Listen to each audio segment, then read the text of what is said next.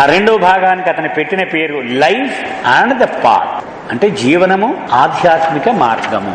దానిలో first chapter death and immortality. ఇప్పటి వరకు హాయిగా సరదాగా విందు భోజనంలాగా నడిచిపోయి మన క్లాసులన్నీ కూడా సరదాగా బాబా కూర్చున్నాడు, బాబా నుంచున్నాడు, బాబా ఇలా ప్రసాదం ఇచ్చాడు, ఏదో నవ్వాడు, తిట్టాడు, ఇవన్నీ అనుకున్నాం. ఇక్కడి నుంచి చేడు మాత్రలు మింగవలసిన టైం వచ్చింది. అందుచేత మనం చాలా శ్రద్ధగా ఉంటే కానీ ఒక్క అక్షరం కూడా ముందుకు వెళ్ళదు. మరి మీరందరూ ఏమైనా నిద్ర వస్తే గబుక్కుని కళ్ళు కడుక్కొని అప్పుడు కూర్చోవాలి తప్ప ఊరికనే కాలక్షేపం అయిపోతే దుర్లభముగా ఉంటుంది.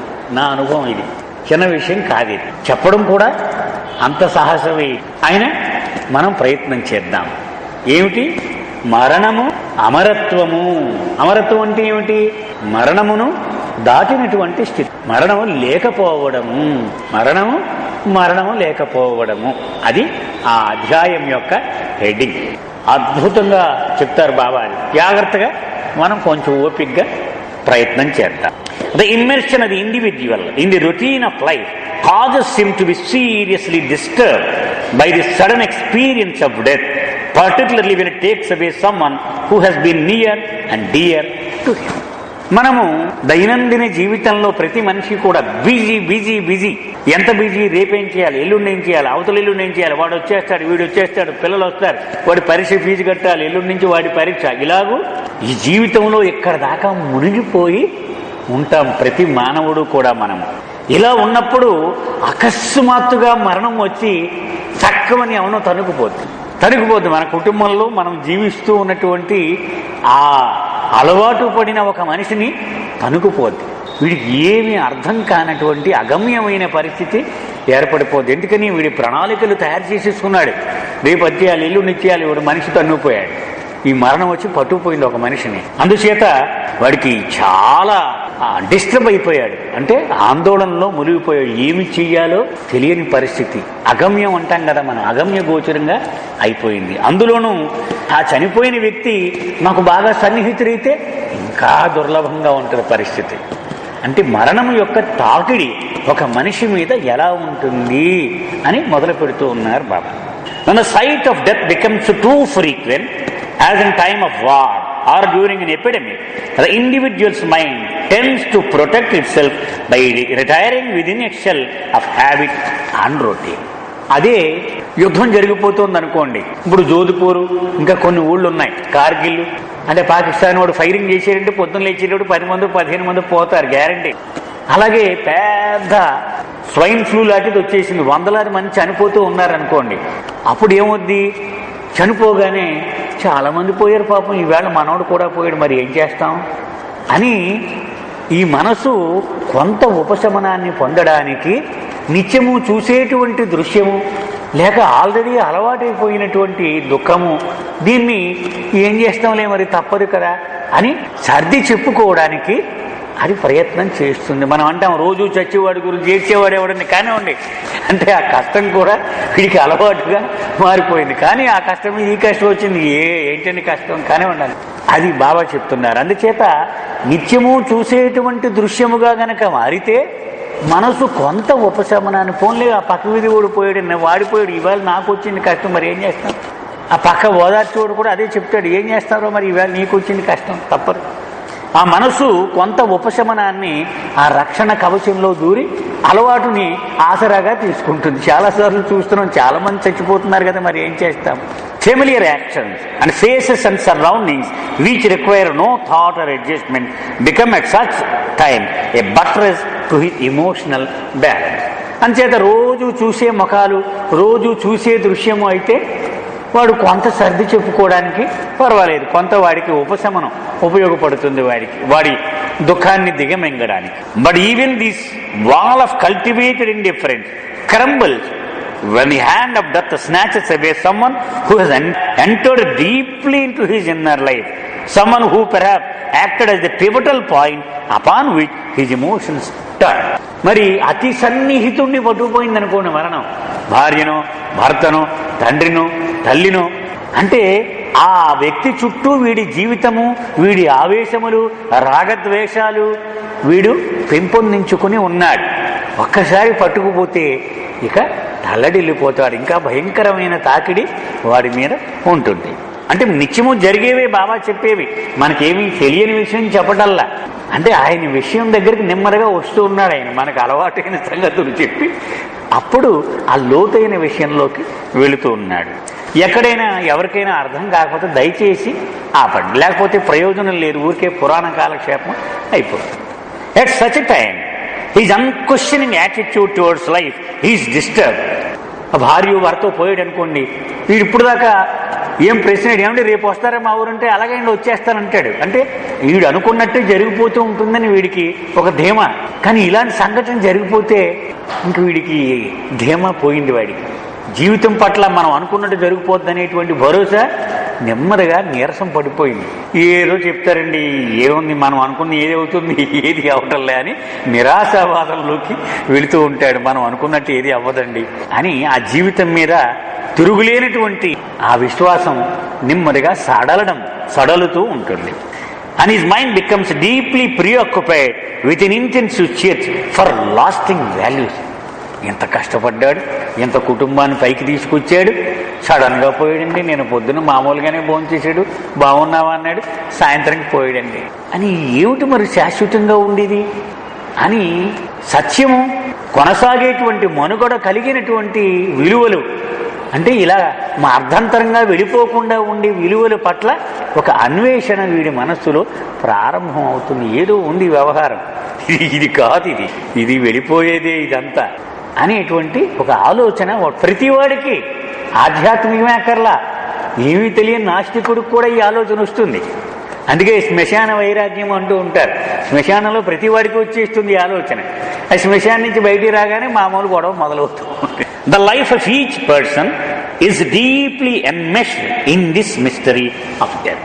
ప్రతివాడి జీవితము కూడా ఈ మరణము అనేటువంటి రహస్యములో చిక్కుకొని ఉంటుంది. ఎప్పుడు చచ్చిపోతాడో తెలియదు. బావిశెట్టి అప్పారావు గారు అద్భుతమైన ఒక పాట రాశారు. మనిషికి మరణము లేకుంటే మరి జన్మపై ఇంత మోజుందా. ఎంత అద్భుతమైన ఆలోచన చూడు. మనిషికి మరణము లేకుంటే జన్మపై ఇంత మోజుందా అంటే మరణం ఉంది కాబట్టే ఎప్పుడు చచ్చిపోతాడో తెలియదు. కాబట్టి ఆ మనిషి జీవితం మీద ఇప్పుడు టెండూల్కర్ ఉన్నాడు, సచిన్ టెండూల్కర్. ప్రతి మ్యాచ్లో సెంచరీ కొట్టేస్తే ఎవడు చూడ్డా మ్యాచ్ కొట్టేస్తాడండి, సెంచరీ కట్టేస్తాడు టీవీ. ఎప్పుడు కొడతాడో తెలియదు. ఆ సస్పెన్స్ ఉండడంతో అది ప్రతివాడు చూస్తూ ఉంటాడు, ఈసారి సెంచరీ కొడతాడా. అలాగే ఆ మరణం అనేటువంటి రహస్యం వీడికి తెలియదు, ఎప్పుడు చచ్చిపోతాడో తెలియదు మనిషి. ఆ రహస్యం ఉండడం వలనే ఆ వాడి జన్మ మీద ఎంత మోజు. But it is a mystery which accents thought instead of డల్లింగ్ it. కానీ ఆ రహస్యం ఎలాంటిదంటే ఆలోచన ఇంకా ఇంకా ఇంకా పెరుగుతూ ఉంటుంది. అలాంటి సంఘటనలు మనం చూసే కొద్ది వీడు చచ్చిపోయాడు ఏదో ఉందని వ్యవహారం. ఇది కాదు, ఇది శాశ్వతం కాదు, దీని వెనక ఏదో అసలైనటువంటిది సత్యము ఉంది అని ఆలోచన నడుస్తూ ఉంటుంది. For if anything makes man think intensely about the true nature of life, it is the recurrent theme of death. జీవితంలో మనిషి అతి ఎక్కువగా ఆలోచించేది రహస్యం ఏమిటో కనిపెట్టాలి అనే వస్తువు మరణమే. ఎందుకని చాలామంది చచ్చిపోతూ ఉంటారు. తండ్రి, తల్లి, ఇంకోడు పక్కింటోడు, ఆఫీసులో కొలీగు, ఏంటిలా ఇంతమంది చచ్చిపోతున్నారు వీళ్ళంతా అని వాడు ఆలోచన మదన పడుతూ ఉంటాడు వాడు మనస్సులో. ప్రతివాడిది అంతేగా. మనం ఇంతమంది చూసినా అంతమంది మనసుల్లో ఇది తప్పదు. As the tale of life is told, it pauses frequently to contemplate the gaping holes left by death. ఎవడైనా సరే నీ ఆత్మకథ చెప్పవయ్యా అన్నారనుకోండి, మొదలు పెడతారు.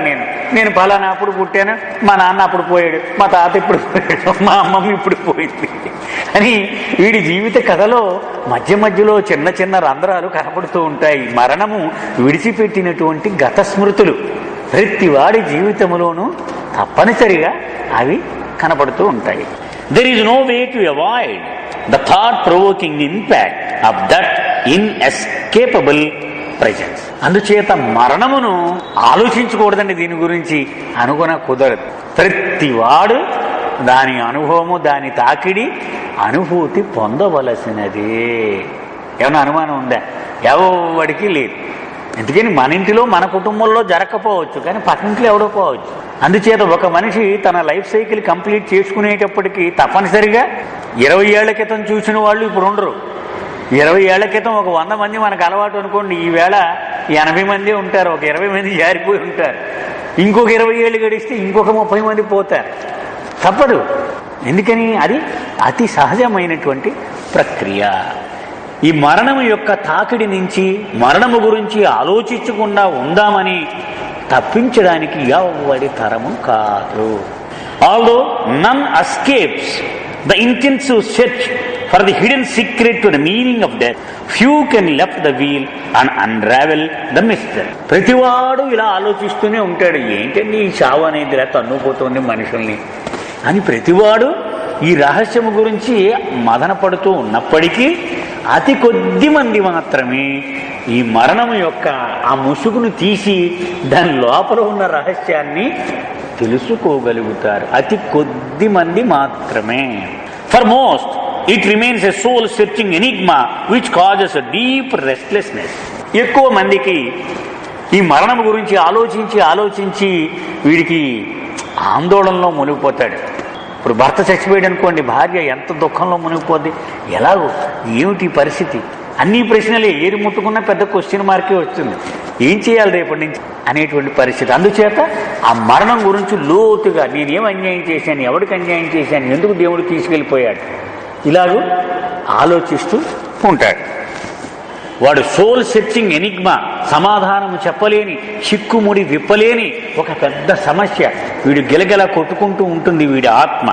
For some it offers a wide field for imaginative speculation. కొంతమంది ఊహను చాలా విరివిగా విస్తృతంగా ఉపయోగించి దానికి సమాధానాల కోసం తంటాలు పడుతూ ఉంటారు. ఇది మరణం అంటే బహుశా ఇలా ఉంటుందేమో, ఇదేమో ఇందుకే జరుగుంటుందేమో, దీనికి వెనక ఉన్న రహస్యం ఇదేమో. For the few it eels it secret. అతి కొద్ది మందికి మాత్రం తన రహస్యాన్ని వెల్లడి చేసేస్తుంది.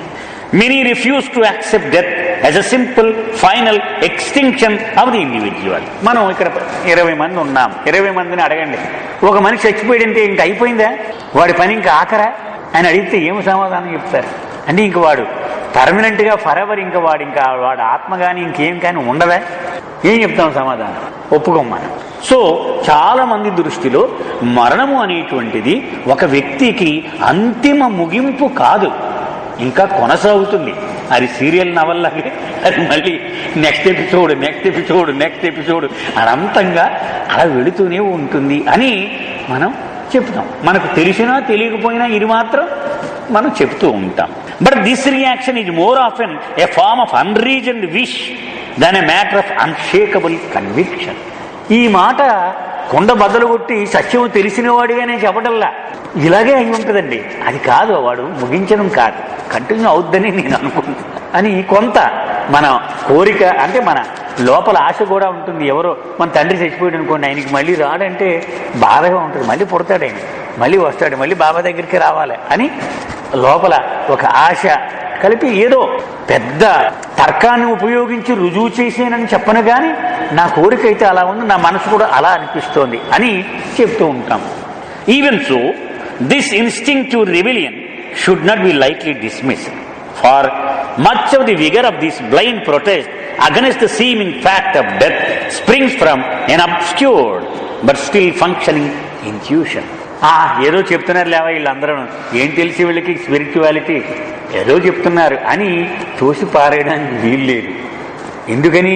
లోపల ఈశ్వరీయ ప్రేరేపిత జ్ఞానం అనేది ప్రతి మనిషిలో ఉంటుంది, నివురు గప్పిన నిప్పులాగా దాక్కుని ఉంటుంది. అది కొన్ని విషయాలు లోపల నుంచి ప్రేరణ కలిగిస్తూ ఉంటుంది. దాని నుంచి వచ్చినటువంటి వీడి తిరుగుబాటుది, ఏం చేసిందండి మరణం, పట్టుకుపోద్దా, పట్టుకెళ్ళలేదు వాడిని, మళ్ళీ వస్తాడే అనేటువంటి ఒక తిరుగుబాటు, అంటే ఆ మరణం మీద ఒక చిన్న తిరుగుబాటు అనమాట. అదేం పట్టుకుపోలేదు మా వాడిని, మళ్ళీ వస్తాడు. అది లోపల నుంచి అంతర్జ్ఞానములో నుంచి అది వస్తున్నటువంటిది.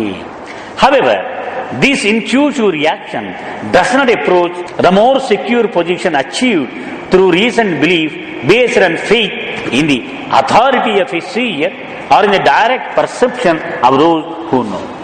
కానీ అలాగూ ఏదో అలా అయి ఉంటుందిలే అని ఒక కోరిక ద్వారా ఆశించడము వేరు, ఒక సత్యము ఎరిగినటువంటి ఒక జ్ఞాని అతని యందు విశ్వాసము కలిగి ఉండడము ద్వారా అతని మాటలను విశ్వసించి ఆ సత్యమును ఎరుక కలిగిన వాడి పరిస్థితి వేరు. అందుకే నేను చెప్పుకున్నాం, బాబా అన్నగారైనటువంటి జంషెడ్ చనిపోయినప్పుడు బాబా చెప్పారు, మూర్ఖులారా మీరంతా విచారంగా నటిస్తూ ఉన్నారు, స్వార్థం అదంతా. వాడేమి యువకుడుగా చనిపోలేరు, 33 ఏళ్లకు చనిపోయాడని మీరు చాలా ఇలా విషాదంగా మొహాలు పెడుతున్నారు. 70,000 ఏళ్ళు వాడి వయసు, ఇప్పుడు ఏడని అన్నారు బాబా. వాళ్ళంతా ఒకసారి నిర్ఘాంతపోయారు. మీరు ఈ శరీరం యొక్క వయసు ఒక్కటే తెలుసు మీకు, కానీ వాడు ఆత్మగా ప్రయాణం మొదలుపెట్టింది లగాయితూ అవన్నీ నాకు తెలుసు. అందుచేత మీరు ఎంత విచారించవలసినటువంటి సీనేం లేదు ఇందులో అన్నారు. అప్పుడు వాళ్ళు అన్నారు, బాబా నీకు సత్యము తెలుసు కాబట్టి నీవు విచారం పడటం లేదు, కానీ మాకు తెలియదు కదా, మాయలో మునిగి ఉన్నాం కదా, మాకు ఎలా తెలుస్తుంది ఈ సత్యము అని అడిగారు. అప్పుడు బాబా చెప్పారు, ఎవడైతే జనన మరణాలకు అతీతంగా ఎదుగుతాడో అతని యందు విశ్వాసమును పెంపొందించుకుంటే నీకు కూడా ఆ జ్ఞానము క్రమంగా అబ్బుతుంది అని చెప్పారు బాబా. అందుచేత ఒక బాబా ప్రేమికుడిగా బాబాకు దగ్గరవుతూ ఉండగా మనకి తేడా స్పష్టముగా కనపడుతూ ఉంటుంది. అందుకే బాబా ఒక చోట చెప్పారు, ఒకడు నన్ను ప్రేమిస్తున్నాడా లేదా అనేదానికి రుజువు ఏమిటయ్యా అంటే, ప్రపంచములో తనకు ఎదురైనటువంటి సమస్యలకు వాడు స్పందించిన తీరులో వాడి ప్రవర్తన అది చెప్పేస్తుంది వాడు నన్ను ప్రేమిస్తున్నాడా లేదా. ఆ స్పందించే తీరు, దాన్ని బట్టి వాడు బాబా వైపుకి ఎదుగుతున్నాడా లేదా మనం చెప్పవచ్చు. క్షణంలో బావురు మనొచ్చు, ఏడొచ్చు, కానీ ఓ 10 నిమిషాలు అవగానే వాడు తమాయించుకుంటాడు, నా ప్రభు ఇచ్చేది ఏం చేస్తాం మరి, కష్టమే తప్పదు అని వాడు సమాధాన పడేటువంటి ఆ పరిస్థితి వస్తుంది. అందుకే అవతార పురుషుణ్ణి దేవుణ్ణి పట్టుకుని జీవించేవాడికి, అలా కాకుండా నాస్తికుడిగా దేవుడి మీద జారబడకుండా జీవించేవాడికి తేడా ఇదే. దుఃఖము ఆవరించినప్పుడు ఒంటరిగా ఏడుస్తాడు వాడు, దేవుడిని నమ్మనివాడు. కానీ దేవుడిని జారబడేవాడు దేవుడి భుజం మీద తన శిరస్సును ఆనించి ఏడుస్తాడు వాడు. సో ఆ ఆసరా అనేటువంటిది అది అప్పుడు తెలుస్తుంది వాడికి, ఆ దుఃఖంలో ఉన్నప్పుడు. When a sensitive individual is first faced by a death of deep significance in his circle of close friends, he is usually struck by the transitory nature of all forms of life. ఉదాహరణకు ఒకడు మన లాంటి వాడు ఉన్నాడు, వాడు జాగ్రత్తగా అన్ని కూడా విచక్షణ ఉపయోగించి చూస్తూ ఉంటాడు ఏది జరిగినా. ఓ క్లోజ్ ఫ్రెండ్ ఆఫీసులో పక్క సీట్లో పనిచేసేవాడు టక్కని చచ్చిపోయాడు, హార్ట్ అటాక్ వచ్చి. వెంటనే వాడి స్పందన ఏమిటి, అన్ని తాత్కాలికమరా, ఏది నిజం కాదు, ఊరికే పెద్ద ఏరోప్లాన్ వేసేయకండి, 40 ఏళ్ళు 50 ఏళ్ళు, 2 రోజులు 3 రోజులే ఆలోచిద్దాం, మన గ్యారంటీ ఏమి లేదు అని వాడు ఏ విషయం అడిగినా ఇది చెప్తూ ఉంటాడు 2-3 రోజుల వరకు. ఇదే శ్మశాన వైరాగ్యం అంటే, ఇదే మాట్లాడుతూ ఉంటాడు. ఎందుకని ఏమో ఏది గ్యారంటీ ఏమి లేదని, బెలూన్ లాగా ఏది ఎప్పుడు పేలిపోతుందో తెలియదు, అన్నీ తాత్కాలికమే అనేటువంటి ఒక కొత్త మేలుకొలుపు వస్తుంది వాడికి. అది కూడా తాత్కాలికమే అయినప్పటికీ వాడి ఆలోచన అలాగూ ఉంటుంది. Confronted by the undeniable impermanence of the body, yet unfortified by knowledge of some sustaining permanent principle, he often falls into a mood of deep despair or supercilious cynicism. అయితే వాడికి జ్ఞానైపోయాడని అనుకుంటామేమో, అన్ని తెలిసిపోయి వాడికి జీవితం మనవనిది అదే కదా. బాబా చెప్తుంది ఏమిటి, ఇదంతా లేదు, ఉట్టి మాయ, ఇదిలా కనపడుతోంది కానీ వెళ్ళిపోద్ది ఇది అని చెప్తున్నాడు ఆయన. మరి వాడికి అలాంటి ఫీలింగే వచ్చింది. ఆ ఫ్రెండ్ చనిపోగానే ఏమంటున్నాడు, ఏమి నమ్మడానికి లేదండి బాబు, ఎవడు ఎప్పుడు వెళ్ళిపోతాడో, మన జాగ్రత్త పెట్టేసుకోవడమే, అన్నీ కూడా మన బాధ్యతలన్నీ ఒకటి చూసేసుకోవడం మంచిది అని అంటూ ఉంటాడు. కానీ సత్యము యొక్క ఎరుక వలన కలిగిన అవగాహన కాదు వాడికి నిరాశలోకి జారిపోతున్నాడు, దానిలోంచి వస్తోంది ఈ బాధ. ఎందుకని పక్కడున్నవాడు పోయాడని ఒక నిరాశ, ఆ దుఃఖము, దానిలోంచి ఇలాంటి మాటలు వాడికి వస్తూ ఉన్నాయి. అది నిరాశావాదము నేపథ్యంలో ఉంది. మనం ఏమి చేయలేం కాబట్టి దీన్ని ఎలాగూ తప్పించుకోలేం కాబట్టి, ఇది శాశ్వతం కాదనేది తిరుగులేనటువంటి సత్యము కాబట్టి వాడు ఆ నిరాశలోంచి మాట్లాడుతూ ఉన్నాడు. If life is inexorably doomed to extinction, he reasons, there can be little meaning in frenetic effort to achieve. వాడికి అస్తమానం వాడి ఫ్రెండే జ్ఞాపకం వస్తూ ఉంటాడు. ఎంత కష్టపడేవాడు, పొద్దున్న 9ంటికి వచ్చేవాడు, రాత్రి 10ంటికి వెళ్ళేవాడు. పిల్లల్ని పట్టించుకోలేదు, పిల్లల్ని పట్టించుకోలేదు, ఇంకా కఠోరంగా ఏమైంది అది పని టక్కుని వెళ్ళిపోయాడు. వేస్ట్ అండి, ఇది అంతా అనవసరం అండి, ఇలా చేసి అని చెప్తాడు. ఈ జీవితం అంతా ఏదో రోజు గెద తన్నుకుపోయినట్టు తనుకుపోయేదే, వేస్ట్, ఏమొద్దు, ఊరిక ఈ ఎంసెట్లు గెమ్సెట్లు 2 ఏళ్ళు 3 ఏళ్ళు వద్దు అని పూర్తిగా నిరాశావాదం వాడు మాట్లాడుతూ ఉంటాడు. ఏది అంత కష్టపడకండి సార్, ఉన్న 4 రోజులు హాయిగా ఎంజాయ్ చేయండి, వద్దు, ఇదేమి లాభం లేని వ్యవహారము అని చెప్తూ ఉంటాడు.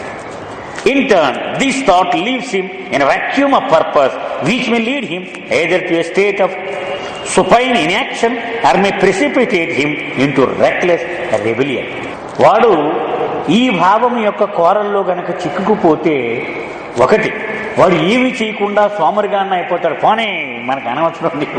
చూస్తూ ఉంటాం మనం, కొంతమంది తాగుడు కూడా బానిసైపోయి దేన్ని పట్టించుకోరు. భార్య పోయినా, ఎవరు కావలసిన వాళ్ళు బాగా పోతే వాడు ఇంకా అన్ని వదిలేస్తాడు. ఇంకా చెయ్యాల్సిన బాధ్యతలన్నీ కూడా పక్కన పెట్టేస్తాడు, ఇంకేమి చేయడు. లేకపోతే తిరుగుబాటు, ఇంత అన్యాయం చేస్తాడా భగవంతుడు నా మీద అని తిరుగుబాటు కూడా చేస్తాడు వాడు.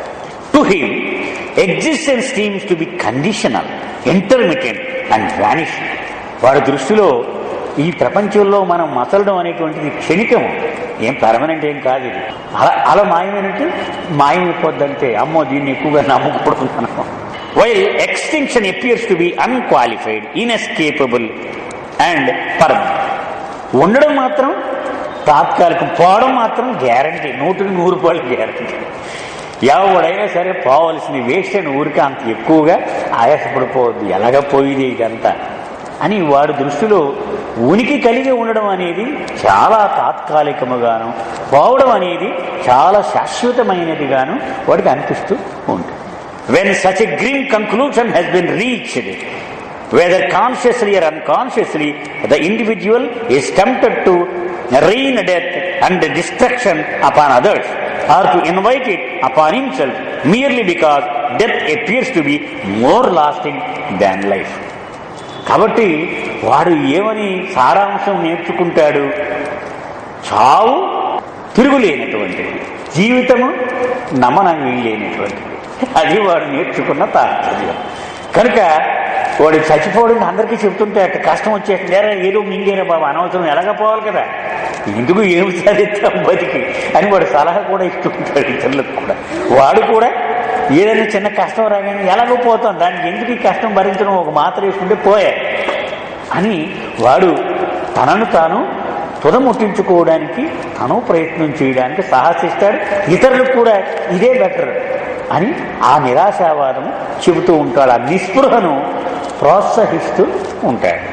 The recklessly destructive desperado and the determined suicide belongs to this type.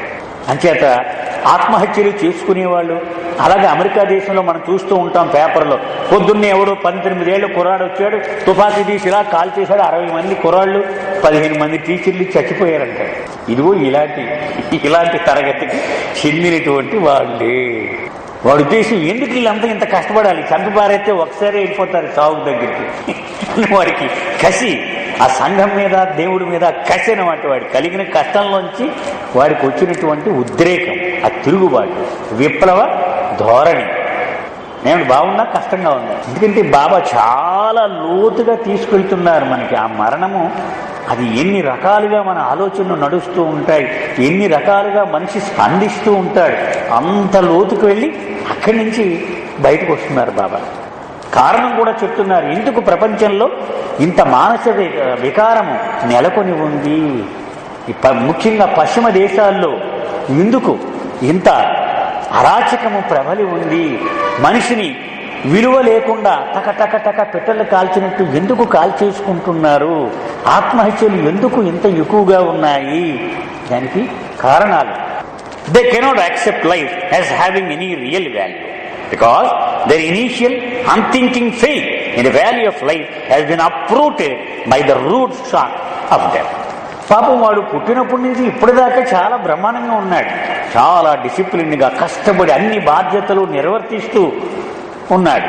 కానీ ఒక్క సన్నిహితుడి మరణం వాడిని మొత్తం తలకిందులు చేసేసింది. ఇంకా వేస్ట్ అండి, జీవితం గురించి నాకు చెప్పకండి, ఇంకా అనవసరం అండి అవన్నీ, ఇక నన్ను అడగండి. ఇంకా ఆఫీస్కి వెళ్ళడం మానేస్తాడు వాడు. వెళ్ళరా బాబు అంటే పోతే పోనీ నాకు అనవసరం. అంచేత జీవితంలో పరిగణించదగిన విలువ ఉన్నది అని నేను ఒప్పుకోను అనేటువంటి దృక్పథం వాడికి వచ్చేస్తుంది. If death is accepted as real and longer in duration than life, then life is degraded below meaningless. అంచేత వాడి ఉద్దేశం ప్రకారము మరణం అనేటువంటిది సత్యము, చూస్తున్నాడు కదండి, తిరుగు లేనటువంటిది, జీవితము కంటే కూడా నెక్కచ్చేయనిది. ఇంకా అలాంటప్పుడు జీవితము అనే దానికి అర్థం లేనటువంటి ఒక పనికిమాలినటువంటి ఒక ప్రక్రియ, అంతేగా వేస్ట్.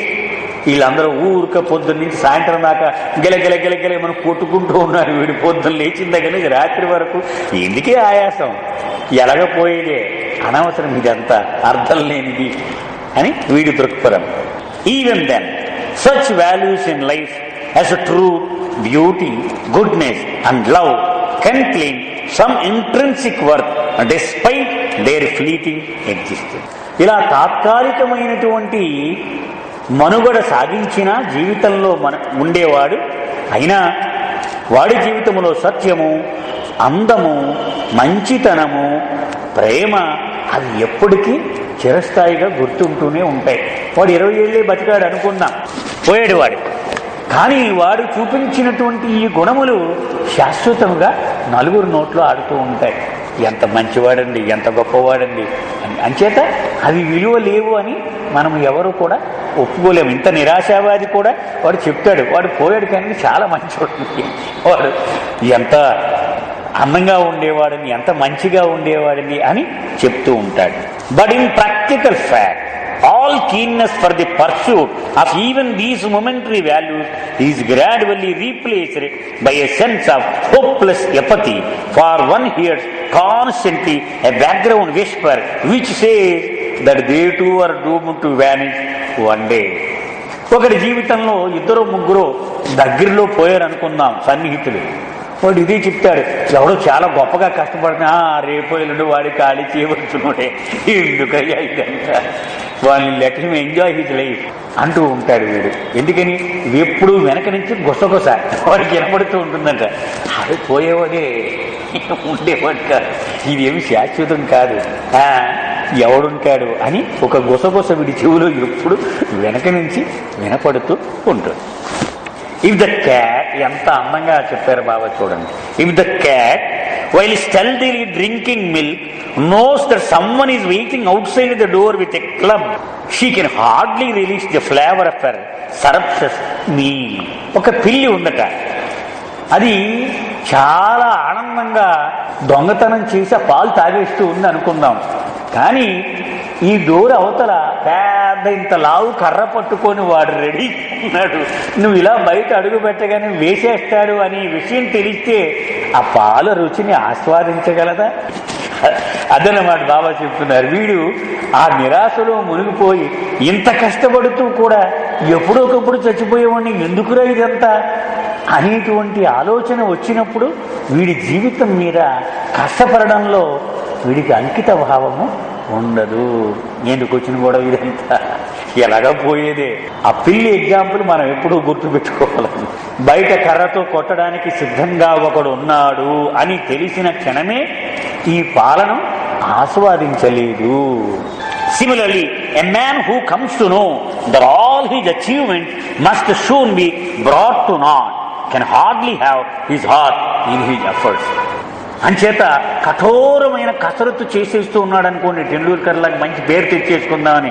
వాడికి వెళ్ళి ఏరా నాయన అప్పుడే 4 పోయారు, నువ్వు కూడా రేపు ఉండే పోయేవాడివే, ఎందుకంటే వాడికి కూడా ఆలోచనలో పడతాడు, నిజమే ఎందుకు ఎంత కసరత్తు చేస్తున్నాను ఏమో అని వాడి యొక్క కృషిలో పూర్తి శక్తిని వెచ్చించలేడు, అంకిత భావాన్ని ప్రదర్శించలేడు. If he stops to reflect that all the people he loves are earmarked for early conversion to dust, then his spontaneous enthusiasm gradually dries up and he is forced to consider what he is striving for. అలాగే ఒక యజమాని ఉన్నాడు అనుకోండి, ఆ యజమాని కుటుంబం కోసం పెద్ద కొడుకుని ఫలానా చదివించాలి, చిన్న కొడుకును ఫలానా చదివించాలి, కూతుర్ని ఫలానా వాడికి పెళ్లి చేయాలి, ఇవన్నీ పెద్ద ప్లాన్ పెట్టుకొని వాడు పాపం వ్యాపారం చేసి రక్తం ధారపోసి ఇవన్నీ చేస్తూ ఉంటాడు.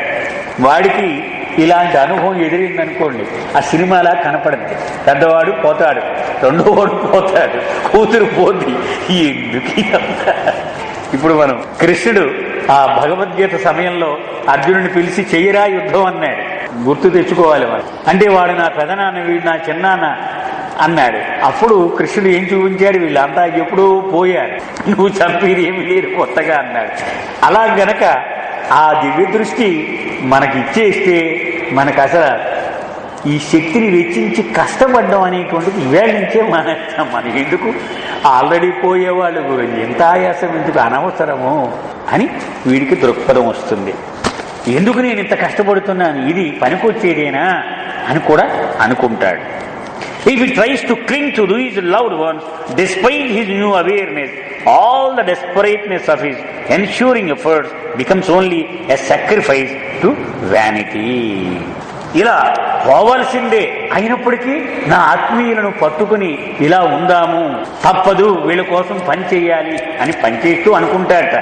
ఎలాగో పోయే వాళ్ళ కోసమే చేయడం ఇదంతా కూడా, ఎలాగా నా త్యాగమంతా పనికిరానిది, అయినా నేను చేస్తున్నాను వీళ్ళ కోసం అనుకొని వాడు చేస్తూ ఉంటాడు. In order to avoid the pain which he is bound to feel and the inevitable loss of his dear one, he may try to avoid life by adopting the viewpoint that the living are no more than on par with the dead. అంచేత వాడు ఆలోచనలో పడతాడు, నిన్న వాడిపోయాడు, ఈవేళ ఇంకొకడు పోయాడు, ఇది తట్టుకోవడం చాలా కష్టంగా ఉంది, ఇలాగేం లాభం లేదు మన వ్యవహారం. అంచేత ఉన్నవాడు కూడా పోయిన వాడితోటే సమానము అని ఇవాళ నుంచే మనం ఆలోచన చేద్దాం. ఎవడో కొడుకు వచ్చాడు, నాన్న పరీక్ష ఫీజు కట్టాలన్నాడు, పోనేరా నువ్వు ఎలాగో పోయేవాడు, ఆడు నిన్న పోయాడు, నువ్వు రేపు పోతావు పోనీ అంటే బతికిన వాడిని కూడా చనిపోయిన వాడితోనే సమానంగా చూడడం అలవాటు చేసుకోవడానికి ప్రయత్నం చేస్తూ ఉంటాడు. The success of such a game depends upon an exact equation, for if he holds the slightest preference for the living, he will be gravely affected when the living becomes the dead. చాలా కష్టం. ఎందుకని, బ్రతికి ఉన్నవాడిని చనిపోయిన వాడితో నిజముగా 100% చూడాలంటే వీడు సత్యానుభవాన్ని పొందిన వాడికి అది వీలవుతుంది. బాబా అన్నారు కదా, you live after being dead to your self. నీకు నువ్వు చనిపోయి తర్వాత జీవించడం మొదలుపెట్టు. శవం ఎలా ఉంటుంది, కాలుతో తన్నితే అదేం మాట్లాడదు, పొగిడితే అదేం మాట్లాడదు, అలాగే జీవించు అన్నారు. అలాగే ఎవడు జీవించగలడు, ఆ పరిపూర్ణత వచ్చిన వాడే అలాగూ జీవించగలడు. అలాగే బతికి ఉన్నవాడిని చనిపోయిన వాడిని ఒకే మాదిరిగా చూడడం అంటే అది అంత సామాన్యమైన విషయం కాదు. Finally, he is forced to face the fact that if death means the extinguishing of his beloved brothers in a blind vacuum of eternity, then the entire game of life is a meaningless tragedy. చిట్ట చివరికి వారికి వచ్చేది ఏమిటి, నా ప్రియాతి ప్రియమైన మనుషులు ఇలా వదిలి వెళ్ళిపోయి నన్ను చీకట్లో శూన్యంలో వదిలేస్తే ఇక ఈ బతుకు కూడా అర్థం లేనటువంటి విషాదము. దీని గురించి ఇక ఆనందం మనం ఆశించకూడదు. All courage, all sacrifice and loyalty to ideal becomes a farce. వీళ్ళంతా పెద్ద పెద్ద వాళ్ళు చెప్తుంటారు, ఆదర్శాలు ఉండాలి, త్యాగం ఉండాలి, దేశభక్తి, బోగస్, ఇవన్నీ రేపో ఎల్లుండో టక్కని చచ్చిపోయేవాడికి ఎందుకు ఇవన్నీ. And all vital seeking takes on the cost of empty endeavour. ఇప్పుడు దాకా చాలా కఠోరంగా కృషి చేస్తున్నవాడు అన్ని ఆపేస్తాడు వాడు, ఇంకా వాడికి ఈ రకమైన హుషారు కూడా ఉండదు. Of much effort without purpose. నేను పడేటువంటి ప్రయాస అంతా అర్థం లేనిటువంటిది, ఏమి దీని వెనక కారణం ఏమీ లేదు అనుకుంటాడు. Fear of loss treats closely upon all earnest attempts to appropriate and inherit the significance of life, depriving it of all sweetness. జీవితంలో తీయదనం లేదు, అంత విషాదనం ఎలాగ కావచ్చు తను పోద్ది, అంచేత అనవసరము. In short, if death is looked upon as mere extinction, man tends to lose his balance and is plunged into perpetual gloom. అంటే బాబా చెప్తున్నారు, ఇదంతా అర్థం ఏమిటయ్యా దీనికంటే, ఒక మనిషి చనిపోగానే వాడు అంతం అయిపోయాడు అనుకుంటే ఇదిగో ఇలాంటి పర్యవసానమే వస్తుంది. ఏమిటి? జీవితంలో నిరాశే ఉంది, ఇక అనవసరం జీవించడము, జీవితంలో ఏమీ లేదు అనేటువంటి కంక్లూషన్కి వస్తాడు. All his dreams of the enduring reality of truth, beauty and love are refuted and seem by hindsight to have been a blind groping after illusion. ఇప్పుడు దాకా వాడు ఎంతో కష్టపడి ఆ కన్న కలలన్నీ ఆ చీకట్లో తడువుకునేటువంటి శూన్యమే అని అనిపిస్తుంది వాడికి. His previous ideal of eternal and inadjustable sweetness, instead of fulfilling him with hope and enthusiasm, now reproaches him with utter senselessness of all earthly values. ప్రపంచంలో ఇంకా ఏ విలువలు అనవసరం, మనం ఇంత తంటాలు పడ్డము. Thus death, when not understood, vitiates the whole of life. అంచేత మరణమును పొరపాటుగా అర్థం చేసుకున్నాడు ఇప్పుడు దాకా మనం మాట్లాడుకున్న వ్యక్తి. అంచేత ఏమైంది? వాడి జీవితం మొత్తము సర్వనాశనం అయిపోయింది. జీవితం మీద వాడి దృష్టి, దృక్పథము, వాడి ఆలోచన అంతా మారిపోయింది. అసలు జీవితం మీదే వాడి యొక్క ఆలోచన సరళి పూర్తిగా మారిపోయింది. And the first impulsive answer of inaction or cynicism, which the individual usually forges to meet the question, stands him in a thoroughly desiccated universe of unrelieved weariness. అంచేత మొట్టమొదటి షాక్ వాణ్ణి ఇలా నిరాశలో పడివేసింది వాడిని. Nevertheless, this gradually prepares him for another attempt to find a more vital answer to the inescapable query. కానీ 2 రోజులు విషాదం ఉంటుంది, 3వ రోజున నెమ్మదిగా వాడు కొంచెం నిశితంగా ఆలోచించడం మొదలు పెడతాడు. మరి వీడిపోయాడు, మరి పోవడం తప్పదు, మరి ఎలాగ ఊరుకుంటే ఎలాగూ, మనం ఏదో చెయ్యాలి కదా, మన బాధ్యత మనకు ఉంది కదా అని నెమ్మదిగా 10వ రోజు నుంచి ఆఫీస్కి వెళ్ళడం మొదలెడతాడు. అప్పుడు దాకా వీడు దుఃఖంలో మునిగిపోయిన వాడు క్రమంగా వాడు స్నానం చేస్తాడు, బట్టలు వేసుకుంటాడు. పక్కన అందరూ చెప్తూ ఉంటారు, ఏరా ఇలా ఉంటే లేదు, ఈవేళ కొంచెం వెళ్తున్నాను, నేను ఆఫీస్కి వెళ్తాను, ఏం పర్వాలేదంటే కొంచెం సమాధాన పడడం మొదలు పెడతాడు. సో తన మనసులో ఉన్నటువంటి ఆ ప్రశ్న, మరణం అంటే ఏమిటి, దాన్ని కొంచెం లోతుగా ఆలోచించడం మొదలు పెడతాడు. The human mind cannot endure such a stalemate for long, as there is an internal force which insists that the inner nature be in motion. మనిషి ఆ విషాదంలో ఎక్కువ కాలం ఉండిపోలేడు. ఎందుకని లోపల నుంచి సత్యం అనేటువంటిది ఒకటి ఉంది, అంత ప్రేరణ, అది పొడుస్తూ ఉంటుంది, అది నడిపిస్తూ ఉంటుంది. Eventually, the pressure for such motion breaks through the rigidity of such a negative concept of death. A great flood of new interrogation and discovery often breaks out, and in it, the key question now posed by death becomes, what is life? అప్పుడు మరణం గురించి ఆలోచించి అలిసిపోయి వాడి మనసు అసలు జీవితం అంటే ఏమిటి అని ప్రశ్నించడం మొదలుపెట్టింది. మరణం అంటే ఏమిటి అనేది కాదు ముఖ్యము, అసలు జీవితం అంటే ఏమిటి, అది మైలురాయి మనిషి యొక్క జీవితంలో. అది మొట్టమొదట ఆలోచన, అసలు ఎందుకు ఈ జీవితం అంటే ఏమిటి. The answers supplied are countless. రకరకాల సమాధానాలు వస్తాయి వాడికి. ఏమిటి అసలు జీవితం అంటే అనగానే అసంఖ్యాకమైనటువంటి సమాధానాలు వస్తాయి. And depend upon the passing moods which spring from the deeply rooted ignorance of the interrogator.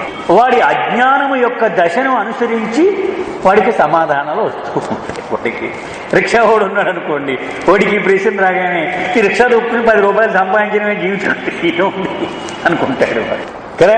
అలాగే వ్యాపారం చేసేవాడు ఉన్నాడు అనుకోండి, వాడు ఏముంటాడు, మనం బతికి పిల్లలకి ఇంకో 1 కోటి 2 కోట్లు 3 కోట్లు సంపాదించి వాళ్ళని ఒక అంతస్తు ఉన్నది 4 అంతస్తులు తీయాలి అని వాడు అనుకుంటాడు. అలా కాకుండా కొంచెం భగవంతుని మీద జారపడి ఉన్నాడు అనుకోండి, ఏదో దేవుడి మీద జారబడి బతకంటే అది బతుకంటే ఎందుకురా, ప్రతిదీ చావడమే, ఒక జంతువు చచ్చినా ఒకటే, మనిషి చచ్చినా ఒకటే, దేవుడు దెయ్యం అనేది లేకపోతే అని వాడు ఆలోచిస్తూ ఉంటాడు. అంచేది ఈ ప్రశ్న వేసుకునేవాడి స్థాయిని అనుసరించి వాడికి సమాధానాలు వస్తూ ఉంటాయి. జీవితం అంటే ఏమిటి అనే ప్రశ్నకి the first instinctive answer is life is that which is terminated by death. మొట్టమొదటి సమాధానం ఏమిటి వాడికి వచ్చేది ఎవరికైనా సరే? జీవితం అంటే ఏమిటయ్యా అంటే మరణంతో ముగిసిపోయేది, అది జీవితం అంటే. ఎందుకని వాడికి ఆ మరణం అనేటువంటిది అంత విఘాతం కలిగించేసింది, అదే వాడి నోట్లో మొట్టమొదటి వస్తూ ఉంటుంది. This answer 2 is still completely inadequate as it involves no positive principle on which a fruitful life can be based, nor can the individual's need for development be met. అంటే అది కసితో వచ్చిన ఆన్సరే కానీ అది పూర్తిగా నిజమైన ఆన్సర్ కాదు.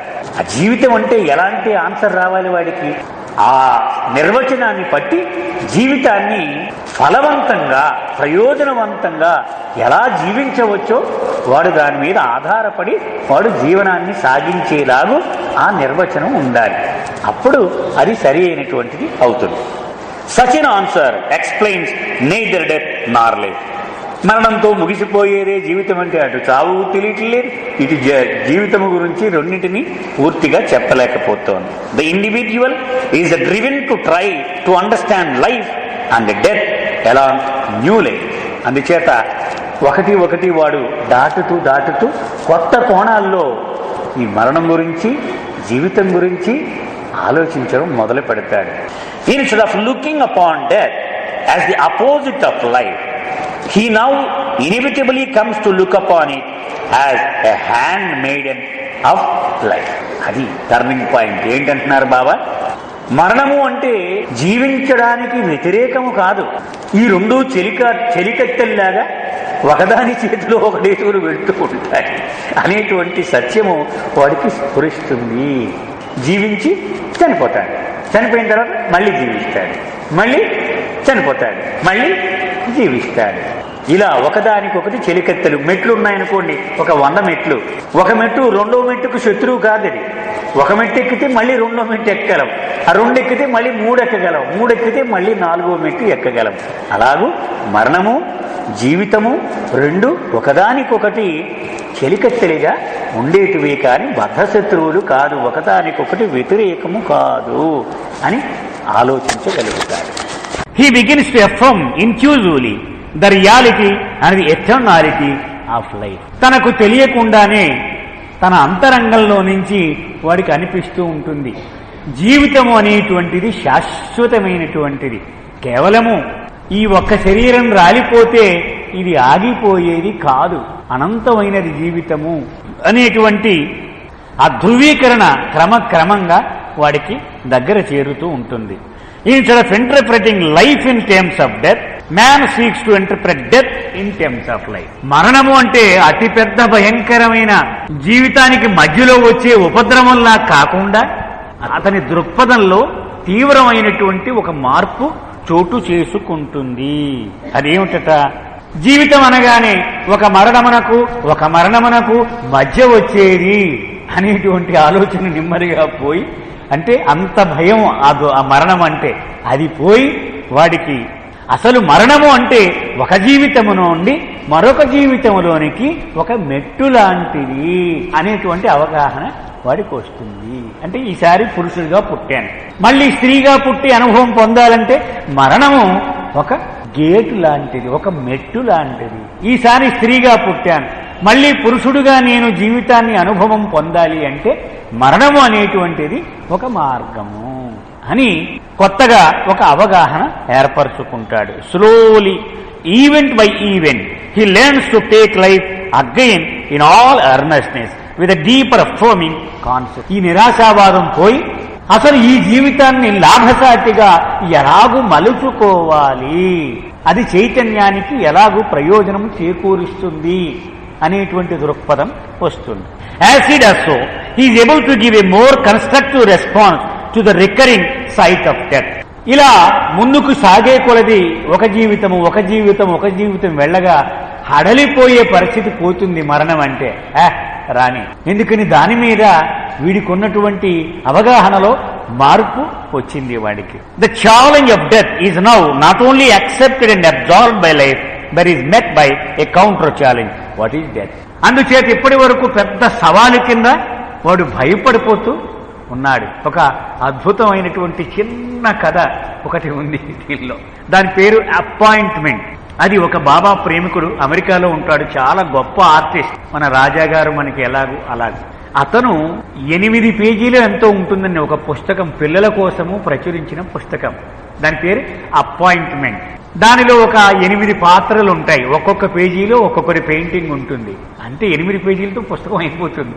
పేజీకి ఒక సెంటెన్సే ఉంటుంది దానిలో ఒక పాత్రకి బాబా వేషం, అంటే బాబా రూపాన్ని వాడుకున్నాడు అతను. ప్రపంచంలో అతి ఎక్కువగా అమ్ముడుపోయిన పుస్తకాల్లో అదొక పుస్తకం అంట. అది బాలాజీ దగ్గర చూశాను. అందులో ఏమీ లేదు. ఒక యజమాని దగ్గర ఒక కుర్రాడు పనిచేస్తూ ఉంటాడు, ఒక యువకుడు. ఏదో బజారుకి పని మీద వెళతాడు యజమాని చెబితే. అక్కడ ఒక భయంకరమైన ముసలి స్త్రీని చూసి హడలిపోయి ఇంటికి వచ్చేశాడు. ఎందుకు అలా భయపడుతున్నావు అన్నాడు. నాకు చాలా భయం వేసింది, ఆ ముసల్లి కనపడింది, అందుకని నేను ఉండలేక వచ్చేసానన్నాడు. నువ్వేం భయపడకు, నేను కనుక్కొని వస్తానని వెళ్తాడు. వెళ్ళి ఆ ముసలావుని అడుగుతాడు, ఎందుకు మావాడు భయపడ్డాడు, ఇంటికి వచ్చేశాడు, ఎక్కడికి పోతున్నాడు వాడు అని అడిగింది. వాళ్ళు ఊరు పోతాట, భయం వాడికి నువ్వంటే అన్నాడు. ఆహా ఊరా, రాత్రికి ఇవాళ వాడితో ఆ ఊళ్ళోనే నాకు అపాయింట్మెంట్ ఉంది అంది. ఆవిడే మృత్యుదేవత. వాడితో నాకు అక్కడ అపాయింట్మెంట్ ఉంది, అక్కడే కదా, నాకు అక్కడే వాడితో అపాయింట్మెంట్ ఉంది, పోనీలే అంది. అంటే అంతే చిన్న కదా. అలాగూ ఆ భయం అంటే అంత సవాలుగా తీసుకునేటువంటి వ్యక్తి అనేక పర్యాయములు ఆ మరణమును ఎదుర్కోవడం ద్వారా ఏమిటట మరణం అంటే ఏం చేస్తుంది అని ప్రతి సవాలు చేసేటువంటి స్థితికి వీడు ఎదుగుతాడు. It is now death's turn to submit itself to critical scrutiny. వాడేం భయపడకుండా ఏమిటి అసలు దీని విషయం చూస్తాను నేను అని ఆ మరణము అనే విషయాన్ని విశ్లేషించి అర్థం చేసుకోవడానికి ప్రయత్నిస్తాడు. ఉదాహరణకి పావంటే భయపడి పారిపోయే వ్యక్తి అసమానం పామును చూడగా దాన్ని పట్టుకొని ఏమిటి అసలు దీని సంగతి అని ఆ కూరలో విషయం ఉందా లేదా అని పరిశీలన చేస్తే ఏమవుతుంది, ఆ పామే వాడి చేతుల్లో ఓడిపోతుంది. అది బాబా చెప్తూ ఉన్నారు. ఆ మరణమే ఆఖరికి వీడి చేతిలో విశ్లేషణకు గురి అవుతుంది. The most unsophisticated answer to this counter question is death is only an incident in life. చాలా సరళమైన ఆన్సర్. ఏమిటయ్యా మరణం అంటే ఆ జీవితంలో 3 సంఘటనలు జరుగుతున్నాయి, ఇందులో ఇదొకటి అనేటువంటి సమాధానం. This simple and profoundly true declaration terminates the unendurable chaos precipitated by regarding death as an extinction of life. ఇది చాలా సరళంగా కనపడొచ్చు ఈ సమాధానం, కానీ అతి శక్తివంతమైన సమాధానం.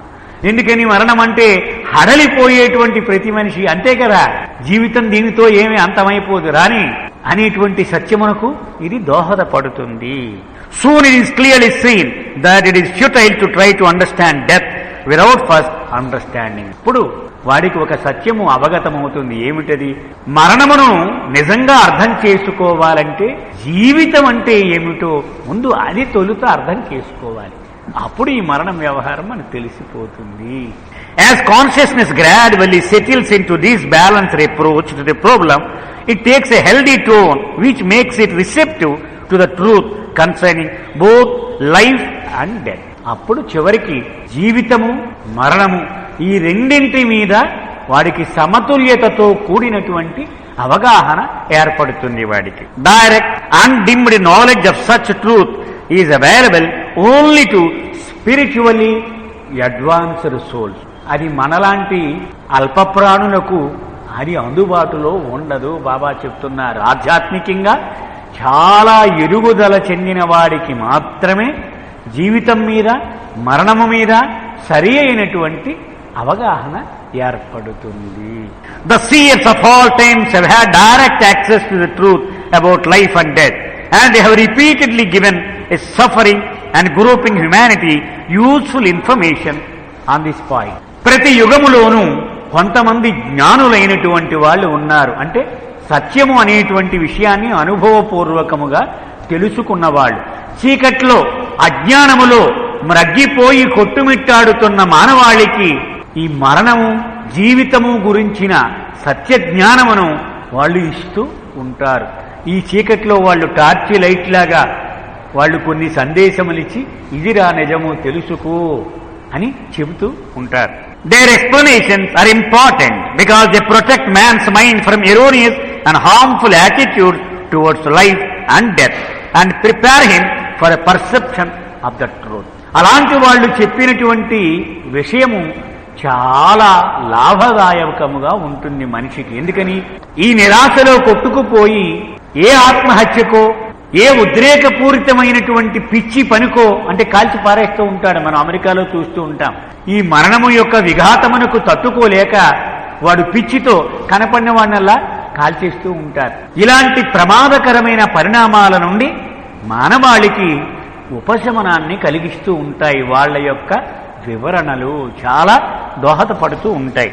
ఆఖరికి వాడిని ఆ సత్యమును అర్థం చేసుకునే సత్తా వాడు పొందేలాగూ వాడికి సహాయం చేస్తూ ఉంటాయి. Although direct knowledge of truth requires considerable spiritual perception, nevertheless even correct intellectual understanding of the relationship of life and death plays an important part in restoring mankind to a healthy outcome. పూర్తిగా జీర్ణం చేసుకునే స్థాయిలో ఈ సత్యము తెలిసిపోవాలి అంటే చాలా ఎదుగుదల కావాలి ఆధ్యాత్మికంగా. మామూలుగా అంత సులభం కాదు. కానీ యాంత్రికముగా నీ బుర్రకు నచ్చ చెప్పి ఊరికే మేధస్సుతో ఈ విషయాన్ని అర్థం చేసుకున్నా నీకు చాలా ప్రయోజనము కలుగుతుంది.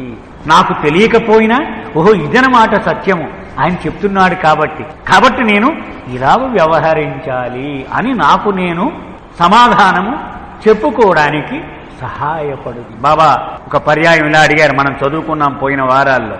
నేను దేవుణ్ణని నీకు అనుభవం ఉందా అని అడిగారు బాబా. లేదు బాబా అన్నాడు. మరి ఈ ప్రపంచం అంతకీ చెప్పేస్తున్నావు బాబా దేవుడు అవతార పురుషుడు అని ఎలా చెప్పేస్తున్నావు? బాబా నువ్వు చెప్తున్నావు కదా, నీ మీద నాకు విశ్వాసం ఉంది కదా, అందుకని నేను నమ్ముతున్నాను. అలా యాంత్రికముగా నీ బుద్ధిని ఉపయోగించి దాని మీద ఒక అవగాహన ఏర్పరచుకున్నా కూడా ఈ ప్రపంచములో ఈ ఆటుపోట్లను తట్టుకోవడానికి అది ఎంతగానో దోహదపడుతుంది. కేవలం యాంత్రికమే అవ్వచ్చు. అని ఎవడో చనిపోయాడనుకోండి సన్నిహితుడు, బాబా చెప్పాడు ఇదంతా మాయరా, నిజం కాదు, అంత ఎక్కువగా నీవు దొర్లి జీవితాన్నే నాశనం చేసుకోవలసిన సంఘటన కాదు ఇది అని బాబా చెప్పాడు. ఆయన మీద నమ్మకంతో ఇది నిజమే అని నేను ప్రయత్నం చేశాననుకోండి, నాకు తప్పకుండా ఉపశమనం కలుగుతుంది. ఎందుకని ఆయన మీద నాకు విశ్వాసం ఉంది కాబట్టి. Above incarnate life in birth and beyond disincarnate life after death the soul is one individual eternal existence. Baba చెప్తూ ఉన్నాడు, పుట్టుకతో వీడికి దేహము అనే ఉపాధి దొరుకుతుంది, మరణంతో ఆ ఉపాధి రాలిపోతుంది. కానీ అప్పుడు ఇప్పుడు కూడా ఆత్మ మాత్రము ఎలాంటి తేడా లేకుండా అనంతముగా శాశ్వతముగా కొనసాగుతూనే ఉంటుంది. అది సత్యము. The gestation of individualization of the soul begins with the evolution of its consciousness. ఇప్పుడు ఒక ఆవిడ గర్భం దాల్చింది అనుకుందాం, మొదటి నెల, 9 నెలలు నిండగానే ఆ బిడ్డను ప్రసవిస్తుంది. అలాగే బాబా చెప్తున్నారు, ఈ ఆత్మ మొట్టమొదటి శరీరము తొడుక్కున్నప్పుడు ఆ చైతన్యము పురోగమించడము ప్రారంభము అవుతుంది. అంటే నెల తప్పింది అంటారు చూడండి ఒక స్త్రీ, అలాగూ ఆ పరిణామ క్రమము మొదలయ్యింది మొట్టమొదటి దేహముతో. And its evolution becomes complete only in incarnate life. అలాగే చైతన్యం పూర్తిగా ఎప్పుడు అవుతుంది? అది కూడా ఈ దేహము ఉన్నప్పుడే వీలవుతుంది. అంటే దేహం లేనప్పుడు చైతన్యం ముందుకు కానీ వెనక్కి కానీ ఒక అంగుళం కూడా వెళ్ళదు. దేహము ఉండగానే అది వీలవుతుంది. Simultaneously with evolution of consciousness through the evolution of form sanskaras begin to accumulate. మనం మళ్ళీ గాస్పిక్స్ లోకి తీసుకెళ్తున్నారు బాబా. ఒక్కసారి ఒక 2 నిమిషాల్లో మనం ఒక్కసారి నెమరు వేసేసుకుందాం. బాబా చెప్పిన ప్రకారము సృష్టి ఏర్పడక పూర్వము భగవంతుడు ఉన్నాడు. ఎలా ఉన్నాడు? తానెవరో తనకు ఎరుక లేకుండా గాఢ నిద్రావస్థలో ఉన్నాడు. అలాగ పడుకొని ఉన్నాడు.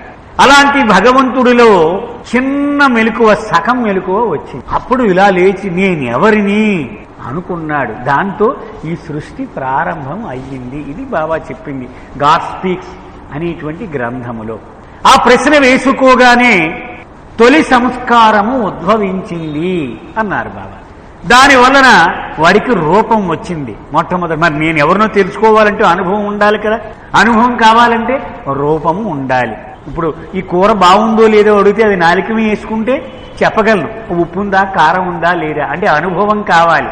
అనుభవం కావాలంటే ఈ దేహం కావాలి. కాబట్టి ఈ ఆత్మ మొట్టమొదట వాయు రూపము, తర్వాత రాతి రూపము, ఖనిజము, వృక్షము, క్రిమి, ఇలా చేప, పక్షి, జంతువు, చివరికి మానవుడు అయ్యాడు. ఎందుకు ఇంత కష్టం పడాల్సి వచ్చింది అంటే నేనెవరో నాకు తెలియదు అనేటువంటి భగవంతుడు చైతన్యముతో నేను భగవంతుడను అనే ఎరుక కలగడానికి ఎంత ప్రయాణం ఆయన చేశాడు. ఇది గాడ్ స్పిక్స్ లో బాబా చెప్పారు. అంటే ప్రతి దేహము ధరించినప్పుడు ఒక్క చిన్న డిగ్రీ చైతన్యం పెరుగుతుంది. మళ్ళీ ఆ దేహాన్ని విడిచిపెట్టేస్తాడు. మళ్ళీ ఇంకొక దేహంలోకి వెళతాడు, మరొక డిగ్రీ చైతన్యం పెరుగుతుంది. ఇలా రూపాలు విడిచిపెడుతూ కొత్త రూపాలతో మళ్ళీ మమేకమవుతూ మళ్ళీ విడిచిపెడుతూ మళ్ళీ వాటితో జత కలుస్తూ కొద్ది కొద్దిగా చైతన్యాన్ని పెంచుకొని మానవ రూపాన్ని ధరిస్తాడు. సో ఇప్పటి వరకు సంస్కారములు అలా రీలు నడుస్తూనే ఉంటుంది. అందుచేత ఇక్కడ బాబా ఏం చెప్తున్నారంటే రూపాలతో మమేకమవుతూ తన చైతన్యమును పెంపొందించుకోవడముతో పాటు సంస్కారములు కూడా అవి కూడా పరిణామ క్రమములో పాల్గొంటూ ఉంటాయి. అంటే మార్పు చెందుతూ ఉంటాయి. ఉదాహరణకు మొట్టమొదట అతి మొరటుగా ఉండే సంస్కారములు కాలక్రమంలో కొంచెం సున్నితమైతూ ఉంటాయి. అంటే మొట్టమొదట కొబ్బరి తాడులాగా ఉన్న సంస్కారము పురుకొసలాగా అవుతుంది. ఇంకా కొన్ని జన్మలు పోగా ట్వైన్ దారంలాగా అవుతుంది. ఇంకా కొన్ని జన్మలు పోగా తల వెంట్రుక అంత సున్నితముగా అవుతుంది. అది కూడా పరిణామ క్రమమే. ఆ సంస్కారములు మార్పు చెందేటువంటి దశ కూడా. అందుచేత చైతన్యములోనూ మార్పు వస్తూ ఉంది, సంస్కారములలోనూ మార్పు వస్తూ ఉన్నది. The evolution of form and of consciousness is complete when the soul attains the human form for the first time. ఎప్పుడయ్యా ఈ పరిణామ క్రమానికి, ఏది రూపము యొక్క పరిణామ క్రమానికి అంతము దొరుకుతుంది. అలాగే చైతన్యం అమ్మయ్య ఇంక పూర్తయిపోయింది ఎప్పుడు వస్తుంది? మొట్టమొదటి మానవ దేహము దొరకగానే అయిపోయింది వీడికి అసలు. కానీ అలా జరుగుతోందా? బాబా అన్నారు మొట్టమొదటి మానవ దేహము ఒక ఆత్మకు లభించగానే నేను భగవంతుడను, ఇదంతా అనవసరంగా ఈ మాయలో నేను పడి ఉన్నాను అని తెలుసుకోవాలి. కానీ అలా జరగటం లేదు. ఎందుచేత వీడు కూడబెట్టుకున్న సంస్కారములు వదలక వీడిని క్లాంపులాగా పట్టుకుని ఉన్నాయి. అందుచేత నేను ఫలానా అని దీని మీదే నీ చైతన్యము కేంద్రీకృతం అయిపోయి ఉన్నది. కనుక చైతన్యం పరిపూర్ణంగా అభివృద్ధి చెందినా నీవు మాయలో నేను ఫలానాయే, నీ స్వార్థమే, నీ అహమే నీకు కనపడుతూ ఉన్నది. నేను భగవంతుడను అనే బదులు నేను నాగేశ్వరరావుని అని అంటూ ఉన్నావు. But because of the accumulated sanskara the fully evolved consciousness of the soul remains entrapped in illusion and therefore is not directed toward the soul's realization. అంటే భగవంతుడి వైపు ఇలా దృష్టి మరల్చకుండా మాయ వైపే ఈ మొహాన్ని త్రిప్పి ఉంచేశాడట మానవుడు. ఆ కారణంగా వాడు మాయనే చూస్తూ ఉన్నాడు. వాడికి పూర్తి సామర్థ్యం వచ్చినా కూడా భగవంతుని వైపు ముఖాన్ని తిప్పకుండా మాయ వైపే ముఖాన్ని పెట్టి ఉంటూ ఉన్నాడు. For self realization all sanskaras must be completely wiped out to enable the soul, that is the individual ego, to be transformed into the individualized soul in the conscious state of God. బాబా అంటున్నారు నీవు కూడబెట్టుకున్న సంస్కారముల జాడ కూడా లేకుండా చెరిగిపోతే అప్పుడు నేను మానవుడను అనే బదులు నేను భగవంతుడను అనగలవు నీవు. అంటే ఆఖరి సంస్కారము జాడ కూడా లేకుండా అయిపోవాలి.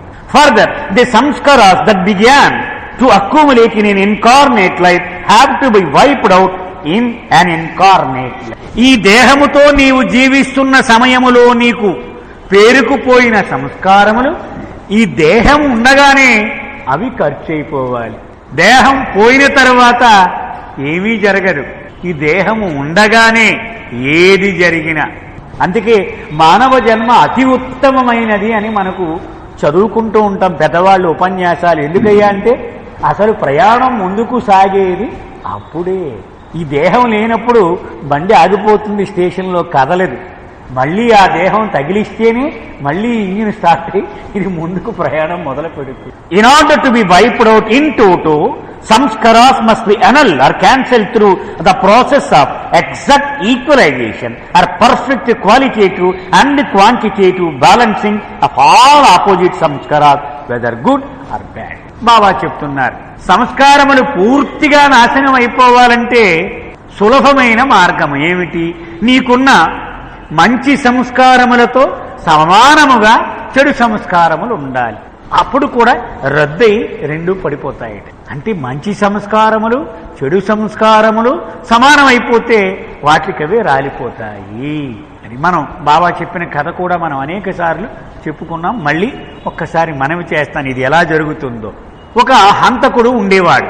వాడు కనపడితే చంపేయడం, వాడి దోచుకోవడం, అంత దారుణమైనటువంటి జీవితాన్ని గడిపేవాడు. అలా చాలా ఏళ్లు గడిపి విరక్తి వచ్చింది వాడికి. ఛీ, ఇలా మనుషుల్ని చంపుకుంటూ పోవడం ఇదేం బావులేదు. వాల్మీకి మహర్షికి ఎలాగైతే అతనికి కనువిప్పు కలిగిందో అలాంటి వైరాగ్యం వచ్చింది. ఒక సద్గురువును ఆశ్రయించాడు. సరే, అతను అన్నాడు, ఫలానా దారి ఉంది కదా, ఆ బాటలో కూర్చో, అక్కడ కూర్చొని తపస్సు చేయి, కదలకు నువ్వు, నేను చెప్తున్నాను, ఇది నా ఆజ్ఞ అన్నాడు. సరే కూర్చున్నాడు, మొదలుపెట్టాడు భగవద్ధ్యానం. ఒకరు గుర్రం మీద రాజభటుడు వెళుతూ ఉన్నాడు.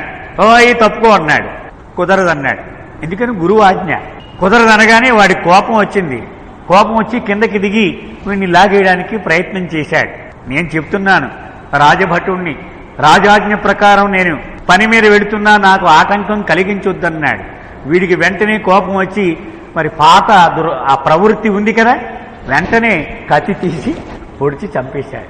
ఆ క్షణంలో వాడికి బ్రహ్మానుభవం వచ్చింది. బాబా చెప్పాడు. ఎందుకట? వాడు ఇదివరకు 99 మందిని చంపినటువంటి ఆ సంస్కారమును మోస్తూ ఉన్నాడు. కానీ వీడు, ఈ భటుడు ఒక వర్తమానం పట్టుకెళుతూ ఉన్నాడు. రాజాజ్ఞ ఏమిటది?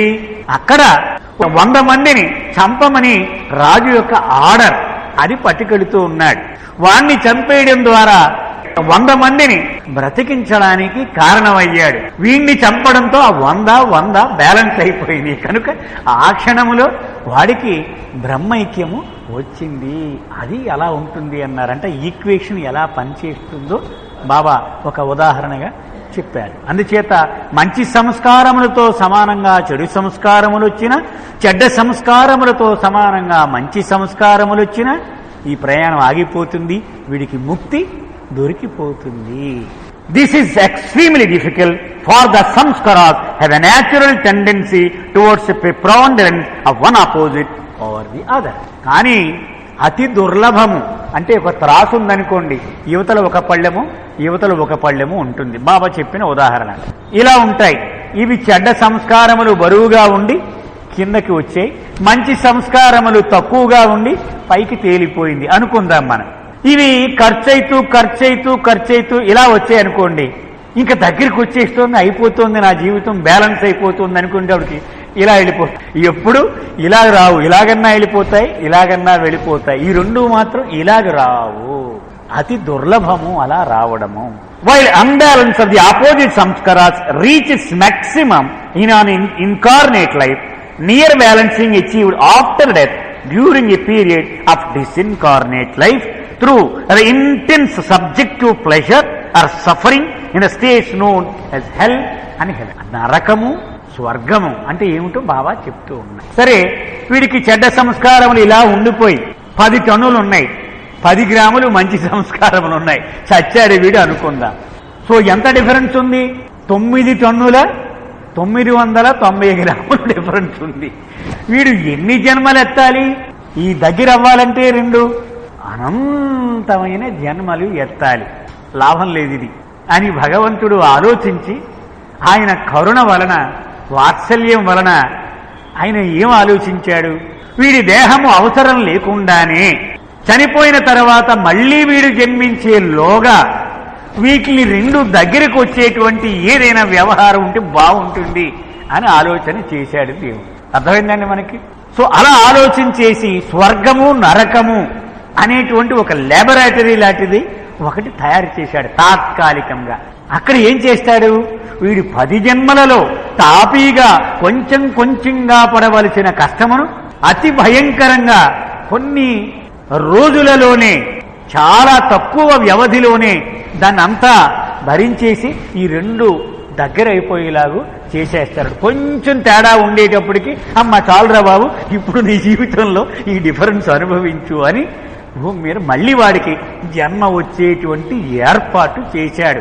ఆ ఏర్పాటునే స్వర్గము నరకము అంటూ ఉంటాం మనం. Instead of looking upon death as the opposite of life, he now inevitably comes to look upon it as a handmaiden of life. జీవితమునకు ఒక చెలికత్తె మాత్రమే మరణము, దానికి ఫ్రెండే, దానికి శత్రువు కాదు అనేటువంటి దృక్పథము నెమ్మదిగా వాడికి అలవాటు చేసుకుంటాడు. అందుచేత మరణము అంటే జీవితములో ఒక సంఘటన అనేటువంటి దృక్పథం వస్తుంది వాడికి.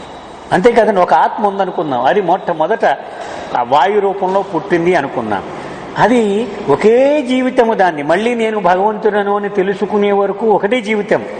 ఈ జీవితంలో అనేక సంఘటనలు జరుగుతూ ఉంటాయి. ఏటా సంఘటనలు? రాయిదేహం వదిలేసి వృక్షదేహం వేసుకుంది, వృక్షదేహం వదిలేసి క్రిమిదేహం వేసుకుంది. ఇలా అనేక సంఘటనలు జరుగుతున్నాయి. దానిలో మరణం అంటే దేహం మార్చుకునేటువంటి ఏకైక అవకాశం. ఆ మరణమే లేకపోతే వీడి దేహం మార్చుకున్నాక లేదు వీడికి. అదే శరీరంతో వాడు 100 ఏళ్ళు దాటిన తర్వాత మళ్ళీ అదే శరీరంతో 1000 ఏళ్ళు దాకా ఉండాలంటే ఇదేమో దీనికి ఓపిక లేదు. ఏం చేయాలి? చాలా కష్టం. ఒక సందర్భంలో బాబా అన్నారు, death and forgetfulness are 2 gifts given by God to man. మరణము మరుపు భగవంతుడు మానవుడికి ఇచ్చిన అపూర్యమైన వరములు అన్నారు. మన ఉదాహరణ చూడండి, అతి భయంకరమైన విషాదం జరిగిందనుకోండి, 10 రోజులైతే వాడు మామూలుగా ఎవరా బాగున్నావా అంటాడు, వాడు మామూలుగా మాట్లాడుతూ ఉంటాడు. ఎలా మాట్లాడగలుగుతున్నాడు? మరుపు. వాడు మైండ్ నెమ్మదిగా అది రోజు రోజుకి బ్యాక్గ్రౌండ్లోకి వెళ్ళిపోతూ ఉంటుంది. ఇంత విషాదము కూడా ఆ ఫోకస్లో నుంచి 2వ స్టేజ్లోకి, 3వ స్టేజ్లో, 4వ దశలోకి, 5వ దశలోకి, ఆఖరికి బ్యాక్గ్రౌండ్కి వెళ్ళిపోతుంది. మళ్ళీ వాడు డెత్ యానివర్సరీ వచ్చినప్పుడు జ్ఞాపకం వస్తాడు వాడు. అందుకని వాడు నలుగురికి పిలిచి భోజనం పెడుతూ ఉంటాడు. ఇది నన్ను మర్చిపోకూడదని చాలా చేసేదండి నాకు.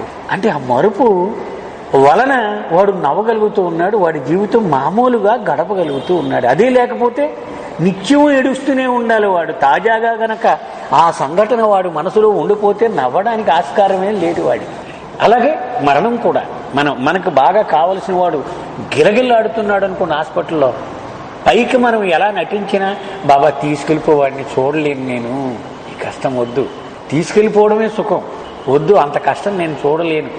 ఎందుకని డాక్టర్ ఏం చేయలేడు, మందులు వేస్తున్నా ఏం చేయలేడు, ఏం చెయ్యాలో తెలియని పరిస్థితి, చనిపోతే బాగుండు అని హృదయపూర్వకంగా మనం కోరుకుంటాం. 100కు 100 మంది ఇదే చేసేది. ఎందుకని కష్టము మరణము రెండిటితో పోలి చూస్తే మరణమే బెటర్, కష్టం వద్దు. అది మనందరికీ అనుభవమే మన జీవితంలో చూస్తే కనుక. బాబా కూడా అదే చేసేవారు. మండలి వాళ్ళు వాడు కష్టంలో ఉంటే తెల్లవారులు అక్కడ మంచం దగ్గర కూర్చునేవారు. వాడు చనిపోతే మాత్రం మగు నీళ్ళు పట్టరాని వారు చేతులు కడిగేసుకుని అయిపోయింది వాడి హ్యాపీ, పోయి సినిమా చూడండి.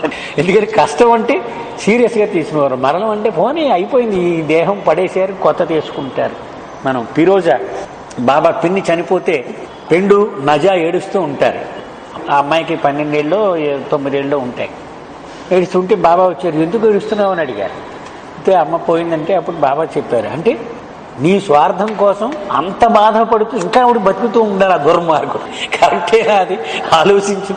ఎంత పీస్ఫుల్గా చూడు, అలా చూడు, ఆ మొహం చూడు, ఎప్పుడైనా ఇలా నవ్విందా, ఎంత శాంతంగా ఉందా, ఎంత క్షోభపడింది. అలా స్వార్థము ఉండకూడదు అని అప్పుడు బాబా చెప్పారు. అంటే నిజంగా ఆత్మని మనం ప్రేమించే ఇది నిజమైతే మనం ఏమనుకోవాలి, బాధపడకూడదు అనుకోవాలి. అంతేగాని నా కోసం అలా బాధపడినా పర్లేదు, అలాగే ఉండాలి అనుకుంటే అది ప్రేమ లక్షణము కాదు అని చెప్పారు అప్పుడు బాబా. అంటే ఒక్కొక్క సంఘటనలో ఒక్కొక్క వ్యక్తికి చెప్పిన అది మనందరినీ ఉద్దేశించి చెప్పినటువంటి విషయం. అందుచేత మరణము మీద సరి అయిన అవగాహన మనిషికి అలవడితే వాడికి మొత్తం మానవాళికే మేలు చేసేటువంటి పరిస్థితి వస్తుంది వాడు. ఎందుకని వాడి గురించి వాడు ఎక్కువగా ఆలోచించడం తగ్గించుకుంటాడు. ఇప్పుడు ఉదాహరణకి అంబానీ ఉన్నాడు, 4,000 కోట్లు పెట్టి ఇల్లు కడతాట, 50 అంతస్తులు, 250 కోట్లు పెట్టి హెలికాప్టర్ అన్నాడు వాడి పెళ్ళంకి. ఇది వాడికి సత్యం. ఎలాగ పోవలసింది, మా నాన్న పోయాడు, ఎంత డబ్బు ఉండి ఏం చేశాం, నేను పోవలసిన వాడిని ఏదో బతికుండగానే ఏదో చేద్దామని వాడికి వస్తే మానవాళికి మొత్తం ప్రయోజనం జరుగుతుంది. అంటే ఆ దృక్పథము గనక వాడు మారితే అది మొత్తం అందరికీ ప్రయోజనం చేకూరుస్తుంది. అప్పుడు బాబా చెప్తున్నారు మరొక రహస్యం కూడా. మానవుడు చనిపోయిన తర్వాత జీవిస్తూ ఉన్నప్పుడు ఆత్మ మాత్రము ఒకే రీతిలో ఉంటుంది. దానికేం తేడా పడదు. చొక్కా తీశాడు, చొక్కా వేసుకున్నాడు, చొక్కా తీశాడు, చొక్కా వేసుకున్నాడు. మనిషి ఎలాగైతే ఆ ఒక్కడే అయి ఉంటాడో ఆత్మ ఒక్కటే అయి ఉంటుంది. అది మాత్రము మార్పు లేనటువంటి సత్యము. ఈ సంస్కారముల గురించి కూడా బాబా ప్రస్తావన చేశారు. ఈ సంస్కారములు వీడి శరీరములో ఉన్నంతసేపు, అసలు ఉదాహరణకు మొట్టమొదటి మానవుడు పుట్టాడు, ఆఖరి జన్మ జంతువు వాడు. ఆ జంతువులో దాన్ని టెయిల్లెస్ మంకీ అంటే ఏప్ అంటారు. తోక లేని కోతిని ఏప్ అంటారు, తోకన్న కోతిని మంకీ అంటారు ఇంగ్లీష్ భాషలో. ఆఖరి జన్మ ఏప్ అన్నారు బాబా, మనిషికి ముందు జన్మ. సో వాడు 1 టన్ను సంస్కారములతో చచ్చిపోయాడు ఆ కోతి. మొదటి మానవ దేహం వాడికి వచ్చింది అనుకున్నాం. ఎందుకు వచ్చింది ఆ దేహము చెప్పండి, ఎందుకు వచ్చింది వాడికి ఆ దేహం? అసలు ఆ ఏపులో ఆఖరి జన్మలో వాడికి ఉన్నటువంటి క్యారీ ఫార్వర్డ్, బ్రాట్ ఫార్వర్డ్ అయిన సంస్కారములు అనుభవించడానికి వాడికి ఈ దేహం అవసరమైంది. ఆ సంస్కారములన్నీ కరిగించేసి ఒక మూస పోసేస్తే తొలి మానవ దేహము తయారైంది. లేకపోతే ఈ దేహం రాదు వాడికి. ఆ సంస్కారములన్నీ కరిగించేసి ఒక మూస పోసేస్తే ఈ దేహమే వచ్చింది. అందుకని అవి అనుభవించడానికి తొలి మానవ దేహము అవసరం అయ్యింది అని బాబా చెప్తున్నారు. ఆ అనుభవము పూర్తి అవగానే ఏమవుతుంది? ఆ దేహం రాలిపోతుంది. కానీ కేవలము వాడు తెచ్చుకున్న టన్ను సంస్కారములను అనుభవించడం ఒక్కటే గనక చేసి ఉంటే వాడు గమ్యం చేరుకోవాలి వాడు. కానీ అది ఒక్కటే చేయటం లేదు వాడు. బాబా అన్నారు, ప్రతి మానవుడి జీవితంలో 2 సీడీలు నడుస్తూ ఉంటాయన్నారు. ఒక సీడీ ప్లే అవుతూ ఉంటుంది, ఒకటి రికార్డ్ అవుతూ ఉంటుంది. పాత జన్మలో రికార్డ్ అయిన సీడీ ఇప్పుడు ప్లే నడుస్తూ ఉంటుంది అన్నారు. ఈ జన్మలో మన చర్యల యొక్క పర్యవసానము రికార్డ్ అవుతూ ఉంటుంది. 2 పక్కపక్కనే ఉంటాయి, ఒకటి ప్లే, ఒకటి రికార్డ్. ఇప్పుడు రికార్డ్ అయ్యేది నెక్స్ట్ జన్మలో ప్లే అవుతుంది. పాత జన్మలో రికార్డ్ అయింది ఇప్పుడు ప్లే అవుతూ ఉంది. అందుచేత మనకి ఇష్టం ఉన్నా లేకపోయినా మన జీవితంలో సంఘటనలు వాటిలంతటా అవే నడుస్తూ ఉంటాయి. మనకు నచ్చినా నచ్చకపోయినా తప్పదు. ఎందుకని ఆల్రెడీ రికార్డెడ్ సీడీ అది. మనం చూసేదల్లా అలా ప్లే మాత్రమే, అలా చూడడానికి మనం ఏం చేయలేదు. మనం ఉదాహరణకు దేవదాస్ సినిమా ఉంది, చివరికి హీరో చచ్చిపోయాడు. అదే రామతీర్థ గారికి ఇలా బావులు వేశారు, మళ్ళీ వేయండి ఇంకోసారి చూద్దామంటే ఎన్నిసార్లు వేసినా అదే బొమ్మ వస్తుంది. అది ఎందుకని అది మనం మార్చలేము, అది ఆల్రెడీ రికార్డెడ్. ఆ బొమ్మ ఆడేది చూడగలం అంతే మనం. అలాగే ఒక మనిషి జీవితము వాడి చేతిలో ఏమీ ఉండదు, ఆల్రెడీ రికార్డెడ్. అది ఎడిట్ ప్రూఫ్. మనం మార్పు చేసేది కూడా భరించడం తప్ప ఇంకొక గత్యంతరం లేదు. కానీ ఈ జన్మలో రికార్డు అయ్యే సీడీ అది మన చేతిలో ఉంది. ఎందుకని మనము ఎలా వ్యవహరిస్తే, మనము జీవితం ఎలా గడిపితే అలాగూ రికార్డ్ అవుతుంది అది. కాబట్టి నెక్స్ట్ లైఫ్లో అది ఒక పద్ధతిగా ఉండాలంటే మన చేతిలో ఉంటుంది. అసలు రికార్డింగే అవ్వకుండా ఆపితే ఇంకా బాగుంటుంది, అద్భుతంగా ఉంటుంది. ఎందుకని ఇక్కడ మొత్తం అక్కడ 70 ఏళ్ల జీవితం నడిచి చీడి 7 ఏళ్లకే ఆగిపోతే ఇంకా అద్భుతంగా ఉంటుంది. అది మన చేతిలో ఉంది. అందుకని బాబా ఏం చెప్తున్నారు? ఆ సంస్కారముల పరంగానే ఒక మానవుడికి మరణము, జననము సంభవిస్తూ ఉంటాయి. రూట్ అక్కడ ఉంది. నీ జీవితములో నాతో నీవు గడిపిన క్షణములు అతి విలువైనవి. ఎందుకని? నాతో నువ్వు సహవాసము చేసినంతసేపు కొత్త సంస్కారములు ఏర్పడేటువంటి ప్రక్రియ నిలిచిపోతుంది అని బాబా చెప్పారు. అంచేత ఆయనతో మన కంపెనీ ఎక్కువ చేసేసుకుంటే అసలు రికార్డే అవ్వదు. 70 ఏళ్ళు నడవాల్సిన సీడీ అది 7 ఏళ్ళకి ఆగిపోతుంది. అది మనకు లాభమే కదా. అసలు వీడు అంతకాలం వాడు బతకక్కర్లా, ఇంత కష్టాలు అనుభవించాల్సిన అవసరం లేదు. ఆ రకంగా మనం సీడీ, చిన్న సీడీ, ఇంత సీడీయే రికార్డు అవుతుంది. అది అన్ని మినిట్స్ అది. అందుచేత బాబాతో make me your constant companion అని బాబా చెప్పాడంటే దానిలో దాగిన రహస్యం ఇదనమాట. సంస్కారములు పోగయ్యేటువంటి ప్రక్రియ ఆగిపోతుంది ఆయనతో కంపెనీ ఉన్నంతసేపు. అప్పుడు అది మనకి లాభమా కదా మనకే తెలిసిపోతుంది. నెక్స్ట్ లైఫ్లో ఇది ఒక పద్ధతిగా వెళుతుంది అన్నమాట. ఇలాంటి మనకి అస్తవ్యస్తమైనటువంటి పరిస్థితులు ఎదురవు ఏంట్రా బాబు ఇలా అవుతుంది అనుకుని వాతావరణం రాకపోవచ్చు. Because of the accumulated samskaras, the fully evolved consciousness of the soul remains entrapped in illusion and therefore is not directed towards self-realization. బాబా చెప్పిన ప్రకారము ఆఖరి ఏ జన్మ వచ్చిన తర్వాత తొలి మానవ దేహం వచ్చినప్పుడు వాడికి సంపూర్ణమైనటువంటి అర్హత వచ్చిందట. ఏమిటి? నేను భగవంతుడను అనే అనుభవమునకు సంపూర్ణమైన అర్హత సాధించాడు. ఎందుకని? వాడి చైతన్యం 100% అయిపోయింది. కానీ సంస్కారముల లోడ్ ఇంకా ఉండిపోవడం వలన వాడి చైతన్యము సంస్కారముల మీదే లగ్నమై ఉండి నేను ఫలానా నాగేశ్వరరావుని, నేను ఫలానా అప్పారావుని, నేను ఫలానా సుబ్బారావుని అంటూ ఉంటాడట. ఎందుకని? ప్రయాణం అంతా పూర్తయినా కూడా వాడు షూల మీద ఆ ధూళి ఎలాగైతే పోగై ఉంటుందో అలాగూ ఆత్మ యొక్క చైతన్యం మీద సంస్కారముల యొక్క మోస అది ఉండిపోతుంది. మళ్ళీ ఇవి వదలుగొట్టుకోవడానికి పరిణామక్రమము పూర్తి అయిపోయినా కూడా ఎవల్యూషన్ సైకిల్ మొత్తం కంప్లీట్ అయిపోయింది మొట్టమొదటి మానవ దేహముతో. అంచేత రూలు ప్రకారము గోల్ రీచ్ అయిపోవాలి. వాడు అయిపోయింది కదా, చైతన్యం పూర్తి అయిపోయింది, చదువు పూర్తి అయిపోయింది వాడికి, ఇంకక్కర్లే వాడికి. కానీ సంస్కారముల యొక్క బ్యాలెన్స్ ఉండిపోయింది. వీడి మనసు యొక్క చైతన్యము ఆ సంస్కారముల మీద లగ్నమై ఉండిపోయింది కనుక వాడు భ్రాంతిలోనే ఉండిపోతాడు. అందుకని ఈ సంస్కారముల రీలు ఎంత రీలు ఉండిపోయింది. ఆ రీలు మళ్ళీ విప్పేసి ఆ స్వేచ్ఛ రావాలి ఆ ఆత్మ యొక్క చైతన్యం మనకు. అప్పుడు అది నేను భగవంతుడను సుమా, అనవసరంగా ఇన్నాళ్ళు ఫలానా ఫలానా ఫలానా అనుకున్నాను అని అప్పుడు తెలుసుకుంటుంది. అంచేత ఈ సంస్కారముల నిలవ దీనికి అవరోధం అయిపోయింది. వీడు బ్రహ్మానుభవము పొందడానికి అవరోధముగా నిలిచింది. For self-realization, all samskaras must be completely wiped out to enable the soul transmuted into the individualized soul in a conscious state of God. సంస్కారములు పూర్తిగా పోతే కాని నేను భగవంతుడను అని ఆత్మ అనుభవపూర్వకముగా తెలుసుకోలేదు. సో సంస్కారములు అవసరమా లేదా అంటే గుడ్డు కథ చెప్పుకున్నాం, గుర్తుందా? గుడ్డు పెంకు అది అలాగే ఇదండి. అది కొంతవరకు అవసరం, అవసరానికి మించి ఉండిపోతే అది అవరోధం, అప్పుడు తీసి పడేయాలి దాన్ని. కొంతవరకే అవసరం. అసలు వాయు రూపము రాతి రూపము, రాతి రూపము ఖనిజ రూపము, ఖనిజ రూపము వృక్ష రూపము, వృక్ష రూపము క్రిమి రూపము, క్రిమి రూపము చేప రూపము, తర్వాత పక్షి రూపము, జంతు రూపము, మానవ రూపమునకు రావడానికి సంస్కారములే ఉపయోగపడ్డాయి.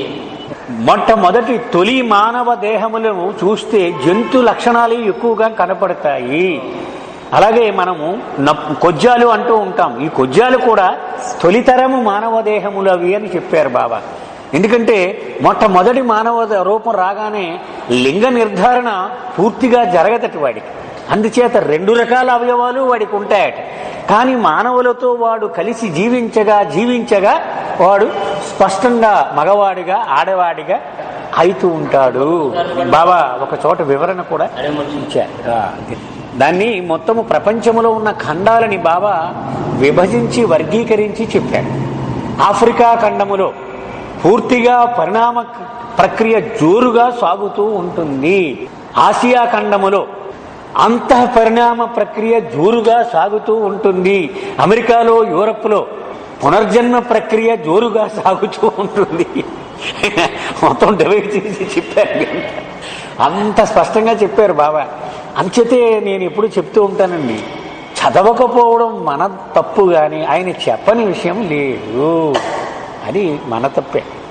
అది మనం తెలుసుకోవడానికి ప్రయత్నం కూడా చేయలేకపోతూ ఉన్నాము. ఇదిగో ఈ ప్రయత్నం చేస్తున్నా ఎంతమంది రాగలుగుతున్నాం, దానికి కూడా మళ్ళీ ఆయన డిగ్రీ ఉండాలి. ఏవో పనులు ఏవో ఈ ఆటంకాలు వస్తూ. అంచేత బాబా చెప్తున్నది ఏమిటంటే ఈ సంస్కారముల కారణముగా జననము మరణము ఇవి సంభవిస్తూ ఉన్నాయి. బాబా చెప్పిన ప్రకారం గాడ్ స్పీచ్లో ఆఖరి జన్మలో నీవు పోగు చేసుకున్న సీడీలో సంస్కారములు ఒక 10 లక్షల సంస్కారములు అనుకున్నా. 10వ లక్ష సంస్కారం ఖర్చు అయిపోగానే తక్కువని పడిపోతాడు, వీడు బాడీ వదిలేస్తాడు. ఉన్నట్టుండి పడిపోయాడండి, పేపర్ చదివితే పడిపోయాడు అంటే మన కారణం ఏంటి? అసలు 10 లక్షల సంస్కారము వాడు ఖర్చు పెట్టేశాడు. ఆ నిమిషం పెట్రోల్ అయిపోగానే కారు ఎంత స్పీడ్గా వెళ్ళొచ్చు, ఎంత హైవే మీద వెళ్ళొచ్చు, టక్కన ఆగిపోతాడు. అలాగే ఆ బండి ఆగిపోద్ది, వాడు వదిలేస్తాడు బాడీ. అది రూట్. వాడు మరణానికి ముహూర్తం పెట్టింది ఏది? వాడు గత జన్మలో కూడబెట్టుకున్న సంస్కారములు ఎన్నైతే అంతవరకు. ఆ అనుభవం పూర్తవగానే మళ్ళీ చచ్చిపోతాడు. ఆ సీడీ అయిపోయింది, మళ్ళీ కొత్త సీడీ సంఖలో పెట్టుకొని చచ్చేది వీడు. సో ఈ సీడీ మళ్ళీ నెక్స్ట్ లైఫ్కి మళ్ళీ ప్లే మొదలవుతుంది. అది బాబా చెప్పిన రహస్యం. Further, the samskaras that began to accumulate in an incarnate life have to be wiped out in an incarnate life. ఒక జీవిత కాలములో సంపాదించుకున్న సంస్కారములు అవి ఖర్చు అవ్వాలి అంటే మళ్ళీ వాడి జీవిత కాలంలోనే ఖర్చు అవుతాయి. అవి బాడీ వదిలేసిన తర్వాత ఏం ఖర్చు అవ్వడం ఉండదు. అది బాబా చెప్తున్నారు. In order to be wiped out in toto, samskaras must be annulled or cancelled through the process of exact equalization or perfect qualitative and quantitative balancing of all opposite samskaras, whether good or bad. బాబా చెప్పింది గమ్యము చేరాలి అంటే సంస్కారములు మొత్తము లేకుండా అన్నా జరగాలి, లేకపోతే మంచివి చెడివి రెండు సమతుల్యములో అయినా ఉండాలి. ఈ రెండిట్లో ఏది జరిగినా వాడు సిలబస్ పూర్తయిపోతుంది. మనం చెప్పుకున్నాం, ఒక ఋషి వాడు తపస్సు చేస్తూ ఉండడం, ఒకడెవడో భటుడు వచ్చి లెగమండడం, వాడిని చంపేయడం, వాడికి వెంటనే మోక్షం వచ్చింది అని కూడా మనం చెప్పుకున్నాం. While unbalanced, the opposite samskaras reaches its maximum in incarnate life, near balancing is achieved after death during a period of disincarnate life through the intense subjective pleasure or suffering in a state known as heaven and hell. ఇక్కడ ఆగాం మనం పోయినసారి. ఒక ఉదాహరణ చెప్పుకున్నాం. ఒకడికి చనిపోయేటప్పటికి 10 లక్షల చెడు సంస్కారములు, 1,00,000 మంచి సంస్కారములు, ఆ బ్యాలెన్స్ ఉండి చచ్చిపోయాడు అనుకున్నా. నెక్స్ట్ లైఫ్లో ఏం చేయాలి వాడు? 9 లక్షల చెడు సంస్కారములు పోని 10 లక్షల చెడు సంస్కారములు, 1,00,000 మంచి సంస్కారములు ఖర్చు పెట్టాలి. వాడికి ఒక జీవితం సరిపోద్దా? ఎన్నో జీవితాలు ఎత్తాలి వాడు. అందుకని బాబా ఏం చెప్పారు? భగవంతుడు ఒక ల్యాబొరేటరీ తయారు చేసేట. అక్కడ ఏం చేస్తూ ఉంటాడైనా ఇవి రెండు దగ్గరికి తెచ్చిస్తూ ఉంటాడు, చిత్రీ పట్టేస్తూ, లేకపోతే దీని బరువు తగ్గించడానికి ఏదో కృషి చేసి కొంచెం దగ్గరికి వచ్చేలా చేసి అప్పుడు వీడిని మళ్ళీ భూమి మీదకి వదిలేస్తూ ఉంటాడు. పోరాబాయో పోయి పుట్టు నువ్వు, లేకపోతే వాడికి సరిపోదు, ఎంత డిఫరెన్స్ ఉండిపోయింది. అది ఆ ల్యాబ్ లాంటి సిచ్యువేషనే స్వర్గము లేక నరకము అన్నారు. అక్కడ వీడు 10 జీవిత కాలాల్లో అనుభవము పొంది ఖర్చు చేయవలసిన సంస్కారములను 10 రోజుల్లోనే వీడు ఖర్చు పెట్టేస్తాడు. అంటే కష్టము అంత భయంకరంగా అనుభవించేస్తాడు, సుఖము అంత గొప్పగా అనుభవించేస్తాడు. దానివల్లే మరిగి నూనెలో వేసి వేపేస్తారు నిన్ను అంటాడంటే మనం పడే కష్టాలకు ఎన్నో రెట్లు పెద్ద కష్టం అని మనం అలా చెప్తూ ఉంటాం అన్నమాట. అంటే మనం భూమి మీద ఉదాహరణకు ఒక పెగ్గ తాగాడు అనుకోండి, తాగితే వాడు 2 గంటలు 3 గంటలు మత్తుగా పడుకుంటాడు. అక్కడ అదే పెగ్గ తాగితే వాడు 3 రోజులు మత్తు అనుభవిస్తాడు అనమాట స్వర్గములో. అలాగే లాగ్ కొడితే ఏంటో ఇలా కొట్టాడు అనుకుంటాడు, కానీ అక్కడ లాగ్ కొడితే వాడు మొత్తం ఒక రోజు intense suffering and intense pleasure అన్నారు. అది స్వర్గము నరకము అంటే తీవ్రమైనటువంటి అనుభవము, కష్టము సుఖము రెండు కూడా అనుభవంలోకి వచ్చేవి. ఆ దశలనే స్వర్గము నరకము. అవి మనసు యొక్క స్థితులు, మానసిక స్థితులు. అవి కూడా విపరీతము, తీవ్రమైన కష్టము, తీవ్రమైన సుఖము, ఈ రెండు. ఎందుకని? ఈ రెండింటిని దగ్గర చేయడానికి భగవంతుడు చేసిన ఒక ఏర్పాటు. అది స్వర్గము నరకము. అవి ప్రదేశాలు కావు, గాంధీనగరం రామారావుపేట లాగా. అది బాబా చెప్పిన రహస్యం. Each incarnate life is an opportunity for the realization of one's true self. కాబట్టి ప్రతిసారి పుట్టినప్పుడు ఒక కొత్త అవకాశం అట వాడికి. ఎందుకు? నేను భగవంతుడను అనే సత్యం తెలుసుకోవడానికి వీడికి ఒక కొంగ్రొత్త అవకాశం ఇస్తూ ఉంటాడట భగవంతుడు. మొన్న మండపేటలో సహవాసుకు అప్పుడు దుబే అని ఆయన అద్భుతంగా ఇదే విషయం చెప్పాడు. మనం అన్నం వండుతూ ఉంటాం, కుక్కరు ప్రెషర్ వాల్వ్ పోయింది అనుకోండి, సగమే ఉడికింది. అప్పుడు ఏం చేస్తాం, పక్కింట్లో వెళ్ళాము, సార్ మీకు కుక్కర్ ఇవ్వండి మళ్ళీ ఇచ్చేస్తామని తెచ్చి దానిలో పెట్టి వండేస్తాం. అయిపోయాక ఏం చేస్తాము, దాన్ని శుభ్రం చేసేసి పట్టుకెళ్ళి ఇచ్చేస్తాం. అది ఫస్ట్ డ్యూటీ. అలాగే భగవంతుడు ఈ శరీరాన్ని ఎందుకు ఇచ్చాడంటే మనకి భగవంతుణ్ణి పొందడానికి ఇది దోహదపడుతుంది అని ఇచ్చాడట ఈయన. కానీ దీన్ని మన సొంతమే అనుకోని దీన్ని మన ఇష్టం వచ్చినట్టు వాడేస్తాం, అది ధర్మమే. చాలా అద్భుతంగా చెప్పాడు అనమాట ఆయన. అంతే కదా, ఆయన ఇచ్చాడు. ఎందుకు ఇచ్చాడు, ఒరే నీ నిజస్వరూపాన్ని తెలుసుకోవడానికి ఏమైనా ఉపయోగపడద్దేమో వాడుకుని నాకు ఇచ్చాడు. ఇది మన సొంతం అనుకొని మన ఇష్టం వచ్చినట్టుగా వాడేస్తూ ఉన్నాము. ఎంత అధర్మమో మనం ఆలోచించుకో. అది బాబా చెప్తున్నారు. ప్రతి కొత్త జన్మ కూడా నిన్ను నీవు తెలుసుకోవడానికి ఒక కొంగ్రొత్త అవకాశం దేవుడు ఇచ్చినటువంటిది. అదే బాబా చెప్పింది, the aim of life is to love God, the goal of life is to become one with God. ఎందుకయ్యా అసలు ఈ జీవితం ఎందుకు నడుస్తున్నావు అంటే భగవంతుడిలో ఏకం అవ్వడానికి. మన డ్రామాలో బాబా చెప్పారు, డైలాగ్ పెట్టుకున్నా, ఎలా వచ్చింది జీవితము అని ప్రశ్నించే బదులు ఎందుకు ఈ జీవితం, ఎక్కడికి వెళుతోంది ఇది, అసలు ఎందుకు వచ్చింది ఈ జీవితం అని ప్రశ్నిస్తే అది నిజమైన సమాధానమునకు దారితీస్తుంది. అందరి మనం దీనిలో చదువుకున్న మొట్టమొదట్లో డాన్ స్టీవెన్స్ రాసిన మీకు గుర్తుందా, పశ్చిమ దేశాల వాడు ఎంతసేపు ఈ జీవితాన్ని ఎలా గడపాలి అనే దాని మీదే వాడు దృష్టి కేంద్రీకరిస్తాడు. తూర్పు దేశం వాడు ఎందుకు ఇచ్చింది ఈ జీవితము, ఏమిటి దీని ప్రయోజనము అని ఆలోచిస్తూ ఉంటాడు. వాట్ అనేది వై అనేది తూర్పు దేశం వాడు, హౌ అనేటువంటిది పశ్చిమ దేశం వాడు ఆలోచిస్తూ ఉంటాడు అని మనం ఉపోద్ఘాతంలో మనం చదువుకున్నాం. Each death or disincarnate life is an opportunity for achieving a semblance of balance to start another birth with its further chance at self-realization. ఎంత అద్భుతంగా బాబా చెప్పాడు చూడండి. ప్రతి మరణము కూడా నీకు ఒక సరికొత్త అవకాశాన్ని ఇస్తోంది. ఏమిటి అవకాశము, ఇంత దూరంగా ఉన్న సంస్కారములను దగ్గర చేసి గమ్యానికి దగ్గరగా నిన్ను తొయ్యడానికి భగవంతుడు చేసే కృషికి ఒక నూతన అవకాశము ఆ మరణం ద్వారా నీకు దొరుకుతూ ఉన్నది. If the opportunity were fully taken, one incarnate life could be sufficient to make the individual realize this goal. నిజంగా గనక మరణము ద్వారా నీకు కలిగిన అవకాశాన్ని సద్వినియోగం చేసుకోగలిగితే ఆ ఒక్క జన్మ చాలు, నెక్స్ట్ లైఫ్.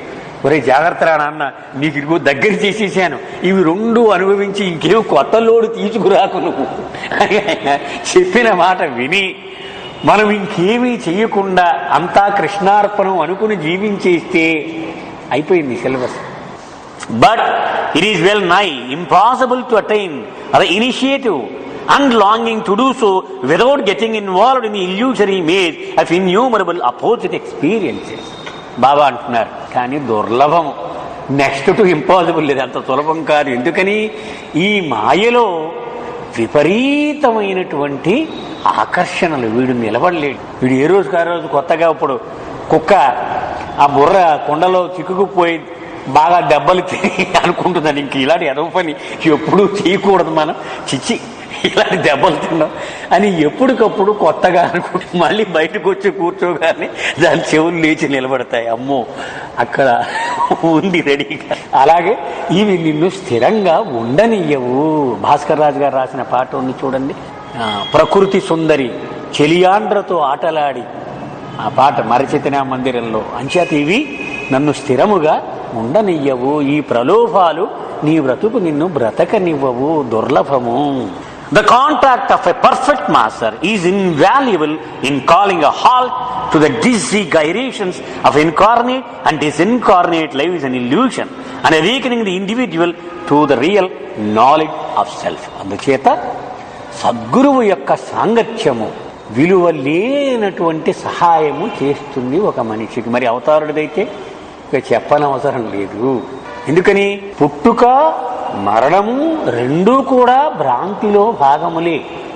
ఈ రెండూ కూడా సత్యమునకు సంబంధించినది కాదు. అందుకే బాబా ఏమన్నారు, there is only one real birth, there is only one real death and in between all the innumerable deaths and births are illusory. Baba చెప్పినటువంటి మాట ఏమిటి? మొట్టమొదటి బర్త్ పరమాత్మ నుండి జీవాత్మ వేరుపడము నిజమైన పుట్టుక. మళ్ళీ ఆ జీవాత్మ పరమాత్మలో విలీనమవ్వడము నిజమైన మరణము. జంషెడ్ తన అన్నగారైన జంషెడ్ చనిపోయినప్పుడు బాబా వెళ్ళి విచారమైన మొహాలతో ఉంటే అన్నారు, వాడు మామూలు చావు చచ్చాడు, నిజమైన చావు చస్తే మీరంతా ఎగిరి పార్టీ చేసుకోవాలి, ఇలాగ విషాదం నటించక్కర్లా అన్నారు బాబా. ఎందుకని నిజమైన చావు తెస్తే అది పండుగ చేసుకోవాల్సినటువంటి రోజు.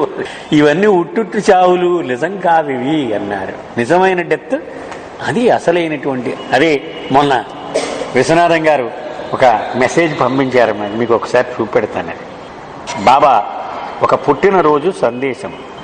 On this anniversary of my birthday, అంటే నా పుట్టినరోజు వార్షికోత్సవ సందర్భంగా I give you my blessing, నేనందరికీ మీకు ఇదిగో ఈ క్రింది విధంగా నా ఆశీస్సులు ఇస్తున్నాను. For the death day of your false self, అంటే నీలో ఉన్న మిథ్యాహమునకు మరణించే రోజు రాగాక. అంటే నా పుట్టినరోజు నాడు నా ఆశీస్సు ఏమిటయ్యా అంటే నీ చావు రోజు వచ్చు కాక, ఏది నీ మిథ్యాహమునకు. And for the birthday in me of your own true self, అలాగే నీ నిజమైనటువంటి స్వస్వరూపము నాలో అది పుట్టునుగాక అని ఆయన బాబా మెసేజ్ ఇచ్చారట. విశ్వనాథం గారు మొన్న ఈ మధ్య కాలంలో పంపించారు. చాలా ఎక్కువ చెప్పారు బాబా. నిజమైన మరణం అంటే ఏమిటి, నిజమైన జననం అంటే ఏమిటి. From the psychological point of view, death entails no slightest curtailment of individual existence. అది మానసిక పరంగా మనం చూసినట్లయితే చావు వలన మనిషి యొక్క అస్తిత్వములో 1 డిగ్రీ కూడా తేడా పడదు. ఉదాహరణ, ఇప్పుడు నేను అక్కడ కూర్చున్నాను, మాట్లాడాను, అయిపోయింది, వెళ్ళి పడుకున్నాను పక్క రూమ్లో. ఎవరో కంగారు పడిపోయి మీ నాన్న ఏమైపోయాడు అని ఏడితే మా అమ్మాయి ఏముంటుంది, ఉన్నాడు మా నాన్న లోపల ఉన్నాడు, ఏం అవ్వలేదు, మీరు ఏమి ఆందోళన పడక్కర్లే అంటే ఏమిటి, ఆయన ఎక్కడికి పోలే, ఇక్కడే ఉన్నాడు ఆయన అని ఎలా చెబుతుందో బాబా ఏమంటున్నారు, నువ్వు పుట్టినప్పుడు మరణించినప్పుడు ఆ 2 సందర్భాల్లోనూ కూడా ఇంత కూడా తేడా లేదు. నువ్వు ఉన్నావు, ఇప్పుడు ఉన్నావు, అప్పుడు ఉన్నావు, ఏమైపోలేదు. నువ్వు అస్తిత్వములో ఎంతమాత్రము భేదము లేదు. This does not mean that the surviving mind remains unaffected by the kind of death which severed the individual from the body. అంటే దాని అర్థము మనసు అసలు ఏమాత్రం ప్రభావితం కాలే, ఊరికినే అలా అనుకుంటుందని అని కాదు దాని అర్థం. ఎందుకని మనసు చాలా తీవ్రంగా ఒక దేహంతో 70 ఏళ్ళు 80 ఏళ్ళు బతికేసి అది రాలిపోగానే అది చాలా గాబరా పడిపోతుంది. ఏమిట్రా బాబు పోయింది, మళ్ళీ కొత్త శరీరం తగిలించుకోవాలి, ఎంత గాబరా పడిపోతుంది. అది ఎఫెక్ట్ అవుతుంది తప్పకుండా. Both the condition of the mind as well as it's capability to progress further in the life after death are often substantially determined by the conditions surrounding the death. వీడి చనిపోయిన తర్వాత అంటే మరణ అనంతర జీవితంలో వీడి పరిస్థితి ఎలా ఉంటుంది అనేటువంటిది మరణ సమయంలో ఎలాంటి పరిస్థితులలో వీడు చనిపోయాడు, మరణ సమయంలో వీడు ఎలాంటి ఆలోచనలో ఉన్నాడు, ఈ పరిస్థితులు తీవ్రమైనటువంటి ప్రభావాన్ని కలిగిస్తాయి. మళ్ళీ అర్థమవుతుందో చెప్పనమ్మా. ఒక మనిషి మరణము తర్వాత వాడి జీవితము ఎలాగూ ఉంటుంది అనేటువంటి పరిస్థితి, మరణ సమయంలో వాడు ఉన్నటువంటి ఆ క్షణములు ఎలా గడిపాడు మరణించే క్షణంలో, అది దాని మీద ప్రభావం చూపెడుతుంది అని బాబా చెప్తున్నారు. అదేంటో కూడా తర్వాత వివరించారు Baba. From the standpoint of its psychic effects, death can be classified into 3 broad types. మరణ అనంతర ప్రభావాన్ని మనం విశ్లేషణ చేద్దామంటే మరణాన్ని 3 రకాలుగా మనం విభజిస్తే బాగా అర్థమవుద్ది మనకి. ఏమిటట? నార్మల్ డెత్, అతి సాధారణమైనటువంటి మరణం. అబ్నార్మల్ డెత్ అంటే అసాధారణమైనటువంటి డెత్. సూపర్ నార్మల్ డెత్ మూడోది, అంటే అతి విశిష్టమైన మరణం, మామూలు మరణం కాదు అది. కానీ ఈ 3 కూడా నార్మల్ డెత్స్, అది మనం జ్ఞాపకం పెట్టుకోవాలి. అంటే వీడి అర్ధాంతరంగా వీడు తుంచేసుకున్న జీవితము కింద మనం లెక్కగట్టకూడదు 3 రకాల్లోనూ కూడా. Normal death follows an illness which ultimately renders the psychological functioning of the body impossible. Normal death అంటే బాబా దాని నిర్వచనం చెప్తున్నారు. సాధారణంగా ఒక జబ్బు ఒక అనారోగ్యం, ఒక సుస్థి ఏదో వచ్చి ఈ బ్రెయిన్ సడన్గా ఆగిపోతుంది. అప్పుడు వీడి శరీరం కదలదు, పోయాడండి, అయిపోయింది వీడి టైం అంటారు. అది సాధారణమైనటువంటి మరణం. Generally, it involves some kind of warning to the individual, for if the illness is severe, he often anticipates that death is at hand.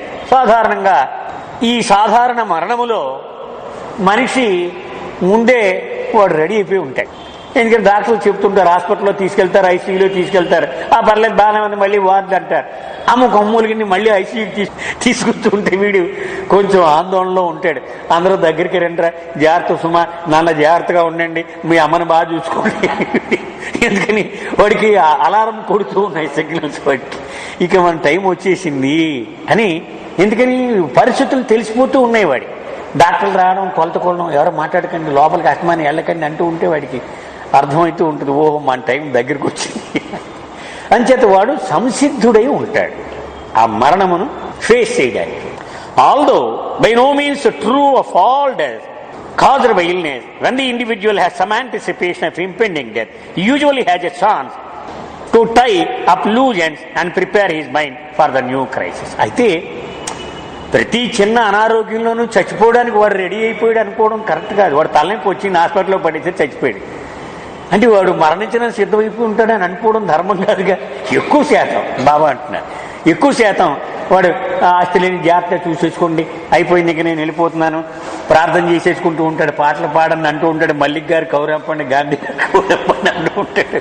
ఎందుకని వీడు రెడీగా ఉంటాడు. బాబా ఏమేమి చెప్పాడు అవన్నీ, అంత్యకాలం ఆసన్నమైనప్పుడు నన్ను జ్ఞప్తి అని ఉంచుకునేవాడు తప్పక నన్ను చేరుదురు అని చెప్పిన మాటలు ఇవన్నీ పెట్టుకొని బాబా బాబా సీడీ వేయింది అంటాడు, ఫిల్మ్ వేయింది అంటాడు.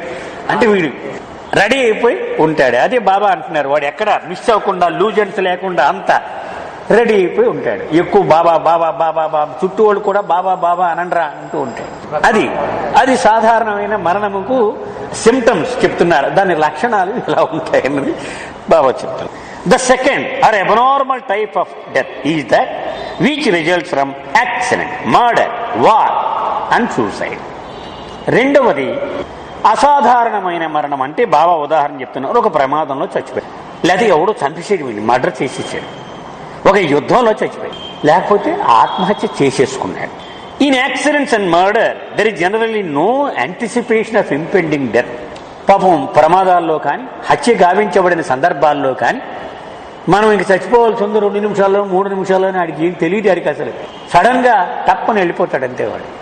Being unexpected death involves in such instances a shock which can shatter the very root of the samskara seeking expression through the physical incarnation of the individual. వీడు పుట్టుకున్నప్పుడు చనిపోయే, ఉదాహరణకు ఆ మర్డర్ ద్వారా కానీ, సూసైడ్ ద్వారా కానీ చనిపోయిన వ్యక్తి జీవితంలో పుట్టినప్పుడు వాడికి ఇదిగో 50 లక్షల సంస్కారాలు ఖర్చు పెట్టడానికి ఈ దేహం ఇచ్చాడు దేవుడు అనుకున్నాడు. ఆ 50 లక్షలు వీడు రోజుకి చూపుని ఖర్చు పెడుతూ ఉన్నాడు, మిగిలిన మూట కట్టేస్తూ ఉన్నాడు. సడన్ గా శరీరం వెళ్ళిపోయింది, ఈ మూట ఉండిపోయింది. అది పెద్ద విఘాతం, షాక్. చూడండి సార్, ఒక పెద్ద యాక్సిడెంట్ అయిపోయి ముక్కలు అయిపోయింది బాడీ ఒకటే కాదు, వాడి సంస్కారంలో మూట కూడా మొక్కలైపోయింది. ఏం చేయాలి, పెద్ద షాక్. ఎందుకని రోజుకి ఎంత చూపుని ఖర్చు అవుతూ ఉన్నాయి, బోర్డు బ్యాలెన్స్ ఉండిపోయింది, ఏం చేయలేము, ఎలా ఖర్చు పెట్టలేము. ఈ బాడీతో ఖర్చు పెట్టడానికి అసలు ఆ సిలబస్ తయారు చేసి పెట్టాడు ఆయన. ఇది చూస్తే అర్ధంతరంగా బాడీ వెళ్ళిపోయింది ఈ ప్రమాదంలో కానీ, సూసైడ్లో కానీ. ఎందుకని ఈ మానవ జన్మ ద్వారా ఈ వ్యక్తమై ఈ సంస్కారాలు అనుభవించడం కోసం ఆ ప్రణాళిక తయారై ఉంది.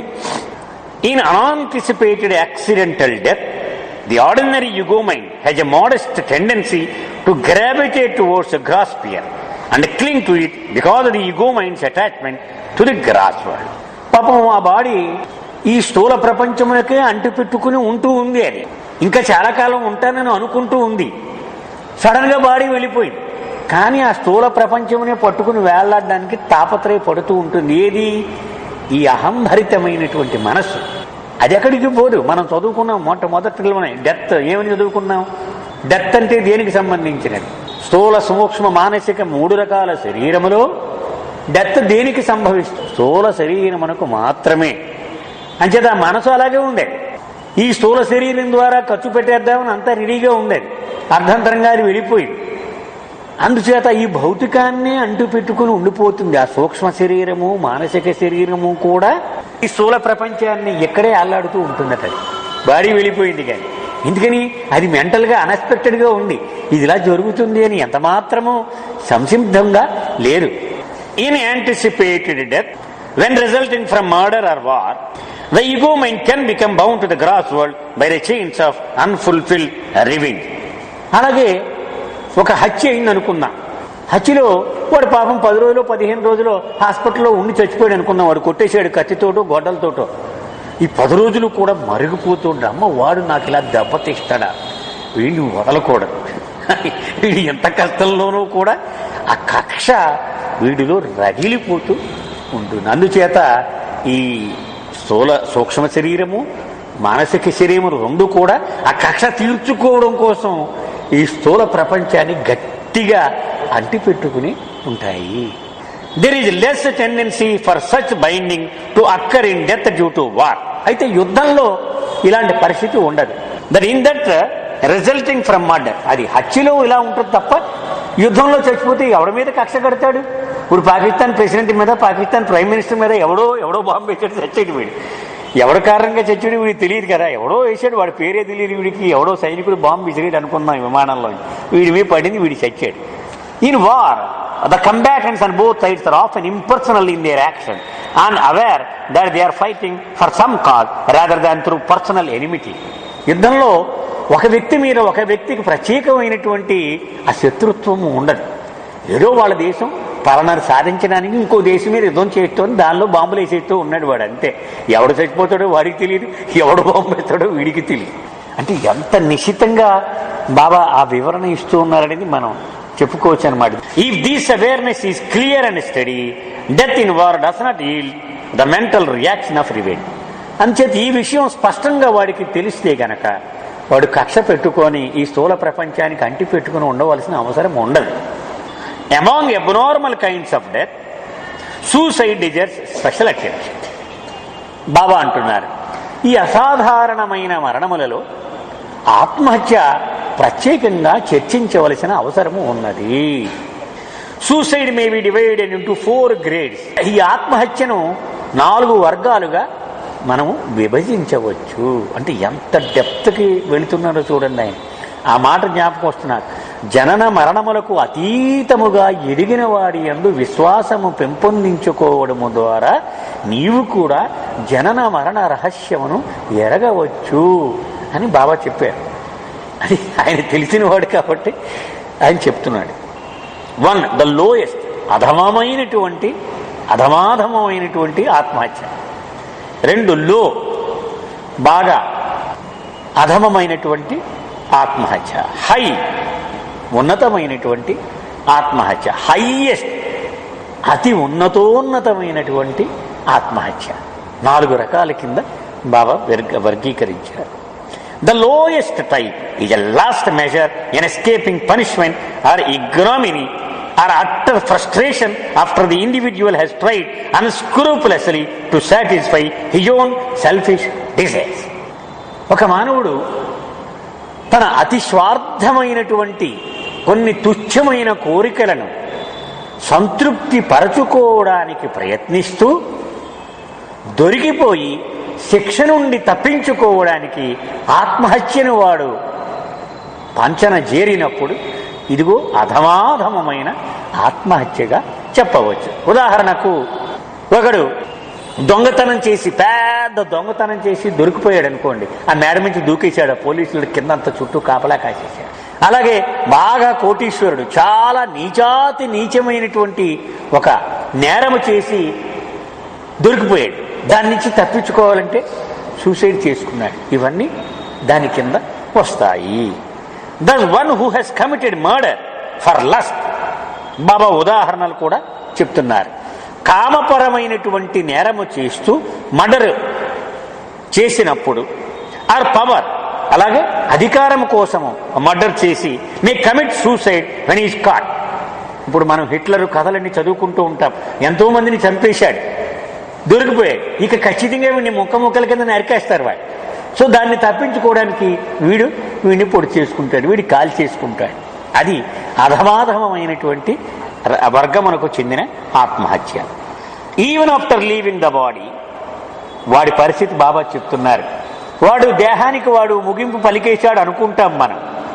వాడు దేహమును విడిచిపెట్టిన తర్వాత కూడా such a person does not succeed in severing his link with the gross world for hundreds of years. ఈ స్థూల ప్రపంచముతో వాడుకున్న అనుబంధమును వందలాది ఏళ్ల వరకు తెంచుకోలేడు.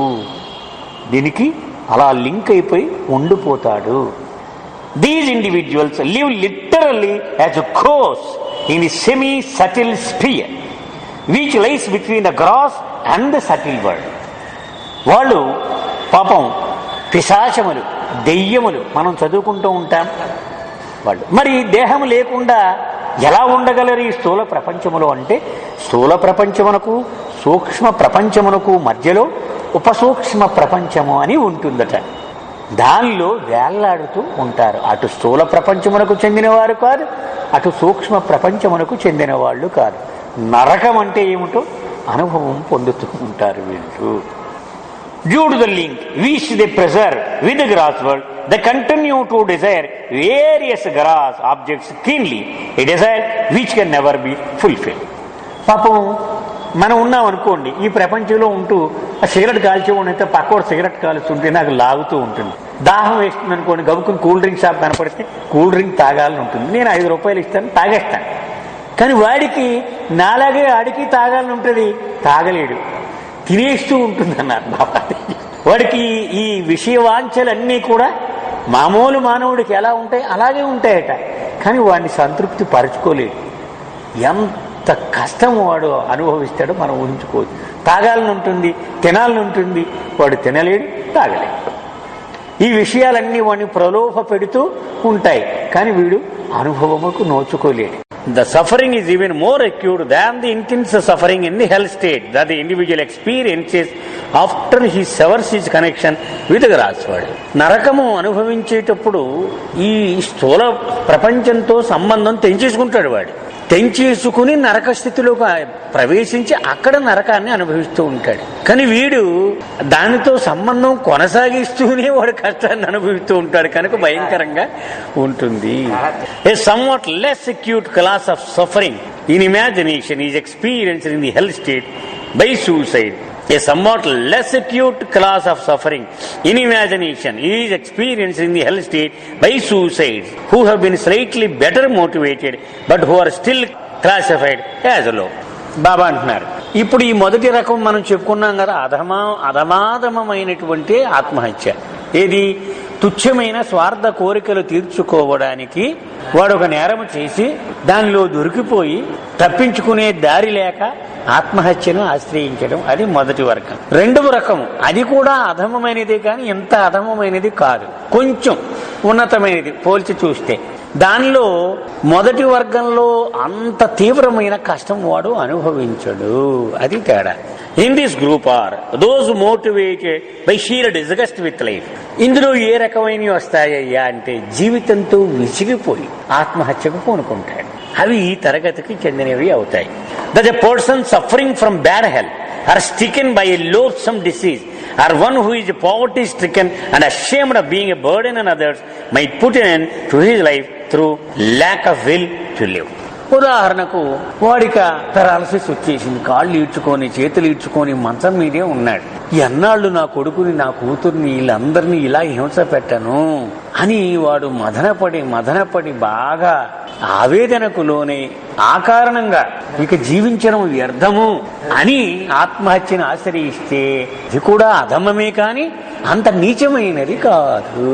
అలాగే బాగా బతికినవాడు, ఎప్పుడు కారులో తిరిగి బాగా డబ్బున్నవాడు, మొత్తం ఆస్తి అంతా పోయి ప్రపంచంలో మొహం చూపించలేక, ఇప్పుడు నలుగురు ఆ వీధిలో వాళ్ళు అందరూ వస్తూ ఉంటారు, కష్టం వస్తే వీడి దగ్గరికి వీడిది ఇస్తూ ఉంటాడు అనుకోండి, వీడు మొత్తం సర్వనాశనం అయిపోయింది వీడి ఆస్తి, వీడు వాళ్ళకి ముఖం చూపించలేక వాడు ఆత్మహత్యకు పూనుకోవచ్చు. అది కూడా ఈ వర్గానికే చెందినది అవుతుంది. Since the cause of such a suicide is the revulsion from earthly life, the ego mind does not continue to maintain any enduring link with the grass world beyond the normal 3 or 4 days following. మొట్టమొదటి రకంలో ఈ స్థూల ప్రపంచముతో గాఢమైన సంబంధము పెనవేసుకునే ఉంటాడు వాడి శరీరం పోయిన తర్వాత కూడా.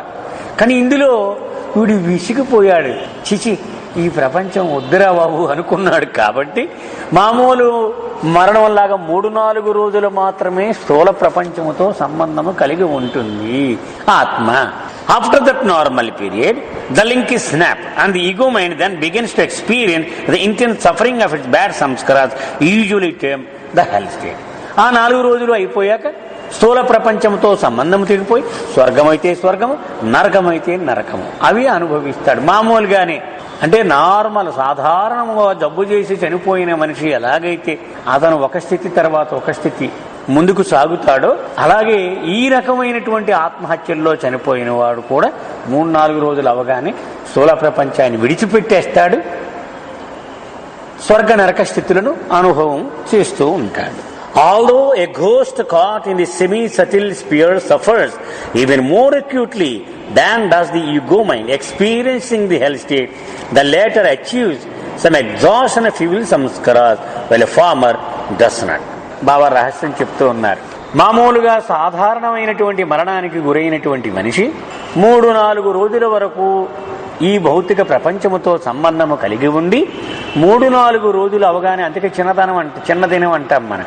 ఆ చిన్నదినం అయిన తర్వాత అది కట్ అయిపోయి సంస్కారములు చెడ్డ ఉంటే నరకము, మంచి ఉంటే స్వర్గము, ఈ స్థితులు 2 అనుభవిస్తూ ఉంటాడు. కానీ ఈ మొదటి రకము ఆత్మహత్య చేసుకున్నవాడు ఉన్నాడే, అధమాధమైన ఆత్మహత్య, వాడు 3 రోజులు కాదు, 4 రోజులు కాదు, శాశ్వతముగా 100 ఏళ్ల తరబడి ఈ స్థూల ప్రపంచమునకు అంటి పెట్టుకునే ఉంటాడు, కష్టాలు అనుభవిస్తూ ఉంటాడు. ఎందుకని? వాడికి అన్ని తినాలని ఉంటుంది. అక్కడ మంచి బ్రహ్మాండమైన వంటకం చూస్తాడు, తినాలని ఉంటుంది. వాడికి దేహం లేదు, నోరు లేదు, కడుపు లేదు, ఎలా చాలా కష్టం అనుభవిస్తూ ఉంటాడు. బాబా అంటున్నారు, వాడి కష్టము నరక దశను అనుభవిస్తూ ఉన్న మానవుడు పొందే కష్టములోనూ చిన్న తేడా ఉంది. ఏమిటా తేడా? బాబా చెప్తున్నారు. చూడండి ఎంత గొప్ప సూక్ష్మం వివరించి చెప్తున్నారు బాబా. నరక దశలో కష్టము అనుభవించేవాడు వాడి సంస్కారములను తరిగించుకుంటూ ప్రయోజనము పొందుతూ ఉన్నాడు. వీడు మాత్రం ఉట్టి నరకమే అనుభవిస్తున్నాడు, ఏమి ప్రయోజనం లేదు వాడికి. అందుచేత ఆత్మహత్య చేసుకున్న వాడు పొందే కష్టము వలన వాడికి ఎంత మాత్రము ప్రయోజనము కూడా ఉండదు, వృధా వాడికి పొందిన కష్టం అంతా. Further the sufferings are a ghost who maintain their link with the earthly life are more tantalizing because the link constantly holds before them the prospect of fulfillment of gross desires without actual means for their satisfaction. ఇదే ఇందాక అనుకున్నామే, చుట్టూ అన్ని వాడికి తినేయాలని ఉంటుంది, తాగేయాలని ఉంటుంది అన్ని, కానీ దేహం లేదు. చాలా కష్టంగా ఉంటుంది వాడి పరిస్థితి. అది వాడు చేయలేడు, మానలేడు. The general belief that suicide is bad. ప్రపంచం అంతా ఏం చెప్పుతుంది? తప్పురా, ఆత్మహత్య తప్పు, మహాపాపము అని ప్రపంచంలో ఎవరిని అడిగినా చెప్పేస్తాడు. 4 ఏళ్ళు కుర్రాడు కూడా చెప్తాడు. ఎందుకు అలా ప్రపంచం అనుకుంటుంది? Due to the fact that it is usually the result of low motives or a cowardly attitude towards life. ఎందుకంటేనట దానికి మూల కారణము బాబా చెప్తారు, ఆత్మహత్యకు ఉపక్రమించేవాడు జీవితములో అతి చవకవారు విలువలు అలవర్చుకుని ఉంటాడు. అది ముఖ్యమైన విషయం. అలాగే చాలా చెడ్డ అధమమైనటువంటి ఆశయాలు వాడు ఏర్పరచుకుని ఉంటాడు. అవి నెరవేరకపోవడంతో ఆత్మహత్యకు వెళ్ళిపోతూ ఉంటాడు. ఉదాహరణకి మనం అనుకుందాం, నేను పలానా వాళ్ళ అబ్బాయికి మన అమ్మాయి నుంచి పెళ్లి చేసేయాలి, వాడు కోటీశ్వరుడు, వాడు మేడ కట్టేసాడు వాడు అనుకుంటాడు. ఆ టక్మని ఇంకోటి ఎవరినో పెళ్లి చేసుకుని వెళ్ళిపోయాడు. వీడి తట్టుకోలేక వీడు వీడి మందు మింగి చేస్తాడు. అంటే వీడికి ఉన్న ఆశయం ఏమిటి? నీచం అని, అంతే కదండి. వాడి గురించి వీడేలాగా ప్రణాళిక తయారు చేసుకోగలడు. అందుచేత జీవితము ఏదో ఒక ఎంసెట్ పరీక్ష, 1 లక్ష రూపాయలు డబ్బు సంపాదించడం ఇది కాదు. చాలా ఉన్నతమైన ఆశయము ఉన్నటువంటిది. జీవితంలో బోల్డ్ ప్రయోజనం ఉంది. అది ఎరుగక చౌకవారు విషయాలనే తన జీవిత ఆశయంగా పెట్టుకొని అది నెరవేరకపోతే వాడు ఆత్మహత్యకు పూనుకుంటూ 5 నిమిషాలు ఆలోచిస్తే ఆ చనిపోయిన వాడు కూడా చెప్తాడు తప్పు నేను చేసేదని. కానీ ఆవేశానికి లోనవడం వలన వాడు చనిపోతూ ఉంటాడు. When suicide is employed as an escape from dilemmas brought on by failure to cope with the needs of life, it is not only ignoble but far-reaching as well in its demoralizing effects అనేది బాబా చెప్తున్నారు.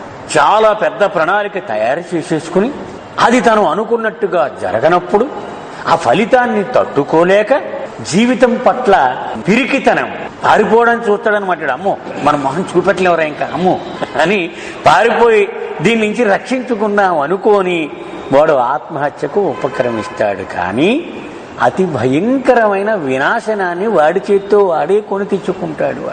వాడికి కనుక ఈ సత్యం తెలిస్తే ఎప్పుడు ఆత్మహత్యకు పూనుకోడు. ఏమిటి వందలాది ఏళ్ళు అలా ఏళ్లాడుతూ ఉండాలో ఈ దేహం లేకుండా నువ్వు అంటే, అమ్మ బాబు.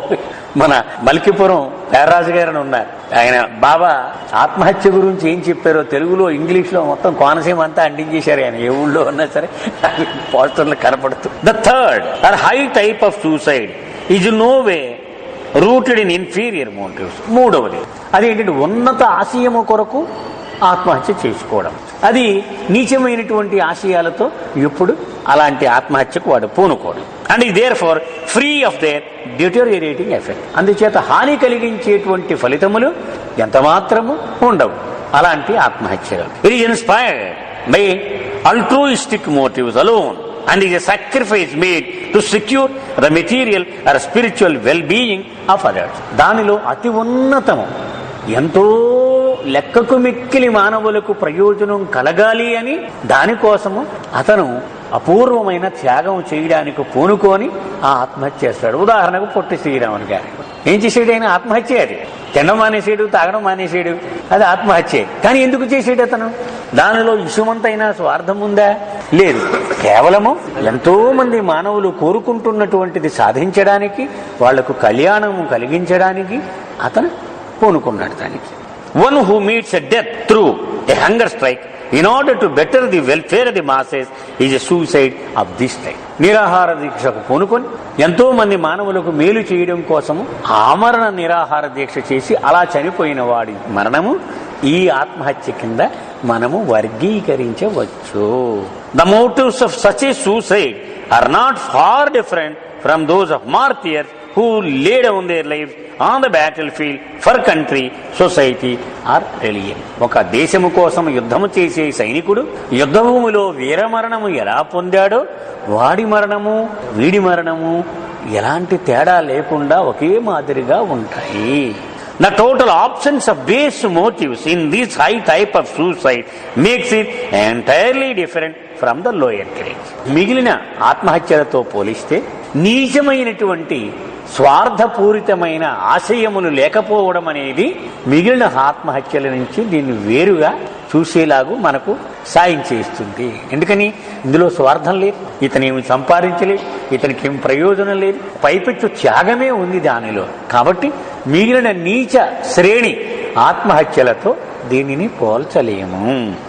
As in other noble acts of self-effacement, such highly motivated action entitles the departed individual to the privilege and pleasures of the heavenly state and also constitutes a definite asset in his spiritual ongoing. అంతేకాదు ఆత్మహత్య వలన నష్టము కలగకపోగా ఒక విపరీతమైన త్యాగము చేసినటువంటి ఆత్మకు ఎంత లాభం కలుగుతుందో అంత స్వర్గతుల్యమైనటువంటి ప్రయోజనం వీడికి కలిగి ఆధ్యాత్మికంగా చాలా ఉన్నతికి పొందడానికి ఇది దోహదం అవుతుంది అతను చేసుకున్నటువంటి ఆత్మ. A suicide inspired by ordinary altruistic motives is not the highest type. సాధారణమైనటువంటి ఏదో ఒక ఆశయం, మంచి ఆశయమే అవ్వచ్చు, దానికోసం చేసింది అతి ఉన్నతమైన ఆత్మహత్య అని మనం అనలేము. The fourth or highest class, అది ఆఖరిది చెప్తున్నారు, అతి విశిష్టమైనటువంటి శ్రేణికి చెందిన ఆత్మహత్య. It result from intense desire to see God or to unite with. This is an extremely rare occurrence. భగవంతుణ్ణి చూడడం కోసము తన శరీరాన్ని అంతం చేసేసుకోవడం అతి అరుదుగా మాత్రమే ప్రపంచంలో ఎంత వీరులు తగులుతూ ఉంటారు, మనకి ఎదురుపడుతూ ఉంటారు. అది అన్నిటికంటే ఉత్తమమైనది. In most cases in which suicide is believed to have been committed for the sake of God, there is an admixture of other motivating factors such as dissatisfaction with conditions in earthly life. రహస్యం కూడా చెప్తున్నారు బాబా. భగవంతుడి కోసమే చనిపోతున్నాను అనుకుంటూ ఆత్మహత్య చేసుకున్నటువంటి కేసుల్లో నిశితంగా మనం విశ్లేషణ చేస్తే ఈ ప్రపంచం మీద జీవితంలో వాడు విసిగిపోయి ఆ నిస్పృహ కూడా ఎంతో కొంత శాతం కలిసి ఉంటుంది. అంటే చాలా అరుదుగా ఉంటారన్నమాట. అలా నిజంగా భగవంతుడి కోసమే చనిపోయిన వాళ్ళు చాలా తక్కువ మంది ఉంటారు. If and when suicide is embraced purely for the sake of attaining God, it can have the effect of achieving liberation or mukti. నిజంగా గనక కేవలము భగవంతుడిని పొందడం కోసమే ఆత్మహత్యను ఆశ్రయిస్తే వాడికి ముక్తి వెంటనే దొరికేస్తుంది. ఇది ముక్తి, భగవద్ అనుభవము, వీటికి తేడాలు ఇవన్నీ తర్వాత మనం గాడ్ స్పీక్ చదువుకున్నప్పుడు చదువుకుందాం. తేడా ఉంది. ముక్తి వేరు, భగవద్ అనుభవం పొందడం వేరు, సద్గురువు అవ్వడం వేరు. ఇవన్నీ బాబా చాలా వివరంగా చెప్పారు గాడ్ స్పీక్స్ లో. అది చదువుకుంటాం. The masters have always warned aspirants against resorting to suicide in the intensity of their longing for union with God, for there is too great room for self-deception and inadvertent admixture of inferior unconscious motivation. సత్యానుభవము పొందిన గురువులు ఎప్పుడూ కూడా తమ శిష్యులను అనుచరులను వారిస్తూ ఉంటారు.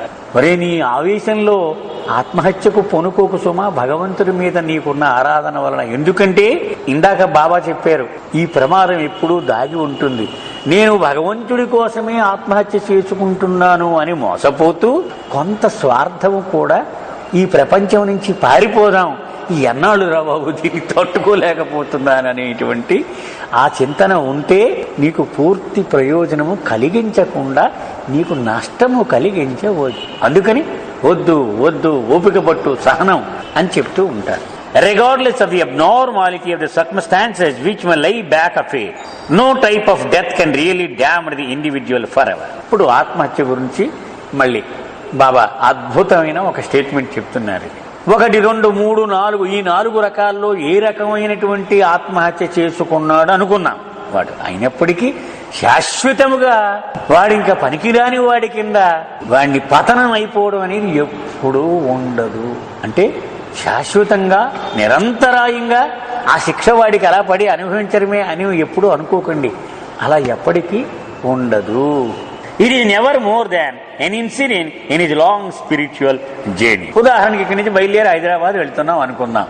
Bus ఓ రోజు ప్రయాణం, ఆ మధ్యలో ఎక్కడో కొవ్వూరులో ఎక్కడో బస్సు పాడైపోయింది, 1 గంట కూర్చోమంటాడు. అంతేగాని ఇంక ఫరెవర్ వాడు ఊరు వెళ్ళనాకలేదు, అవతలకు వెళ్ళనాకలేదు, ఇంక ఊరు అయిపోయిందని ఇక్కడే ఆడాలి నువ్వు అని అనుకోం కదా. ఒక సంఘటన జరిగింది మన ప్రయాణంలో, పెద్ద ప్రయాణం జీవితం అనేది.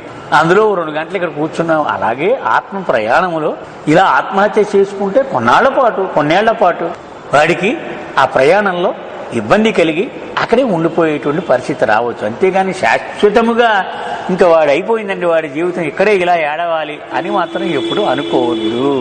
The third or supernormal type of death consists in leaving the body voluntarily. విశిష్టమైన మరణము అని 3వ రకం మరణం మనం చదువుకున్నాం. మొట్టమొదట సాధారణమైన మరణము, అనారోగ్యం వలన దేహంలోని అవయవములు పనిచెయ్యక ఊపిరి ఆగిపోవడము, అది సాధారణమైన మరణము అన్నారు. దాని గురించి ప్రాబ్లం లేదు. వాడు చనిపోయిన తర్వాత స్థూల శరీరంతో 3-4 రోజుల వరకు సంబంధం ఉంటుంది. 3-4 రోజులేక కట్ వాడు స్వర్గము నరకము అనుభవించి అప్పుడు మళ్ళీ ఆ కష్టం మంచి సంస్కారములకు చెడు సంస్కారములకు బ్యాలెన్స్ సంపాదించి కొంచెం దగ్గరకు వచ్చే మళ్ళీ ఇంకో జన్మలో పుడుతూ ఉంటాడని చెప్పారు. అలా కాకుండా అసాధారణమైన మరణము, ప్రమాదము వలన గాని, ఇంకొకడు హత్య చేయడం వలన గాని, లేక స్వంతంగా వీడికి వీడే చంపేసుకోవడం వలన గాని అది అసాధారణమైన మరణము అన్నారు. దానిలో మళ్ళీ ఆత్మహత్యలో 4 రకాలు ఉన్నాయి అన్నారు.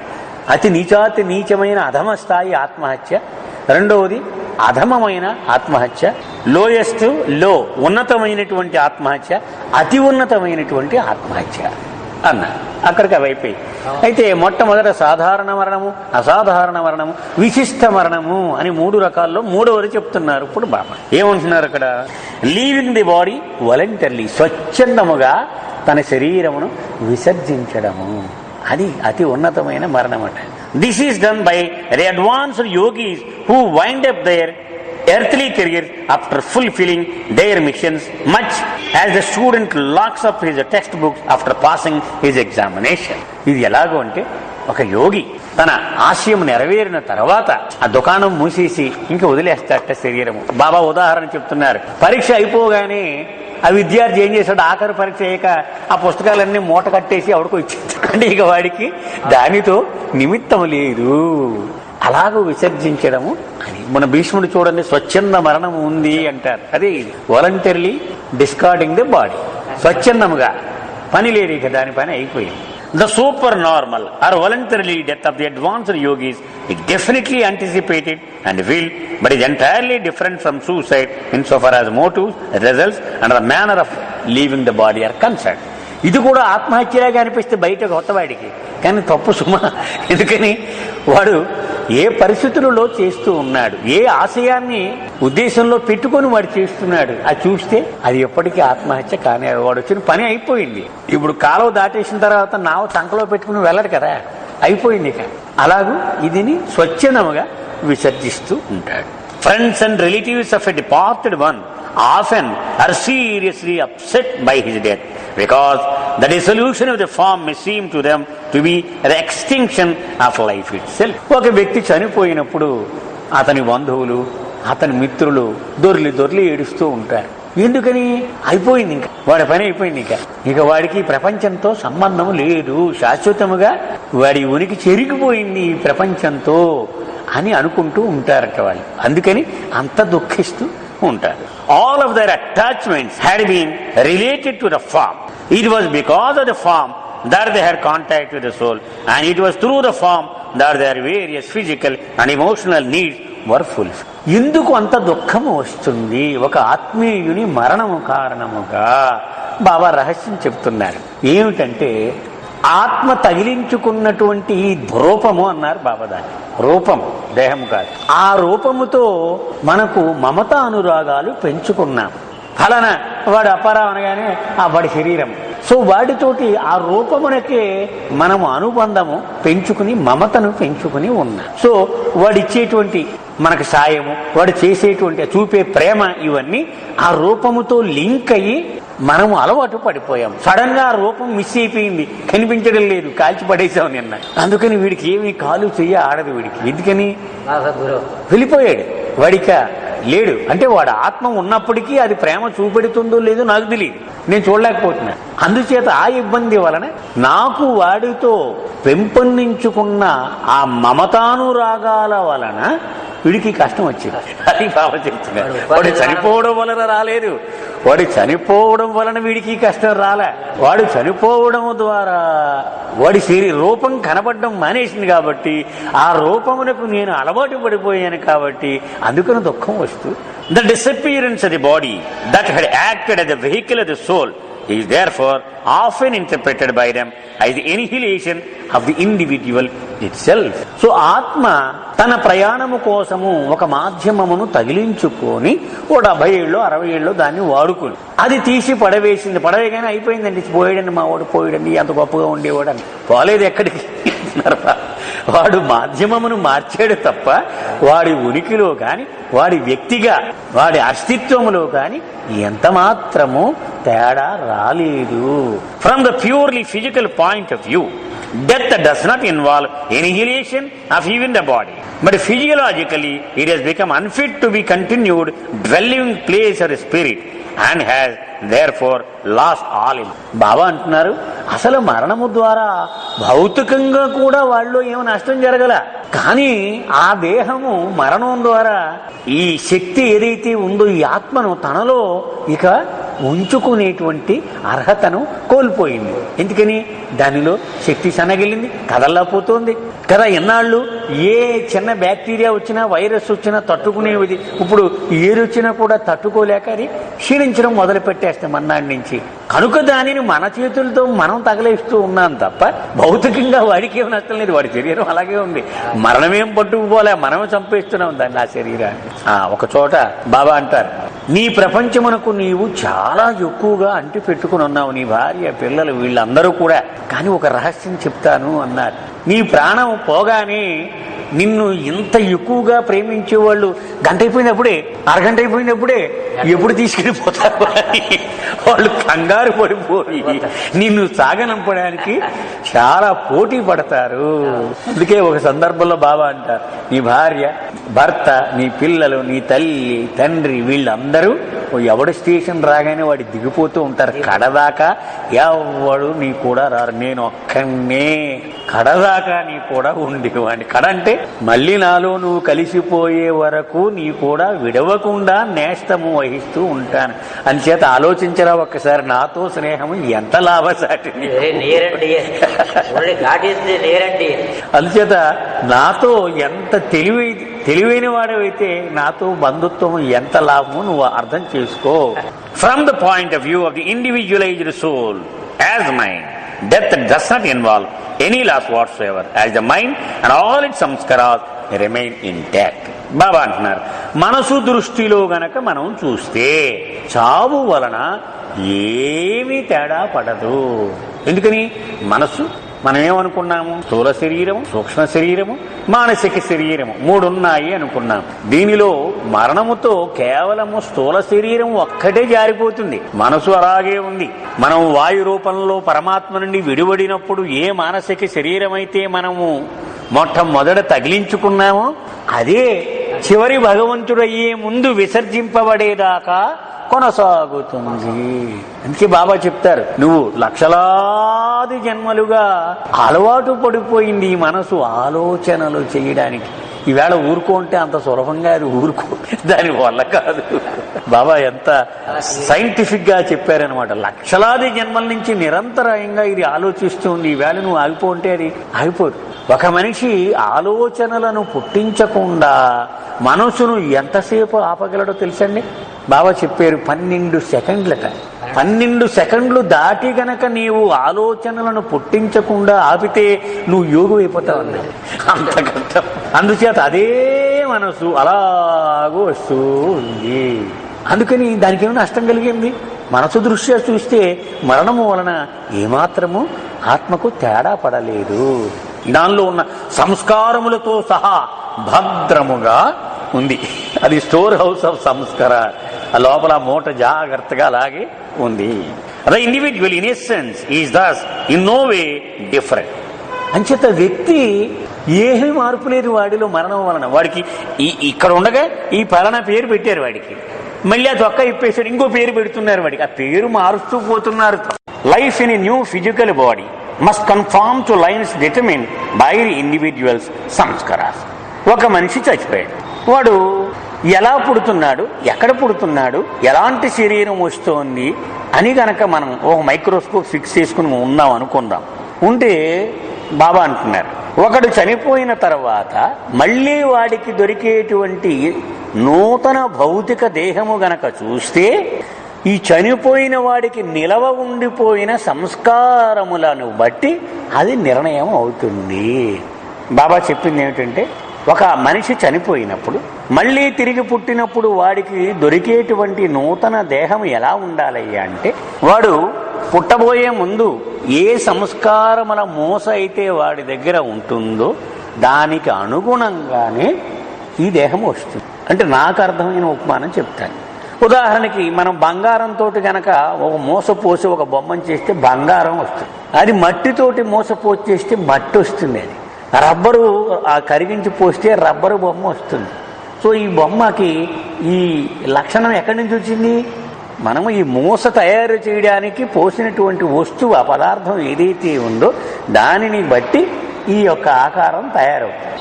అంటే నేను ఇలాగ 5 అడుగుల 3 అంగుళాలు ఇలా లావుగా నల్లగా ఎంటుకున్నానంటే నా సంస్కారములు నేను పుట్టకముందు సరిగ్గా ఆ పుట్టే క్షణంలో నాకున్నవి అవి మిగిలి అనమాట. దాని ప్రకారం ఇందులో మోసపోసి తీసి పెట్టాడు. ఇక్కడ ఒకడు 6 అడుగులు ఎంచుకున్నాడంటే ఆ కారణంగా ఉన్నాడు. ఒకడు నిగ్రోగా నల్లగా ఎంచుకున్నాడంటే ఆ కారణంగా ఉన్నాడు. సో ప్రతి మనిషి కూడా వాడి సంస్కారముల మోసయే అని బాబా చెప్పాడు.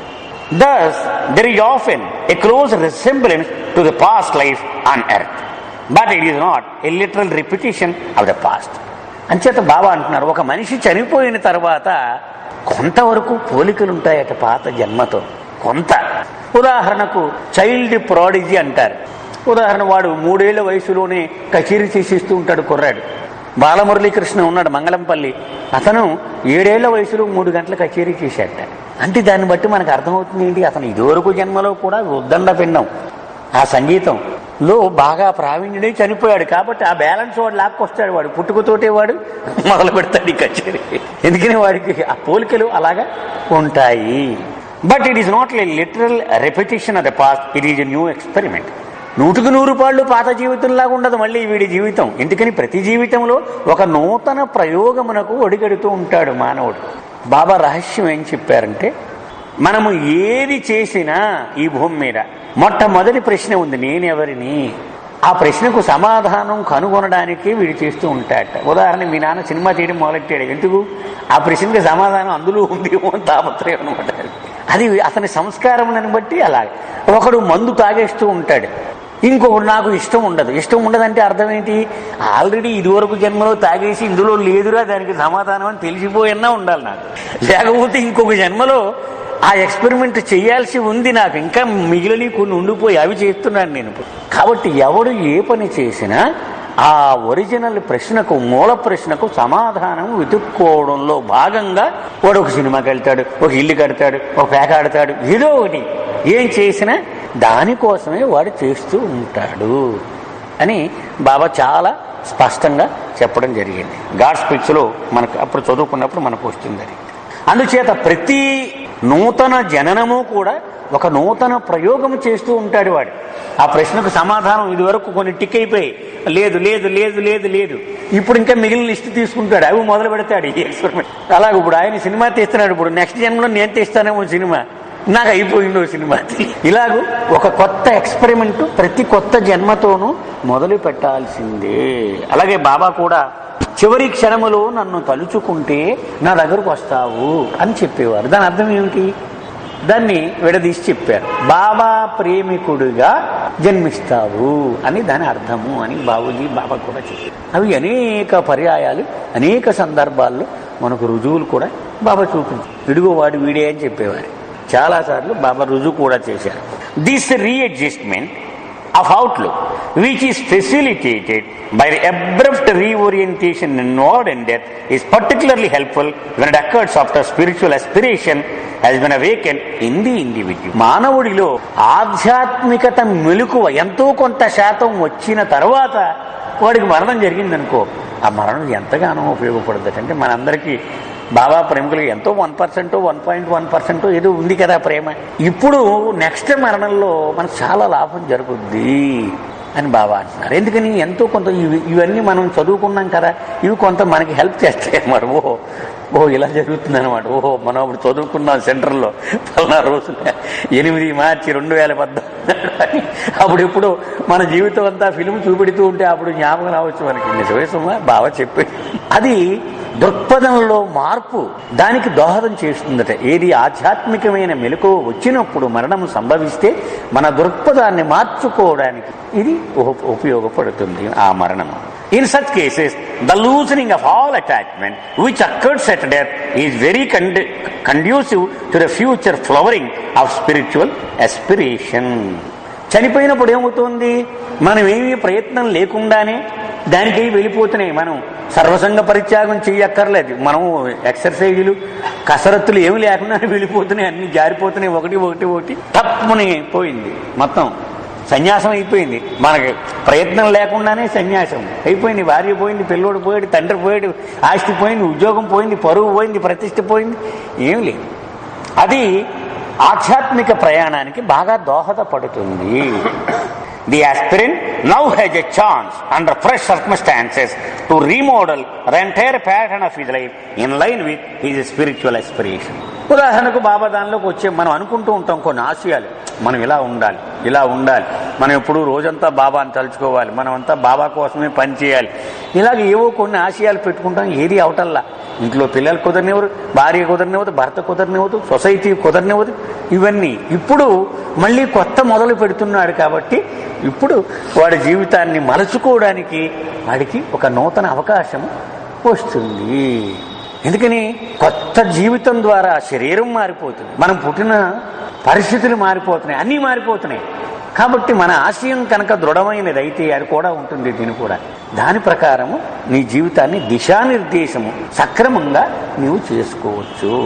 Because of these special opportunities which death offers, the aspirant does not regret his own death. అప్పుడు ఎన్ని కొత్త అవకాశాలు వచ్చాయి, నాకు పోతే పోయింది అదో వచ్చావు అని దాని గురించి ఎక్కువగా విచారించడం కూడా మానుకుంటాడు. For him death is not a cloud without its silver lining. వాడికి పోతే తంటే బూర్లు బుట్టలో పడ్డాను అని సామెత ఉంది కదా, అలాగూ అందులో ఒక మేలు కూడా ఉంది. వస్తే కష్టం వచ్చింది రాని, కానీ అందులో ఒక మేలు ఉంది అని వాడు గుర్తించగలుగుతాడు.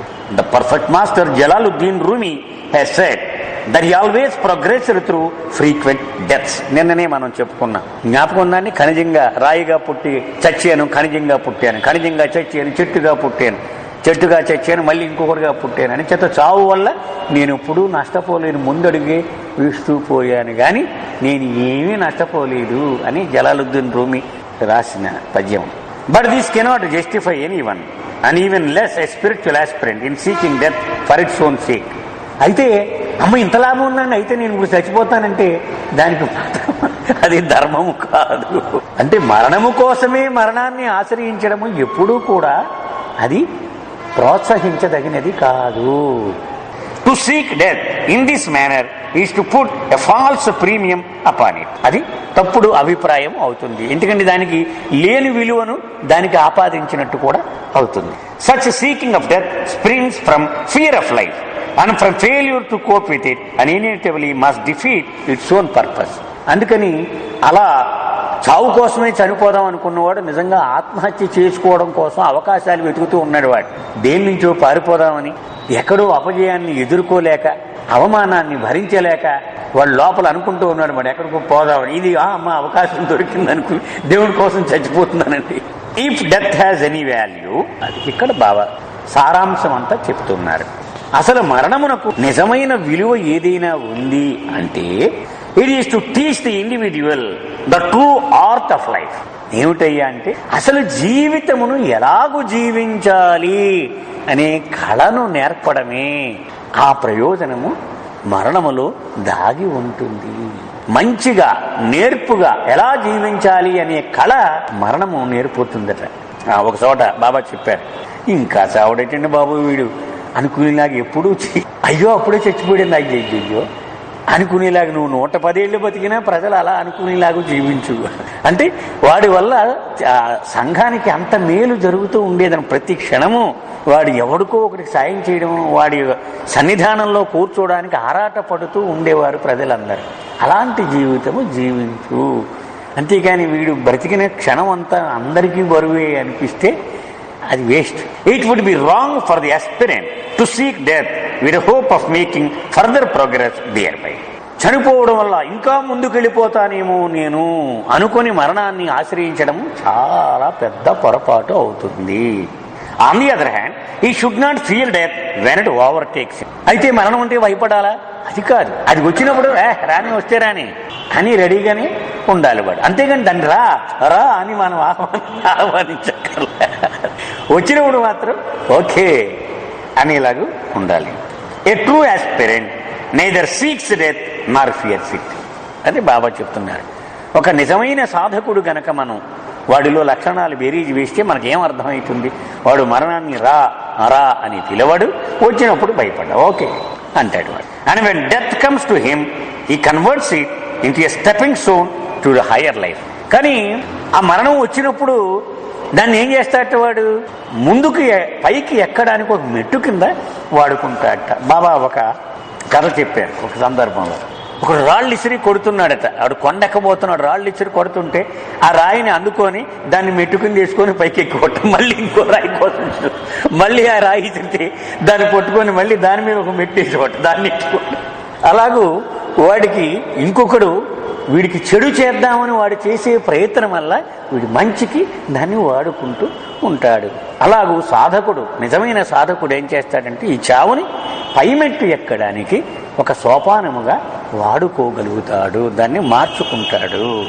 Some people are particularly afraid of the exact moment of death because they anticipate unbearable pain at that instant. Doctor చెప్పేశాడు అనుకోండి మనకి, ఏమన్నా మీరు 2 గంటల కంటే ఎక్కువ బతకరు సార్, అయిపోయింది, ఇంకా గుండె ఆగిపోతుందని. వీడు ఆ 2 గంటలు చాలా హడిలిపోతూ ఉంటాడు. ఎందుకని? ప్రాణం విడిచిపెట్టేసే సమయంలో తట్టుకోలేనంత బాధ ఉంటుంది అని ఒక పొరపాటి అభిప్రాయం కొంతమందిలో ఉంటుంది.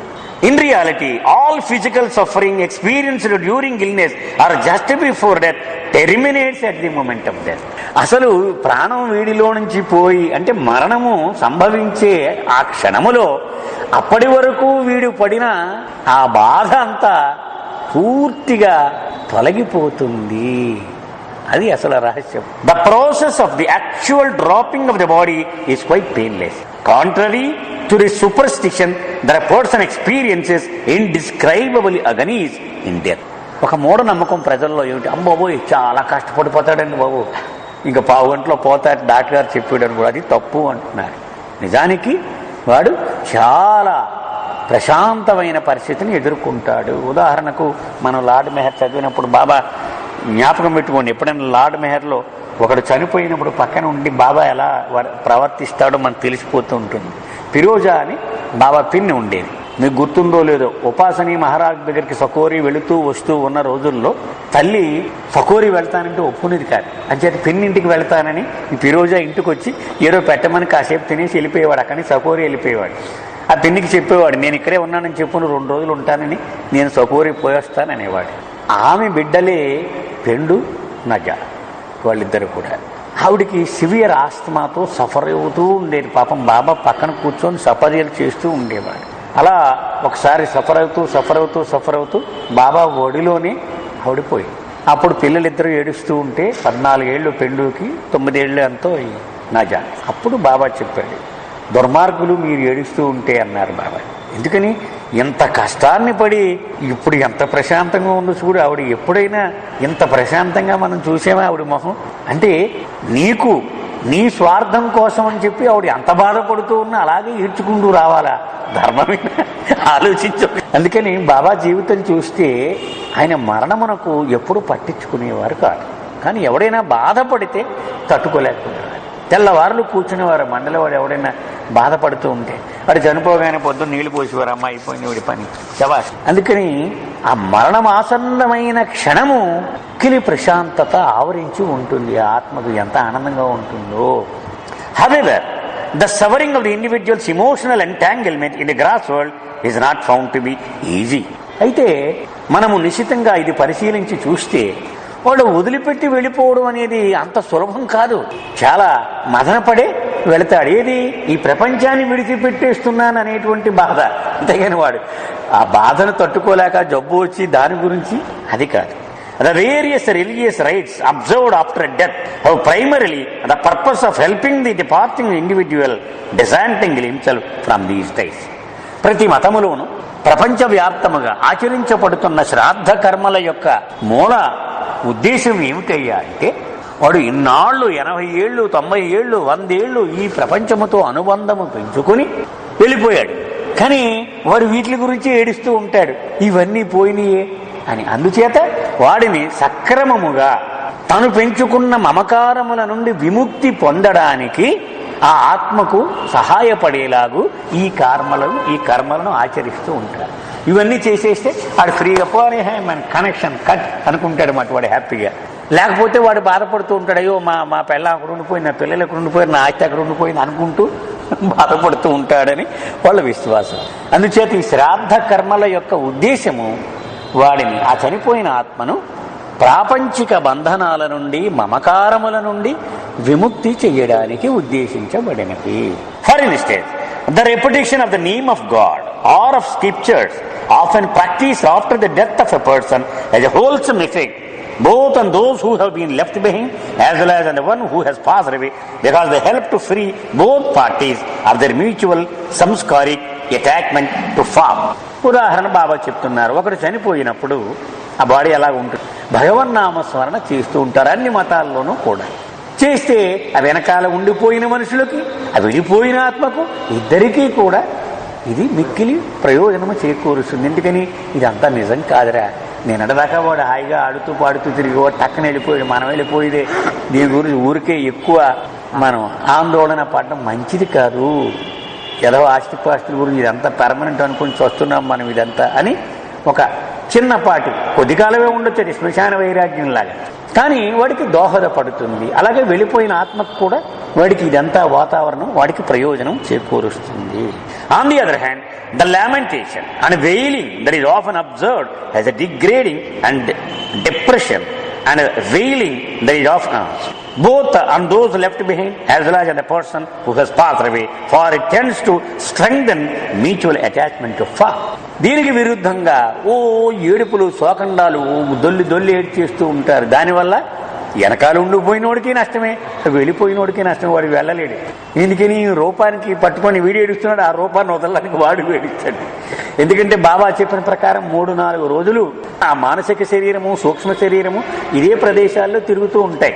వీళ్ళందరూ ఏడుస్తుంటే అనవసరంగా వెళ్ళిపోయి నేను ఉండాలి కాబట్టి బాగుండని వాడు ఏడుస్తాడు. అంచేత ఇద్దరికీ కూడా అది నష్టాన్ని కలుగ చేస్తూ ఉంటుంది.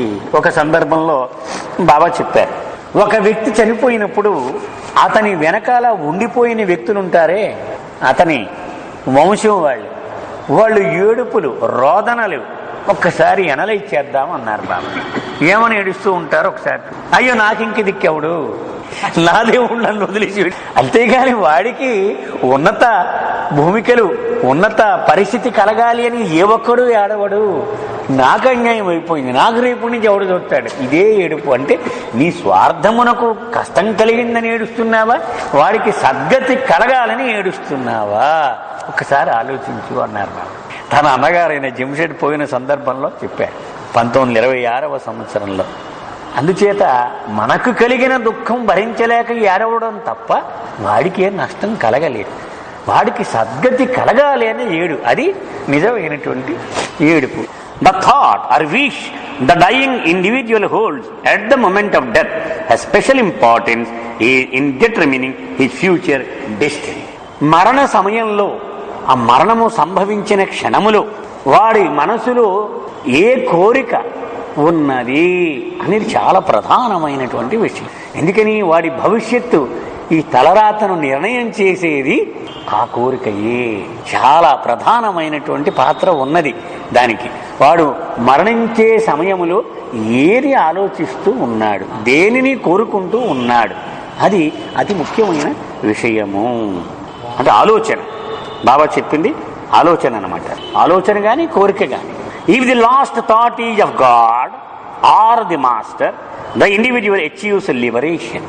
వాడికి వచ్చిన ఆఖరి ఆలోచన భగవంతుడే అయితే, లేక తను విశ్వసించిన గురువే అయితే వాడికి ముక్తి వచ్చేసినట్లే. అది మై విష్. మనం చదివితే ఆఖరిది ఏమనుందండి, నా దివ్యాధికారముతో నేను చెబుతున్నాను, ఎవడైతే తన మరణకాలము ఆసన్నమైనప్పుడు నన్ను స్మరింతురో వాడు తప్పక నన్ను చేరుదురు. బాబా అందులో చెప్పిన మాట. అయితే మరణకాలమందు నన్ను స్మరించడ కడు దుర్లభము. ఈ రోజు నుండి నీవు అభ్యాసము ప్రారంభించనిచో అది కష్టము అని కూడా బాబా చెప్తారు. ఎందుకని మరణకాలములో ఏది జ్ఞాపకం వస్తుంది, ఆఖరణ ఏది బాబా చెప్పారు. నీ జీవితంలో అత్యంత ముఖ్యము అని దేనినైతే నీవు అనుకుంటావో నీ జీవితం అంతా అదే జ్ఞాపకం వస్తుంది. కాకినాడలో 5 ఎకరాలు మెయిన్ రోడ్లో కొనేసేడు 5 కోట్లు పెట్టి అనుకోండి, అది ఏమైపోతుంది.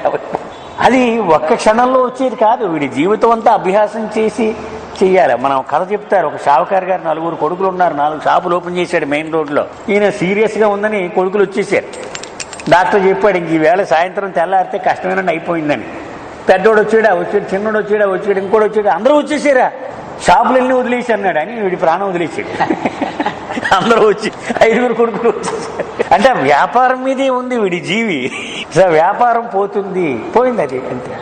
అంటే వాడు ఎన్ని రోజులు ఎన్ని మంత్రాలు చేసి ఎన్ని పూజలు చేసినా వాడి పూర్తి ధ్యాస మాత్రం వ్యాపారం మీదే. అంచేత చివరిలో వాడి ఆలోచన వ్యాపారం మీదకి వెళ్ళింది.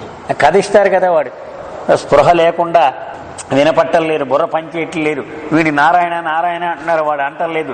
నార తెచ్చి ఒరే ఇది ఏంట్రా అని అడిగారు, ఎందుకంటే కనీసం సగం పుణ్యం వచ్చిందని. అది పీసి అన్నాడు వాడు. అంటే అభ్యాసం అది ఇంపార్టెంట్. అలాగే బాబా ఇంకొక కథ కూడా చెప్పారు. ఒక సేట్ ఉంటాడనమాట.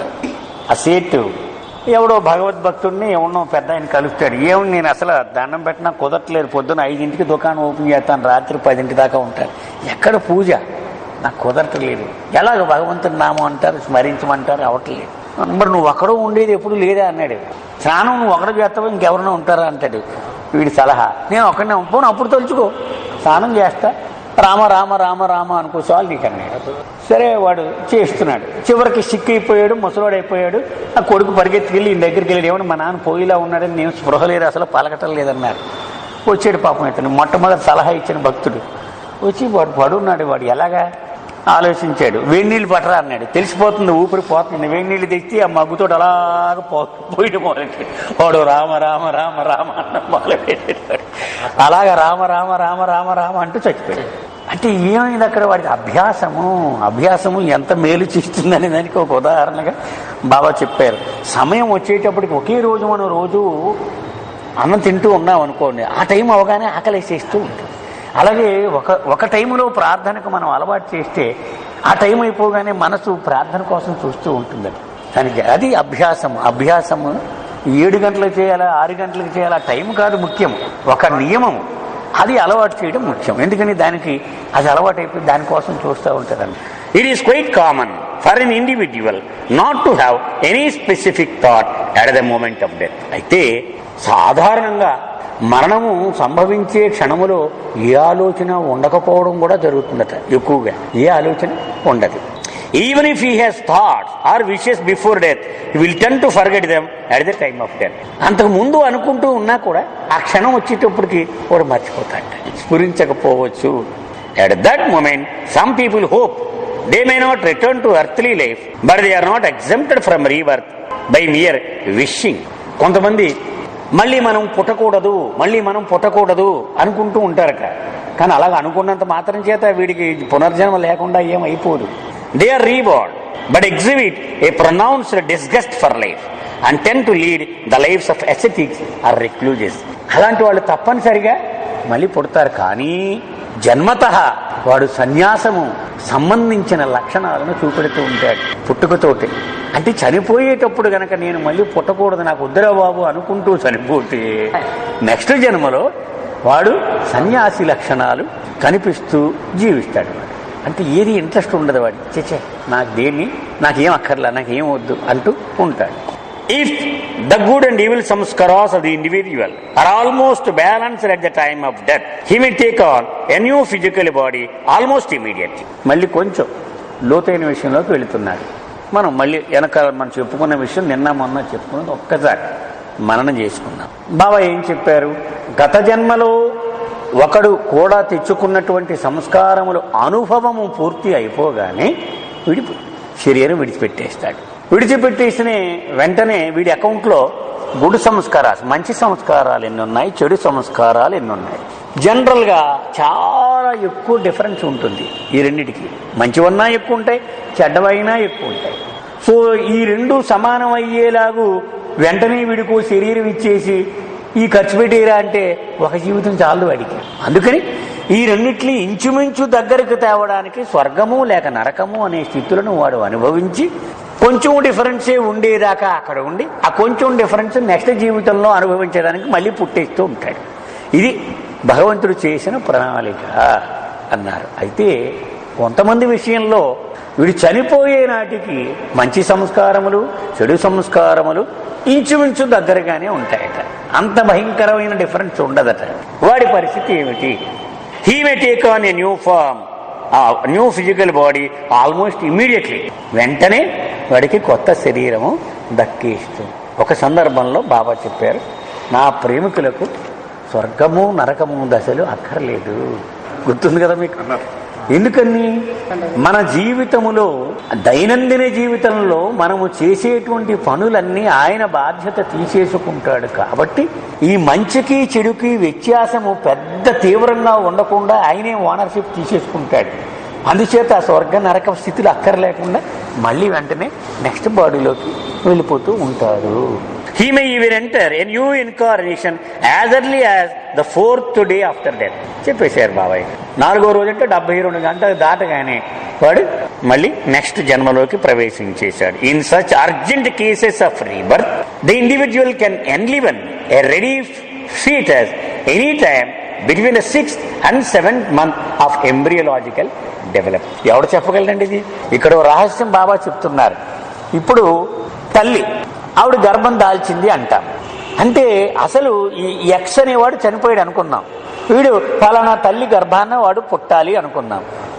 ఎలా ప్రవేశిస్తాడు ఆ తల్లి గర్భంలోకి బాబా అక్కడ వర్ణిస్తూ ఉన్నారు. 6వ నెల వచ్చే వరకు, పిండమునకు 6వ నెల వచ్చే వరకు పిండము తల్లి శరీరములో ఒక భాగముగా ఉంటుందట. 6వ నెల వచ్చిన తర్వాత అప్పుడు పిండము వేరే ఆత్మకు స్థావరంగా అవుతుంది. తల్లి ఆత్మ వేరు, పిండము ఆత్మ వేరు. అంచేత 6వ నెల అనగానే తల్లిదండ్రుల దగ్గర తీసుకొచ్చే జాతి ఇవన్నీ భగవంతుడు కాబట్టి ఆయన చెబితే మనకు అర్థమవుతుంది. అప్పటి వరకు ఆ పిండము తల్లి శరీరంలో ఒక భాగము, అందులో ఇంకొక ఆత్మ లేదు. కానీ 6వ నెల నుండి 2వ ఆత్మ ప్రవేశిస్తుంది. బహుశా ఈ అబార్షన్ చేయడం కూడా 6వ నెలకు ముందే పర్మిట్ చేస్తారు మెడికల్గా. 6వ నెల వస్తే పర్మిట్ చేయరు, ఎందుకంటే అది మర్డర్ కింద వస్తుంది.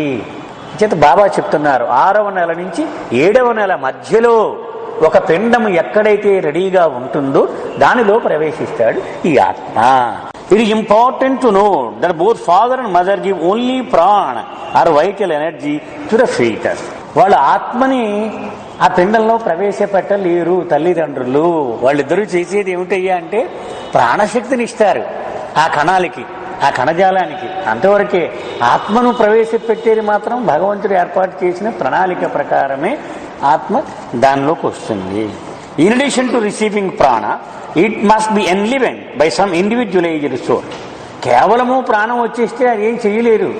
దానికి ఒక ప్రత్యేగాత్మ అంటారు. అంటే ఒక వ్యక్తి ఆత్మ అందులో ప్రవేశించాలి. అప్పుడే అది ఒక ప్రత్యేకమైన వ్యక్తిగా పని చేయగలుగుతుంది. Ordinarily this takes place during the later stages of the embryonic development. పిండము అభివృద్ధి చెందే దశలు మనం చదువుకుంటాం చిన్నప్పుడు. 1వ వారం, 2వ వారం, 3వ వారం అని.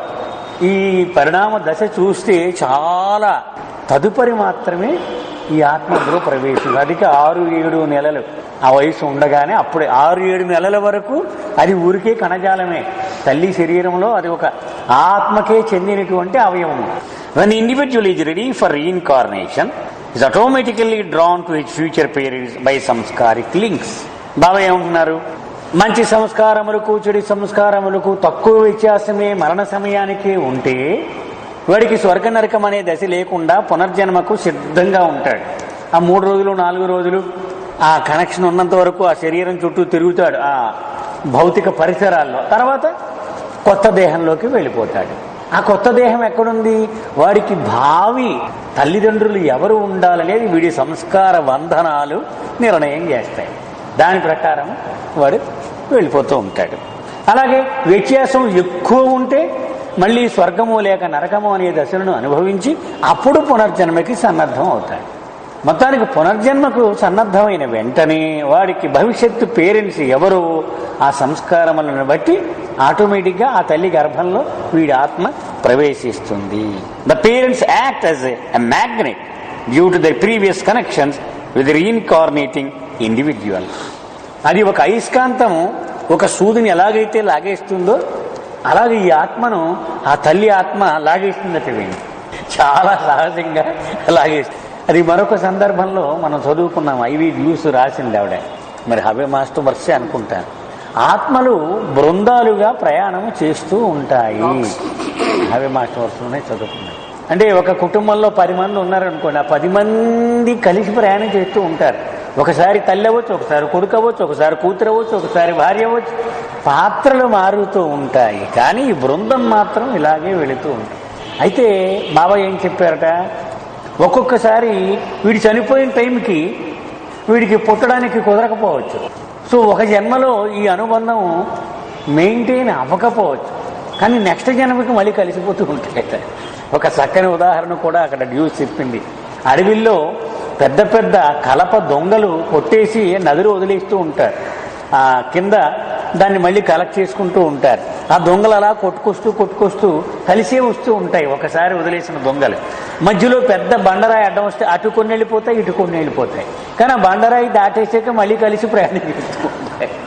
అదే మాదిరిగా ఒక్కొక్కసారి టైమింగ్ కుదరక విడిపోతూ ఉంటున్నారు ఒక ఆత్మ ఈ బృందంతో. కానీ నెక్స్ట్ జన్మలో మళ్ళీ కలిసిపోతూ ఉంటుంది అని కూడా మనం చదువుకున్నాం హవే master works. Occasionally the strongest sanskaric or karmic link which the reincarnation individual has with incarnate individuals is not with a parent but with a brother or a sister. ఒక్కోసారి ఆ కుటుంబంలో వాడు ఎందుకు పుట్టాలంటే తల్లితోనూ తండ్రితోనూ ఉన్న సంబంధాన్ని పట్టే అక్కర్లేదట. అలానా వాడికి వీడు తమ్ముడుగానో అన్నగానో చెల్లిగానో అక్కగానో పుట్టవలసి రావడం వలన కూడా ఆ కుటుంబంలో పుట్టాల్సి వస్తూ ఉంటుంది. చూడండి, తల్లితోటి ఆ ఆత్మకు ఉన్న అనుబంధమే కాకపోవచ్చు, ఆ తల్లికి ఆల్రెడీ పుట్టిన బిడ్డకు చెల్లెలిగానో తమ్ముడుగానో వీడి పుట్టి తీరాలట. అందుకని ఆ తల్లికి పుడతాడు వీడు. అందుకని ఆవిడతో మాత్రమే ఉన్న సంబంధం కాదు, వీడికి నెక్స్ట్ జన్మలో ఎవరు సోదరిగా ఉండాలి, ఎవరు సోదరుడుగా ఉండాలి అనేది కూడా నిర్ణయం చేస్తుంది. It is this link then that determines the family in which he takes birth. అలాగూ ఎవడితో గాఢమైనటువంటి ఆ సంబంధము ఉందో దానిని బట్టి ఏ కుటుంబంలో వాడు పుట్టాలో నిర్ణయం అవుతుంది. In times of emergency, as in wars or epidemics, when thousands of individuals may seek immediate reincarnation, it is not always possible for all to be born into families having strong previous links with them. లక్షలాది మంది చనిపోతూ ఉంటారు యుద్ధాల్లో. మరి అలాంటప్పుడు ఆ తల్లికి పుట్టాలంటే ఎంతమంది పుట్టగలరు? అందుచేత ఒక్కొక్కసారి కుదరకపోవచ్చు. ఇంత ప్రగాఢమైనటువంటి సంస్కార బంధనాలు ఉన్నప్పటికీ అదే కుటుంబంలో పుట్టడం వీలు కాకపోవచ్చు. But if the sanskaric status of the individual is precipitating him towards reincarnation, his taking on of a body is not postponed merely because parents are not available to provide a suitable previous links. అది అంటే మామూలుగా అయితే postpone అయిపోతూ ఉంటుంది. అది next జన్మలో మళ్ళీ చూద్దాంలే, ఇప్పటికీ ఎవడు దొరికితే వాడు. కానీ సాధారణంగా బాగా ప్రగాఢమైనటువంటి సంబంధం ఉన్నప్పుడు మాత్రం పోస్ట్పోన్ అవ్వదు. అది వాడు అదే కుటుంబంలో పుట్టడం జరుగుతూ ఉంటుంది. It is possible through the intervention of the masters to make infinite adjustments through mutual exchanges. గురువుల యొక్క కృషి వలన ఈ ఆత్మలను బదిలీ చేయడం, ఇక్కడోళ్ళని అక్కడికి అక్కడోళ్ళని ఇక్కడికి ఇవన్నీ చేయడం. అందుకే బాబా డివైన్ హ్యుమానిటీ ఆఫ్ అవతార్ నేర్ బాబా అని బిల్ లీపేజ్ రాసిన ఒక పుస్తకం ఉంది, మీకు చదువుతానంటే ఇస్తాను. చాలా బాగున్నాయి. మా 3 పుస్తకాలు వచ్చాయి, చూశారంటారు. ఉన్నాయి కూడా మన దగ్గర సేల్కి. అందులో రాస్తారు, యాజ్ గాడ్ నేను ఎక్కువ కాలము ఖర్చు పెట్టేది పని ఏమిటో తెలుసా మీకు అన్నారు బాబా. ఎవడిని బిడ్డగా ఇవ్వాలి, ఎవడిని భార్యగా ఇవ్వాలి, చాలా భయంకరమైన పని, మీరు ఊహించలేరు అన్నారు. It is a very difficult matrix. నీ తల అసలు ఆగిపోతున్నారు, బుర్ర ఆగిపోతుంది, తట్టుకోలేవు. It is more difficult with my lovers అని కూడా అన్నారు. ఎందుకని వాడికి ఇంకొక పిల్లను కుర్రనో తీసుకొచ్చి కుటుంబంలో పెట్టాలంటే నాతో కూడా వాడికి సంబంధం ఉండాలి. ఎందుకని మరణాన్ని నుంచి వాడు నా సహవాసులు పొందుతూ ఉంటాడు, నాకు దండం పెడుతూ ఉంటాడు వాడు. కాబట్టి అవి కూడా చూసుకోవాలి నేను. ఇవన్నీ నిన్న మీరు ప్రశ్న అడిగారు, మీరు ఇక్కడ సరిగ్గా అది అతికినట్టు సరిపోతుంది అనమాట. ఆయన నిన్న అడిగిన ప్రశ్న ఏమిటంటే, నేనున్నాను, నా కుటుంబం ఉంది, నా భార్య, నా కూతురు, ఎవరో నా కొడుకు, వీళ్ళంతా నాకు చాలా ఇష్టం బాబా అంటే. కానీ మిగిలిన వాళ్ళకి అంత ప్రగాఢమైన విశ్వాసం రావటం లేదు. అలా ఎందుకు జరుగుతుంది అని అడిగారు. అంతే సార్ ఆయన అడిగిన ప్రశ్న. ఇక్కడ సమాధానం ఏమిటంటే, బాబా ఏమన్నారు, ఎలాగైతే గత జన్మలలో ప్రగాఢమైన సంస్కార బంధనము లేకుండా ఆ కుటుంబములోనికి ఒక వ్యక్తి పుట్టలేడో, గత అవతార కాలములలో నాతో అనుబంధము లేకపోతే ఈ అవతారములో నన్ను విశ్వసించలేడు. బాబా చెప్పేశారు, చాలా సూటిగా చెప్పేశారు. అంచేత మనకు ఉంది అని మనం ఒప్పుకోపోయినా, మనం ఎంత దుర్మార్గులు అయినా, ఇదివరకు అవతారాల నుంచి ఆయనతో ఎంతో కొంత సంబంధం, అది 1% అవ్వచ్చు, 10% అవ్వచ్చు, మనకు తెలియదు. అది మరి వాళ్ళకి ఎంతవరకు ఉందో మనం చెప్పలేమని. అదే మెయిన్ అన్నారు బాబా, అదే డిసైడింగ్ ఫ్యాక్టర్.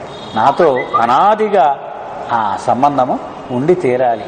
నువ్వు కేవలము నీ స్వయం కృషితో, నీ స్వచ్ఛంద నిర్ణయంతో నా దగ్గరకు వచ్చానని అనుకుంటున్నావు మూర్ఖుడా అన్నారు బాబా. అది గత జన్మల అనుబంధము ప్రకారము ఒక అర్హతనిచ్చింది నా దర్బార్లో ఉండడానికి అని అనేక పర్యాయాలు బాబా చెప్పడం జరిగింది.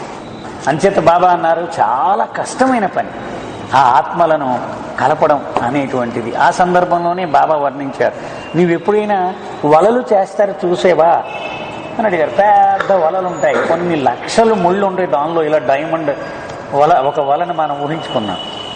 మనం ఏమడుతామంటే, బాబా చిచ్చి ఇలా వద్దు, పలకలుగా ఒక స్క్వేర్ పలకలు చేసేయమంటామంట. అది ఎంత కష్టమో ఆలోచించన్న.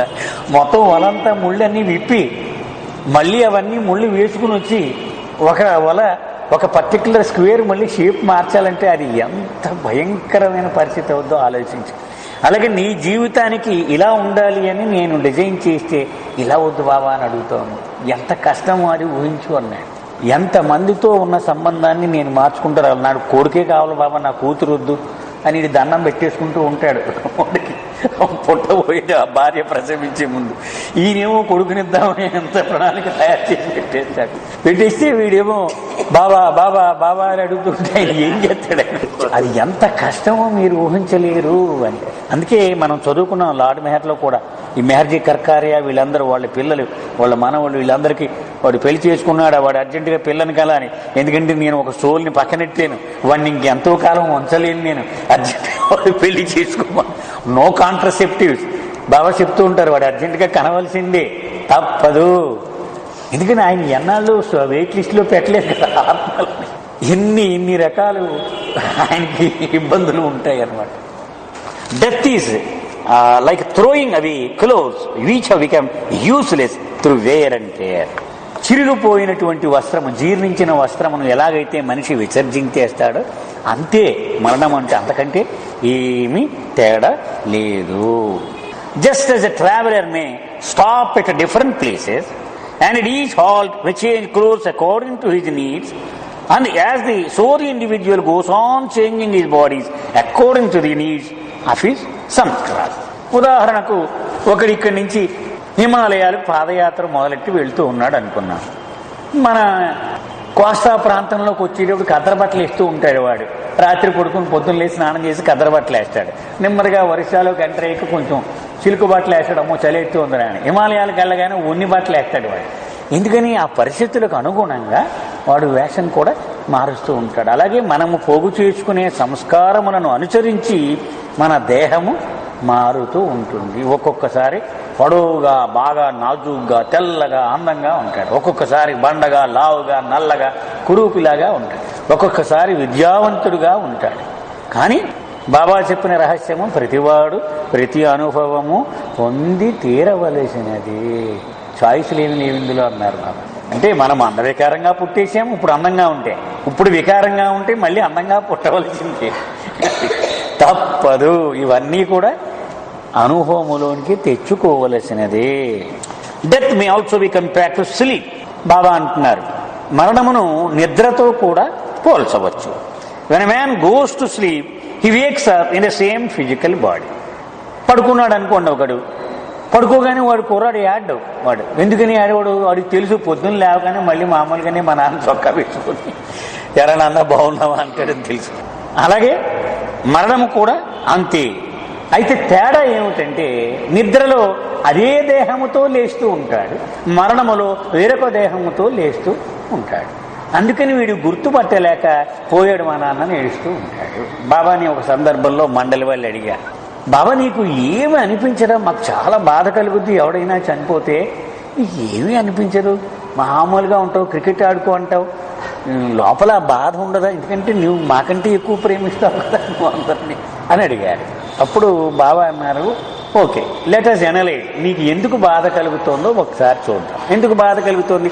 వాడు పోయాడు. ఎక్కడికి పోయాడు తెలియదు నీకు, అందుకని ఏడుస్తున్నావు. నాకు తెలిసి వాడు ఎక్కడికి వెళ్ళాడు. అంచేత ఈ గదిలో ఉన్నవాడు పక్క గదిలోకి వెళితే ఆడవాడు కదా, ఇంట్లో ఎవడో వాడు కొడుకు కానీ వాడి భార్య కానీ. అందుకని నాకు తెలుసు ఆ ఆత్మ ఎక్కడుందో, ఓహో ఇక్కడ ఉంది, ఓకే అని. అంచేత నేను ఎందుకు విచారం పడాలి? నీకు అజ్ఞానములో ఉన్నావు కాబట్టి, నీకు తెలియదు కాబట్టి నువ్వు ఏడుస్తావు. నాకు జ్ఞానం ఉంది కాబట్టి, అది తెలుసు కాబట్టి, ఓహో ఇక్కడి నుంచి ఇక్కడికి వచ్చిందా అనుకుంటాను అంతే. అందుచేత నేను విచారించను అని చెప్పాడు. When he drops his physical body at death he wakes up in another physical body. మరణములో ఒక శరీరమును విడిచిపెట్టినప్పుడు మరొక శరీరములో మెలకు వస్తుంది వాడికి. For most persons the period between death and birth is one of absorption in subjectivity. సర్వసాధారణముగా ప్రతి మనిషికి కూడా చనిపోయి మళ్ళీ తిరిగి పునర్జన్మలో జన్మించే మధ్యకాలము ఉందే, అది తన మీద తాను నిశితముగా ఆలోచన చేసుకునేటువంటి ఆ సమయం అని. సబ్జెక్టివిటీ అంటే తన గురించే, ఇంకెవడి గురించి ఉండదు, తన గురించి అది విశ్లేషణ చేసుకుని శివహావలోకనము చేసుకునేటువంటి ఆ సమయమే అవుతుంది. As mentioned before, after death, the ego mind of the individual normally retains its tie with the remnants of the physical body for 3 or 4 days. ఇదివరకే చెప్పుకున్నట్టుగా మళ్ళీ బాబా చెప్తున్నారు, ఒక వ్యక్తి మరణించిన వెంటనే 3 నుంచి 4 రోజుల వరకు తన భౌతిక దేహం యొక్క అవశేషములతో సంబంధము కొనసాగిస్తూ ఉంటుంది.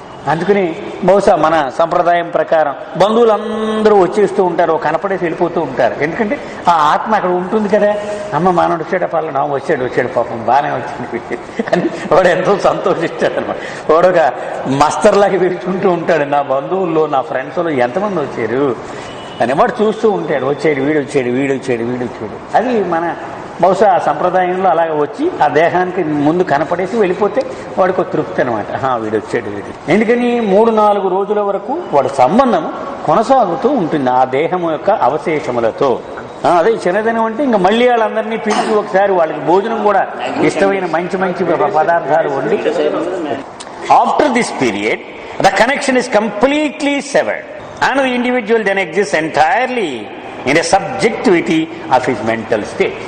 ఆ 3-4 రోజులు దాటిపోయింది అనుకోండి, ఫుల్గా కట్ అంటున్నారు బాబా. వాడికి ఇక స్థూలముతో సంబంధము లేదు, కేవలము మానసిక సంబంధము మాత్రమే వాడికి కొనసాగుతుంది. అది తన గురించిన విషయముల గురించి వాడు మనస్సు చాలా గాఢంగా అంటిపెట్టుకుని ఉంటుంది.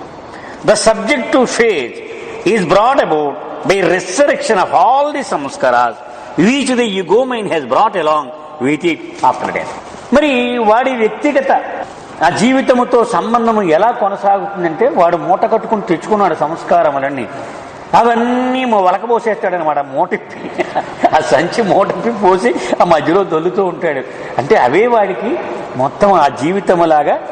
మనం నిన్న అనుకున్నాం, ఒక వీడియో ఫిల్మ్ సీడీ రికార్డ్ చేసి తెచ్చుకుంటాడు, అది స్విచ్ ఆన్ చేసి కూర్చుంటాడు. అది డే 1 నుంచి నువ్వు పుట్టావు, ఎల్కేజీలో చేరావు, వాడిని కొట్టావు, వీడిని తిట్టావు, ఇవన్నీ చూస్తూ ఉంటాడు.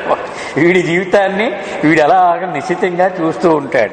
The sudden transplanting of the ego mind from one sphere to another does wear out the scars of the samskaras to some extent, but for the greater part they remain intact. ఈ అహంభరితమైన మనస్సు ఒకటే ఉందనుకున్నాం కదా మనం. భగవంతుడి నుంచి ఆ వాయు రూపంలో ఎప్పుడైతే జీవాత్మ ప్రయాణం మొదలుపెట్టిందో అప్పుడు ఏర్పడిన మానసిక శరీరము లేక మనస్సు అదే కొనసాగుతుంది చిట్ట చివరి వరకు. నేను భగవంతుణ్ణి అనేటువంటి సత్యానుభవం వచ్చే వరకు అదే కొనసాగుతూ ఉంటుంది. అది ఇప్పటి వరకు స్థూల ప్రపంచముతో, స్థూల దేహముతో, స్థూల సంస్కారములతో అనుబంధము కొనసాగించింది. 70 ఏళ్ళు 80 ఏళ్ళు విన్నాడు. సడన్గా ఆ స్థూలాన్ని వదిలేసి మానసికమైనటువంటి ఈ అనుభవంలోకి వచ్చేటప్పటికి పెద్ద షాక్ అయిపోతుంది. అప్పుడే కొంత సంస్కారములు తరుగుదల అనిపిస్తుంది, కొంత తగ్గుతాయి దానివల్ల. అయితే ఎక్కువ శాతం సంస్కారములు మాత్రం యథావిధిగా అలాగే ఉంటాయి. If death had resulted in a complete wiping out of all the samskaric scars on the mind, it would have resulted in emancipation of the individual from all limitation. అలా కాకుండా మొత్తం సంస్కారములు హరించిపోయి అనుకోండి, అలాగా అయిపోయింది, వాడి సిలబస్ పూర్తి అయిపోయింది, వాడికి బ్రహ్మానుభవము సిద్ధించి ఉండేది. కానీ అలా జరగదు. But this does not happen, అలాగూ జరగదు. Not only are the sanskaric imprints retained after death, but the may unroll unhampered in the life after death. ఆ చాప నీట్గా ఇస్త్రీ చేసి చుట్టబెట్టుకుని ఉంటాడు వీడు. మళ్ళీ నెక్స్ట్ జీవితంలో అది మళ్ళీ ఆ చాప విప్పడం మొదలు పెడతాడు వాడు. As the sanskaric sheet is unwound, the individual experiences in the hell or heaven state the suffering or pleasures embodied in the bad and good sanskaras.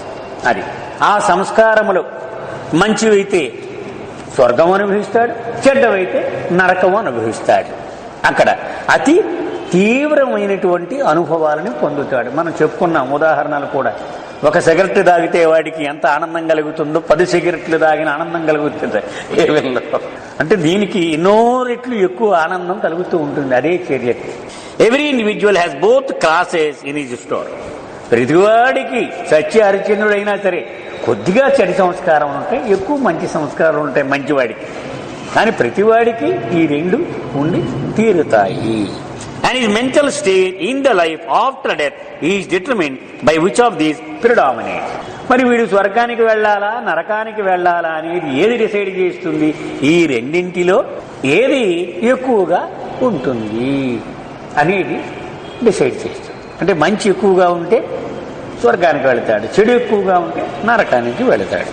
The intensity of the sufferings or pleasures which the individual experiences through these revived samskaras is so great that a greater exhaustion of these samskaras is brought about during a relatively short period than is possible in hundreds of years of suffering or pleasure in the earthly life. ఇందుకు ఇంత గాఢమైనటువంటి అనుభవం వీడు పొందాలి స్వర్గంలో కానీ నరకంలో కానీ. దానికి బాబా రహస్యం చెప్పేస్తున్నారు. అసలు స్వర్గము నరకం ఎందుకు ఏర్పాటు చేశాడు భగవంతుడు?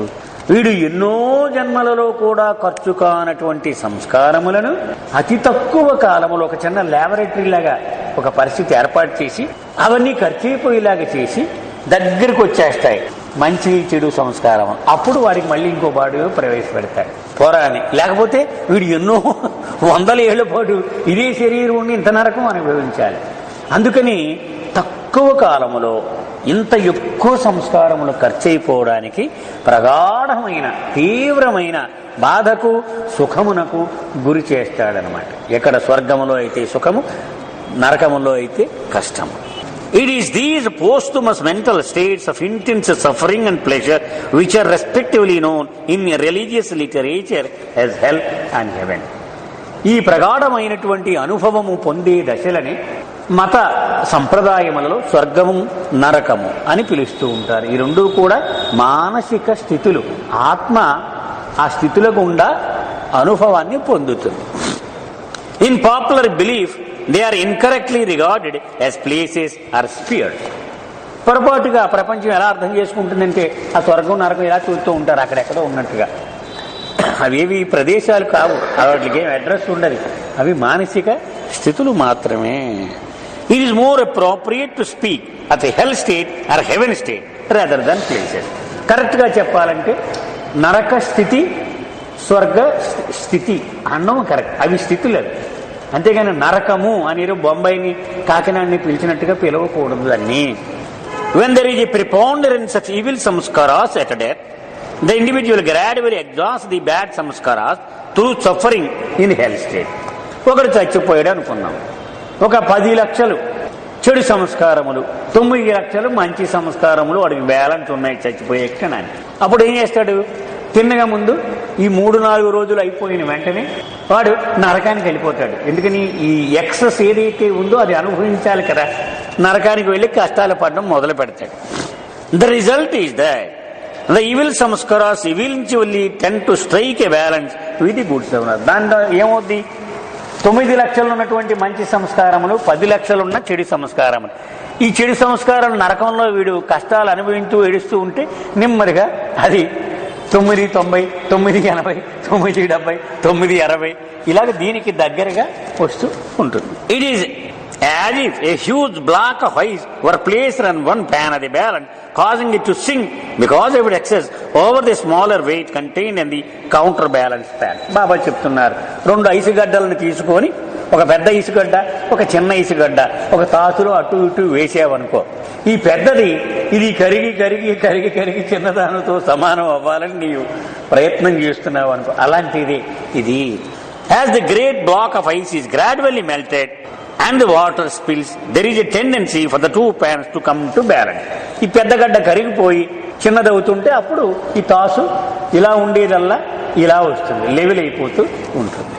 Similarly, as the mass of evil samskaras become attuned through suffering, their preponderance begins to vanish and they almost come into balance with the good samskaras. ఆ విధంగా చెడు సంస్కారములు మంచి సంస్కారములు సమానం అయ్యేటువంటి పరిస్థితి దగ్గరగా వస్తాయి. This moment when the two opposite types of samskaras are almost in a state of balance is the moment when the afterlife of the individual terminates and he finds precipitating into new physical incarnation on earth. ఇక్కడ బాబా చెప్పారు డిస్కోర్సెస్లో రహస్యం. అదేమన్నారంటే, ఇలా ఉంది అనుకుందాం, ఇవి చెడు సంస్కారములు, ఇవి మంచి సంస్కారములు, ఇవి ఎక్కువ ఉన్నాయి, ఇవి ఇలా ఖర్చు పెట్టుకుంటూ ఇక్కడికి వచ్చాడు, ఇంకా ఒక 10-20 ఉన్నాయి డిఫరెన్స్, అక్కడ ఆగిపోద్దట వీడికి. మరణానంతర స్థితి ముగిసిపోద్ది అక్కడతో. వెంటనే వాడు ఇంకొక దేహంలోకి పరిగెట్టుకుని వెళ్ళిపోతాడు. ఎందుకని?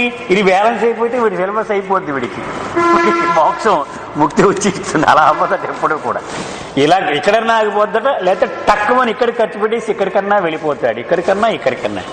ఇలా ఉండదట. ఇలా ఉండాలంటే సద్గురువు యొక్క కానీ అవతారం యొక్క కానీ కృప ఉండాలి, లేకపోతే ఇక్కడ ఆగదు, ఇక్కడే ఆగిపోతుంది, ఇలా వెళ్ళిపోతుంది. ఇది మాత్రం ఇలాగ పర్ఫెక్ట్ బ్యాలెన్స్ మాత్రం రాదు. అక్కడ వీడు మళ్ళీ పునర్జన్మలోకి వెళ్ళిపోయి ఎవడో భవిష్యత్తు తల్లిదండ్రులను వెతుక్కొని ఆ గర్భంలో వీడు ప్రవేశిస్తాడు. He is precipitated into a new physical body because no further purpose is served by continuation of a subjective absorption in the disincarnate life. దేహము లేనటువంటి ఆ జీవితము ఇంకా గడపవలసిన అవసరం లేదు వీడికి. ఎందుకని? మంచి చెడు సంస్కారములు ఇంచుమించు దగ్గరికి వచ్చేసాయి. అసలు ఆ పరిస్థితి ఎందుకు? వీటి దూరంగా ఉన్న వాటిని దగ్గర చేయడానికి, దగ్గరికి వచ్చేసాయి కదా. ఇక మరి ఆ దేహం లేకుండా వేళ్లాడేటువంటి ఆ మరణానంతర స్థితి అక్కర్లేదు వాడి, అయిపోయింది దానిపై. అందుకని వాడు ఇంకొక శరీరంలో ప్రవేశిస్తాడు.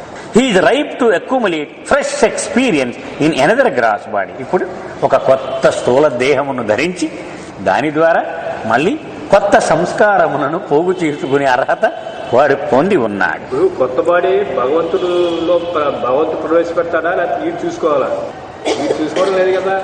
వీడు సంస్కారములు ఏవైతే బ్యాలెన్స్ వీడి దగ్గర ఉన్నాయో వాటితోటే కొత్త శరీరం తయారవుతుంది. వీడు చూసుకోవాలా, భగవంతుడే ప్రవేశపెడతాడు. సహజంగా ఒక సూది అయస్కాంతం దగ్గరికి ఎలాగ ఆకర్షించబడద్దో సంస్కార బంధనాలు ఏ తల్లితో ఉన్నాయో అక్కడికి ఆటోమేటిక్గా వెళ్ళిపోతాడంట. అదే అలాగే ఏర్పాటు చేశారన్నారు బాబా. వీడేం చూడక్కర్లే, వీడికి తెలియదు. ఆ మ్యాగ్నెట్ లాగితే ఎక్కడికి వెళ్ళిపోతాడో ఆటోమేటిక్గా అక్కడికి వెళ్ళిపోతాడు. And for this purpose, he must adopt a vehicle which is suitable for the working out of his unadjusted samskaras. అందుచేత వాడు తెచ్చుకుని ఆ నిలవ పెట్టుకొని ఆ మూటలో ఉన్న సంస్కారములు ఎలాంటివో, అవి ఖర్చు చేయాలంటే ఎలాంటి శరీరము అవసరమో అలాంటి శరీరం అక్కడ రెడీగా తయారవుద్ది. వీడి పిండంలో దూరతాడు కదా, దూరేక వీడికి చాలా అందమైనటువంటి 6 అడుగులు ఉన్నటువంటి శరీరం కావాలనుకున్నాం వీడి సంస్కారాలకి, అలాంటి శరీరమే తయారవుతుంది. అలా కాకుండా 4 అడుగులే ఉండి బండగా నల్లగా ఉండవలసిన సంస్కారం ఉన్నాయనుకోండి వీడి దగ్గర, అలాంటివి ఖర్చు పెట్టాలనుకుందాం, అలాంటి శరీరమే దొరుకుతుంది. అలాగే వీడు గర్భదరిద్రుడిగా పుట్టాలి, ఎందుకంటే ఆల్రెడీ ఐశ్వర్యవంతుడు అయిపోయాడు అనుకుందాం, గర్భదరిద్రుడిగా పుట్టాలనుకుందాం, వాడు ఒక బిచ్చగారింట్లో పుడతాడు. వాడు ఇవన్నీ కూడా వీడి దగ్గర స్టాకు ఎలాంటి సంస్కారాలు ఉన్నాయో అవే నిర్ణయం చేస్తాయి. మనం చదువుకున్న వాడియా పార్కులో బాబా దర్శనం ఇస్తూ ఉన్నారు. 1958 అండి, గుర్తులేదు నాకు కరెక్ట్. ఇస్తూ ఉంటే ఒకడు చాలా టీవీగా ఉన్నాడు, మంచి మనిషి మాత్రం మంచి చూడగానే శవాషణిలా ఉన్నాడు, కానీ బిచ్చమెత్తుకుంటున్నాడు వాడు. అయ్యా అయ్యా అయ్యా అని అడుక్కుంటున్నాడు. అడుకుంటే పొమ్మన్నారు ఈ కార్యకర్తలు అందరూ. బాబా అన్నారు వాడిని పిలవండి అన్నారు. కానీ ఈ రీచిని 5 రూపాయలు ఎంతో ఇమ్మన్నారంట. 5 అంటే ఆ రోజుల్లో ఎక్కువే, ఇప్పుడు 500 ఎత్తుకొని వాడు వెళ్ళిపోయాక అప్పుడు బాబా చెప్పారు, వీడు ఈ ప్రాంతానికి రాజు. ఈ వరకు జన్మలో వాడు దుష్టుడుగా జీవించి ఎవ్వడికి ఎంత సాయం కూడా చెయ్యలేదు తన ప్రజలకి. కాబట్టి అదే ప్రాంతంలో అడుక్కుంటూ వాడు రుణం తీర్చుకుంటాడు. వాడు అంటే మనకు ఇప్పుడు ఎగ్జాంపుల్ అన్నమాట, బాబా దగ్గర జరిగినటువంటి ఎగ్జాంపుల్. కాబట్టి వాడు చెడు నడత వలన, స్వార్థము వలన ఎవ్వడికి ఇంత సహాయం కూడా చెయ్యగలిగి ఉండి కూడా వాడు చెయ్యలేదు. అందుచేత వాడు పోగు చేసుకున్న సంస్కారములు ఎలాంటివి? దరిద్రాన్ని అనుభవించాలి. పైపెచ్చి ఏ ప్రాంతంలో అయితే వాడు సాయం చేయలేదో అక్కడే వాడు ముష్టెత్తుకునే పరిస్థితి, ఆ సంస్కారాలు ఉన్నాయి. కనుక అక్కడ ఒక బిచ్చగాడి ఇంట్లో ఎక్కడో పుట్టాడు వాడు, దరిద్రుడి కింద పుట్టాడు వాడు, పుట్టి ఆ రుణం తీర్చుకుంటున్నాడు. అది అనమాట. అలాగూ వాడు ఏది అవసరమో దాన్ని బట్టి ఇప్పుడు మనం ఉదాహరణకు ఒక మూసలో పోసామనుకోండి, పంచదార పోస్తే అంతా తీగా ఉంటుంది, ఆ మూస అంతా కూడా ఏదో చిలకేదో పోస్తారు పోతాయి. అది కాకుండా అలా కాకుండా కారం కలిపేసింది పోస్తే మొత్తం కారంగా ఉంటుంది ఆ బొమ్మ అంతా, బొమ్మ ఒకలాగే ఉండొచ్చు. అలాగే మనం ఏ పదార్థం పోసామో దాన్ని బట్టి ఆ బొమ్మ యొక్క ప్రవృత్తి ఆధారపడి ఉంటుంది. అలాగే మనము ఎలాంటి సంస్కారములు నిలవ కూడా తెచ్చుకున్నామో దానిని బట్టి ఆ దేహము, ఆ జీవితములో వీడి నడత, ఇవన్నీ ఆధారపడి ఉంటాయి. ఖర్చు కాకుండా వీడి దగ్గర ఎలాంటి సంస్కారములు మిగిలిపోయాయో ఆ సంస్కారములు ఖర్చు పెట్టాలంటే ఎలాంటి పరిస్థితి వీడికి అవసరమో, ఎలాంటి దేహము వీడికి అవసరమో అదే పరిస్థితి, అదే దేహము వీడికి సంక్రమిస్తాయి. బాబా చెప్పారు, నీ దేహము నువ్వు తెచ్చుకున్నదే, ఎవరిని నిందించకన్నారు చెప్పారు బాబా. నువ్వు ఎవరిని నిందిస్తావు, నువ్వే తెచ్చుకున్నావు, నాకేమిటి సంబంధం లేదు, నాకేమి. బాబా నన్ను ఎంత అన్యాయం చేసేవాడిని ఏడుస్తూ ఉంటావు, నేనేమి అన్యాయం చేయను, నువ్వు చేసుకున్నదే ఇదంతా, నేనేమి చేయను. అది అరుదుగా నాకు అత్యంత ప్రీతిపాత్రుడైన వాడికి ఒక ప్రత్యేకమైన బహుమానముగా ఎప్పుడైనా స్పెషల్ కష్టం ఇస్తూ ఉంటాను, అది అందరికీ ఇవ్వను. అది వీడి సంస్కార ఫలితము కాకపోవచ్చు, ఆయన ఇస్తాడట కొంతమందికే. If the individual soul has been exhausting an excess of evil samskaras and has therefore been undergoing a hell state, he may jump into a new incarnation in which good samskaras tend to dominate. So చెడు సంస్కారములు ఖర్చు పెట్టుకుంటూ నరకాన్ని అనుభవిస్తూ ఉన్నటువంటి ఆ ఆత్మ మరు జన్మలో మంచి సంస్కారములు, దాన్ని ఏమంటామండి, ప్రిడామినెంట్ అంటే కాదు, తెలుగులో ప్రిడామినెంట్ అంటే అదే మంచి సంస్కారములు అధికంగా ఉండేటువంటి ఆ జీవితంలోకి వాడు వెళతాడు. The cause of this unexpected reversal is to be found in the strength of flow of the samskaric current. బాబా ఏమంటున్నారు, సంస్కారములు ఖర్చు అవుతూ ఉన్నప్పుడు అదొక ఉద్ధృతిలాగా, కెరటంలాగా ఖర్చు అవుతుందట. ఉదాహరణకు మనం ఇందాక అనుకున్నదే తీసుకున్నాం, 10 లక్షలు చెడు సంస్కారములు, 9 లక్షలు మంచి సంస్కారములతో వీడి చచ్చాడు. ఈ 1,00,000 ఎక్సెస్ ఉండిపోయింది చెడు సంస్కారములు. ఇది ఖర్చు పెట్టుకోవడం మొదలెట్టాడు, కష్టాలు పడుతున్నాడు. అది అంత తొందరగా ఆగదట. ఆ కష్టాలు పడడం వీడికి అది ఒక ఉద్ధృతిలాగా వచ్చి అది ఇలాగ వెళ్ళిపోయి 8 లక్షలు అయిపోద్ది వాడు బ్యాలెన్స్. అంటే మంచి సంస్కారములు వెళ్ళి పెరిగిపోతాయి. ఆ సంస్కారములు ఖర్చు అయ్యేటువంటి ఆ కెరటము ఆగదట మధ్యలో, ఒక్కసారి దాటి వెళ్ళిపోయి మంచి సంస్కారములు ఎక్కువైపోతాయి, చెడు సంస్కారములు తక్కువైపోతాయి కదా. అది మళ్ళీ వాడు మంచి జీవితము వాడికి మొదలవుతుంది అవ్వచ్చు. మంచివే ప్రిడామినేట్ అయ్యేటువంటి పరిస్థితులు వాడు పుట్టాడు. At the time he incarnates, the individual had already been relieved of the excess of his evil samskaras. Explain చేస్తున్నారు బాబా. వాడు మొట్టమొదట చనిపోయినప్పుడు చెడు సంస్కారములు ఎక్కువ ఆ పరిస్థితుల్లో చచ్చిపోయాడు. కానీ నరకంలో అనుభవించి మంచి సంస్కారములే ఎక్కువైన స్థితిలో మళ్ళీ పుట్టాడు వాడు భూమి మీద. అంచేత చెడు సంస్కారములు ఎక్కువ అని పరిస్థితి లేదు, వాడి పుట్టుకతోటే అవి తొలగిపోయాయి. And the strong tide of his good sanskaras was about to predominate. అందుచేత ఇంకా ఆ మంచి అనేటువంటిది అధికంగా ఉంది వాడి జీవితంలో. Consequently it is the vigorous current of the good samskaras which motivates him in his new incarnation. అందుచేత వాడు పుట్టే ముందు నరకములో కష్టాలు పడి మంచి పోగు చేసుకున్నాడు. ఈ జీవితంలో కూడా వాడు మంచే పోగు చేసుకునేటువంటి ఆ నైజం వీడి కొనసాగుతూ ఉంటుంది. Thus a man who had been a profligate in his last life might begin his new incarnation with a marked inclination towards asceticism. అంచేత బహుదుర్మార్గుడుగా కేవలము ఐశ్వర్యం మీద కన్ను ఉండి చనిపోయిన వ్యక్తి ఈ సాధు లక్షణాలతో వాడును మళ్ళీ తర్వాత జీవితాన్ని ప్రారంభించవచ్చు. ఎందుకని నరకంలో వాడు అవన్నీ బాకీ తీర్చేసుకున్నారు పాపం వాడు. కన్వర్స్లీ దీనికి రివర్స్ కూడా బాబా చెప్తున్నారు. దీనికి విరుద్ధముగా a swing over can occur from good to bad when one jumps into an incarnation from a heaven state in which the preponderance of good samskaras had been exhausted through intense imaginative pleasure. Reverse మనకు అర్థమైపోయిందిగా, చెడు సంస్కారములు తక్కువ మంచి సంస్కారములు ఎక్కువ ఉండగా వాడు చచ్చాడు కాబట్టి స్వర్గానికి వెళ్ళిపోయాడు. ఎందుకని ఎక్సెస్ మంచి సంస్కారములు అనుభవించేయి అన్నారు. వెళ్ళిపోయి అనుభవించడం మొదలుపెట్టి ఆఖరికి ఏ స్టేజ్కి వచ్చేసి చెడు సంస్కారాలు ఎక్కువ ఈ స్టేజ్కి వచ్చేది. సో ఇంకా చెడు సంస్కారములు పోగు చేసుకునేటువంటి ఆ పరిస్థితిలోనే కొనసాగుతాడు పుట్టిన తర్వాత కూడా. The moment of incarnation into a new physical body is precipitated when the good and the bad samskaras have almost balanced. The bad samskaras is about to predominate. అదే మనం అనుకున్నదే. A change over at incarnation from good to bad or from bad to good should not be taken as a universal law. అయితే విశ్వంలో ప్రతి ఆత్మ చనిపోయినప్పుడు ఇలాగే జరుగుతుందని రూలేమీ లేదు. సర్వసాధారణంగా reversal of individual nature is frequent. ఒక్కొక్కసారి అది విరుద్ధంగా కూడా జరుగుతూ ఉండవచ్చు. But cases are also quite common in which the individual remains persistently good or bad for several incarnation. కొన్ని జన్మలు కొంతమందట కంటిన్యూస్గా మంచివాడి కిందే ఉంటారు, అలాగే పుడుతూ ఉంటారు. కొంతమంది ఎప్పుడు చెడ్డగానే వాళ్ళు పుడుతూ ఉంటారు. హవి మాస్టర్ బర్త్లో ఒక చోట చదువుకున్నాం మనం.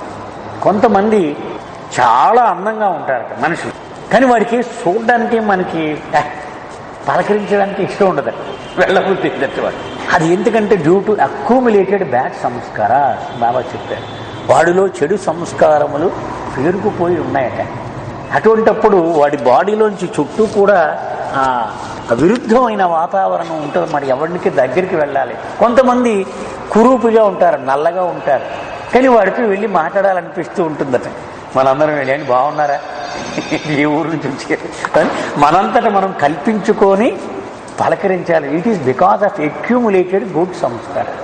ఆ మంచి సంస్కారములు వాడిలో పేరుకొని ఉంటే దాని ప్రభావం వాడి చుట్టూ అంతా వ్యాపించి ఉంటుంది అన్నారు. అలా కొంతమంది వరుసలో చెడు ప్రవృత్తి కలిగి ఉంటారు, కొంతమంది వరుసగా మంచి జన్మల్లోనే పుడుతూ ఉంటారు. In such cases, the incarnation occurs before the opposite type of samskaras had built up a current of flow. అది బాబా చెప్తున్నారు. ఎందుకు మంచివాడిగానే ఎందుకు పుడతాడంటే స్వర్గము నరకము స్థితుల్లో ఎక్కువగా ఖర్చు అయిపోకుండా మళ్ళీ పుట్టిస్తూ ఉంటాడు. అంటే ఏది ఎక్కువగా ఉన్నది, మంచి ఎక్కువగా చచ్చిపోయాడు. సో మంచి ఎక్కువగా ఉండగానే ఇంకా చెడు డామినేట్ చెయ్యకముందే వీడు మళ్ళీ పుట్టిస్తూ ఉంటాడు. కాబట్టి మంచివాడు కిందే పుడతాడు. అలాగూ కొన్ని జరుగుతూ ఉంటాయి. దీని అర్థం ఏమిటయ్యా అంటే మనం ఖచ్చితంగా ఈ సైన్స్ ఫార్ములా లాగా ఇలాగే జరుగుతుంది అని చెప్పడానికి ఆస్కారం లేదు. ఇది సర్వసాధారణము, కానీ మన చేతిలో ఏం లేదు. మనం అన్నీ అర్థం చేసుకున్నాం అనుకోవడానికి లేదు. The beginning of the true existence of the individual self occurs at the moment when consciousness, in the course of its evolution, adopts its first human form. మనం చాలాసార్లు చెప్పుకున్నాం. ఏమిటది? ఒక వ్యక్తి ఆయన అస్తిత్వము సంపూర్ణముగా ఎప్పటి నుంచి మొదలవుతుంది? అతను ఒక నేను అనేది పూర్తిగా ఎప్పుడు మొదలవుద్ది? చైతన్య పరిణామ క్రమము పూర్తి అయ్యి చైతన్యము సంపూర్ణము అయినప్పుడు మాత్రమే ఆ పరిస్థితి వస్తుంది. అంతే కదండి. అది ఎప్పుడు జరుగుద్ది? మొట్టమొదటి మానవ రూపము రాగానే వాడికి తెలుసు, సంపూర్ణంగా కాన్షియస్నెస్ చైతన్యము పెరిగింది పూర్తిగా. వాడు ఏం చెప్పాలి? నేను భగవంతుడను అని చెప్పాలి. కానీ దౌర్భాగ్యం ఏంటంటే నేను ఫలానా అని చెప్తాడు. కారణం ఏమిటి? ఇంకా వాడి దగ్గర స్టాకు ఉండిపోయిన సంస్కారముల వలన. అవి వదిలిపోతే నేను భగవంతుణ్ణి అంటాడు. అందుచేత ఆ నేను అనే దాని మీద ఆ వ్యక్తిగతంగా ఘంటాపదంగా బజాయించి ఎప్పుడు చెప్పగలడు? మొట్టమొదట మానవ రూపం వచ్చినప్పుడు చెప్పగలడు. This also represents the terminal step in its evolutionary development. ఆత్మ యొక్క పరిణామ క్రమాన్ని గనక మనం చూస్తే ఆ పరిణామ క్రమము అనే దశ సంపూర్ణము అయిపోయింది. మొట్టమొదటి మానవ దేహం రాగానే ఆ చాప్టర్ క్లోజ్. ఆ పుస్తకం తీసి పక్కన పడేయచ్చు. నెక్స్ట్ క్లాస్ వెళ్ళిపోయినట్టేమని. నెక్స్ట్ క్లాస్ ఏమిటమ్మా? ఎవల్యూషన్ అయిపోగానే రీఇన్కార్నేషన్, పునర్జన్మ ప్రక్రియ. అది అయిపోయిన తర్వాత ఇన్వల్యూషన్, అంత పరిణామ ప్రక్రియ. చివరిలో రియలైజేషన్, బ్రహ్మానుభవము. అయితే వాడు మొట్టమొదటి మానవదేహంలో నేను భగవంతుడు అనే వదులు నేను మానవుణ్ణి అంటున్నాడు. ఎందుకని? సంస్కారముల వలన. కనుక సంస్కారమును తొలగించారు. అందుకని రీఇన్కార్నేషన్ చెప్పారు. అటు ఇటు మంచి చెడ, మంచి చెడు, అందము, వికారము, ఐశ్వర్యము, దరిద్రము ఇవన్నీ అనుభవించి అనుభవించి అనుభవించి పునర్జన్మ ప్రక్రియలో అప్పుడు సంస్కారములు కూడా లూజ్ అయినాయి, బాహ్య రూపము కూడా పరిపూర్ణం అయిపోయింది. కానీ సంపూర్ణముగా సంస్కారములను వదలు కొట్టుకోవాలంటే స్థూల చైతన్యము నుంచి సూక్ష్మ చైతన్యంలోకి అడుగుపెట్టాలి. అంటే అంతఃపరిణామము, లోపలికి సంబంధించిన మార్పు కూడా రావాలి. ఇప్పటి వరకు బయట మార్పే జరిగింది. లోపలి మార్పును అంతఃపరిణామము అని బాబా చెప్పారు. అంటే లోపల అంటే లోపల మార్పు, అది ఇన్వల్యూషన్. అంటే బాహ్యము అంటే స్థూలము పోయి సూక్ష్మము మానసికము, ఆ రెండు ప్రపంచాలు అవి కూడా మనం ప్రయాణం పూర్తి చేస్తే అప్పుడు సంస్కారములు పూర్తిగా వదిలిపోయి బయట ఎలాగా పరిపూర్ణమైపోయింది, లోపల కూడా పరిపూర్ణం అయిపోతే అప్పుడు బ్రహ్మానుభవము వస్తుంది. ఇవన్నీ పూర్తి అయ్యేటోటికి నేను ఫలానా కాదు, నేను భగవంతుడను, ఉన్నది నేనొక్కడినే, I alone exist. This also represents the terminal step in its evolutionary development. అది అంటే చైతన్య పరిణామ ప్రక్రియ అంతమైపోయింది అనే దానికి మొట్టమొదటి మానవ దేహము ఒక సంకేతముగా మనం చెప్పవచ్చు. This is the moment when the limited individuality is crystallized as the I that exhibits the basic characteristic of self-consciousness. అప్పుడు ఏమవుతుందట, నేను అనేది సంపూర్ణముగా వాడు అధికారికంగా వాడు ప్రకటన చేయగలడు. అంటే మనము అర్థం చేసుకోవడానికి ఒక ఆవు నేను ఆవును అని ఘంటాపదంగా నేను మానవుణ్ణి అని చెప్పినట్టుగా అది చెప్పలేదు. ఎందుకని, దానికి ఆ నేను అనే భావము ఇంకా పరిణతి చెందలేదు. జంతువు ఏది కూడా నేను ఫలానా ఇది నాది అని అది చెప్పలేదు. అంచేతే అది ఏదో తినడానికి చూసుకుంటుంది తప్ప ఆస్తులు దోచుకొని పెట్టుకోవటం లేదని. మానవుడికి మాత్రం నాది. చిన్న కుర్రాడు కూడా ఇది ఇవ్వగానే అమ్మ నాది ఎందుకంటున్నాడు వాడికి సంపూర్ణమైనటువంటి ఆ చైతన్యం వచ్చి నేను అనేది చాలా గాఢంగా వాడిలో భేషజం లేదు. కాబట్టి వాడి వెంటనే ప్రతి విషయంలోనూ ఇది నాది అంటుంటాడు. అది ఏ జంతువు అది చెప్పలేరు. అది అందుకని మానవుడికి మాత్రమే మొట్టమొదటి మానవ దేహం బాగానే అది ఏర్పడింది. వాడికి సంపూర్ణమైన స్వీయ చైతన్యము, నేను ఫలానా. This is the true birth of the individual. ఒక వ్యక్తి ఎప్పుడు పుట్టాడయ్యా అని అడిగితే ఇప్పుడు పుట్టాడని చెప్పొచ్చు మనం. ఏది అంటే మొట్టమొదటి మానవ దేహము రాగానే ఇప్పుడు. అందుకని బాబా గాస్పిక్స్ గురించి వివరించి చెబుతూ ఉన్నప్పుడు ఇలా చెప్పారు ఒక formula. The unconscious God has become conscious man in order to become conscious God. అది బాబా చెప్పారు. అది మనం కంఠస్థం చేసేయాలి. అంటే అసలు తనెవరో తానుకు చైతన్యము లేనటువంటి భగవంతుడు చైతన్యపూర్వకముగా తనెవరో అనుభూతి పొందడం కోసము చైతన్యము గల మానవుడిగా అయ్యాడు. అంటే అంత ముఖ్యమైనటువంటి పాత్ర ఇచ్చాడు మానవ దేహానికి.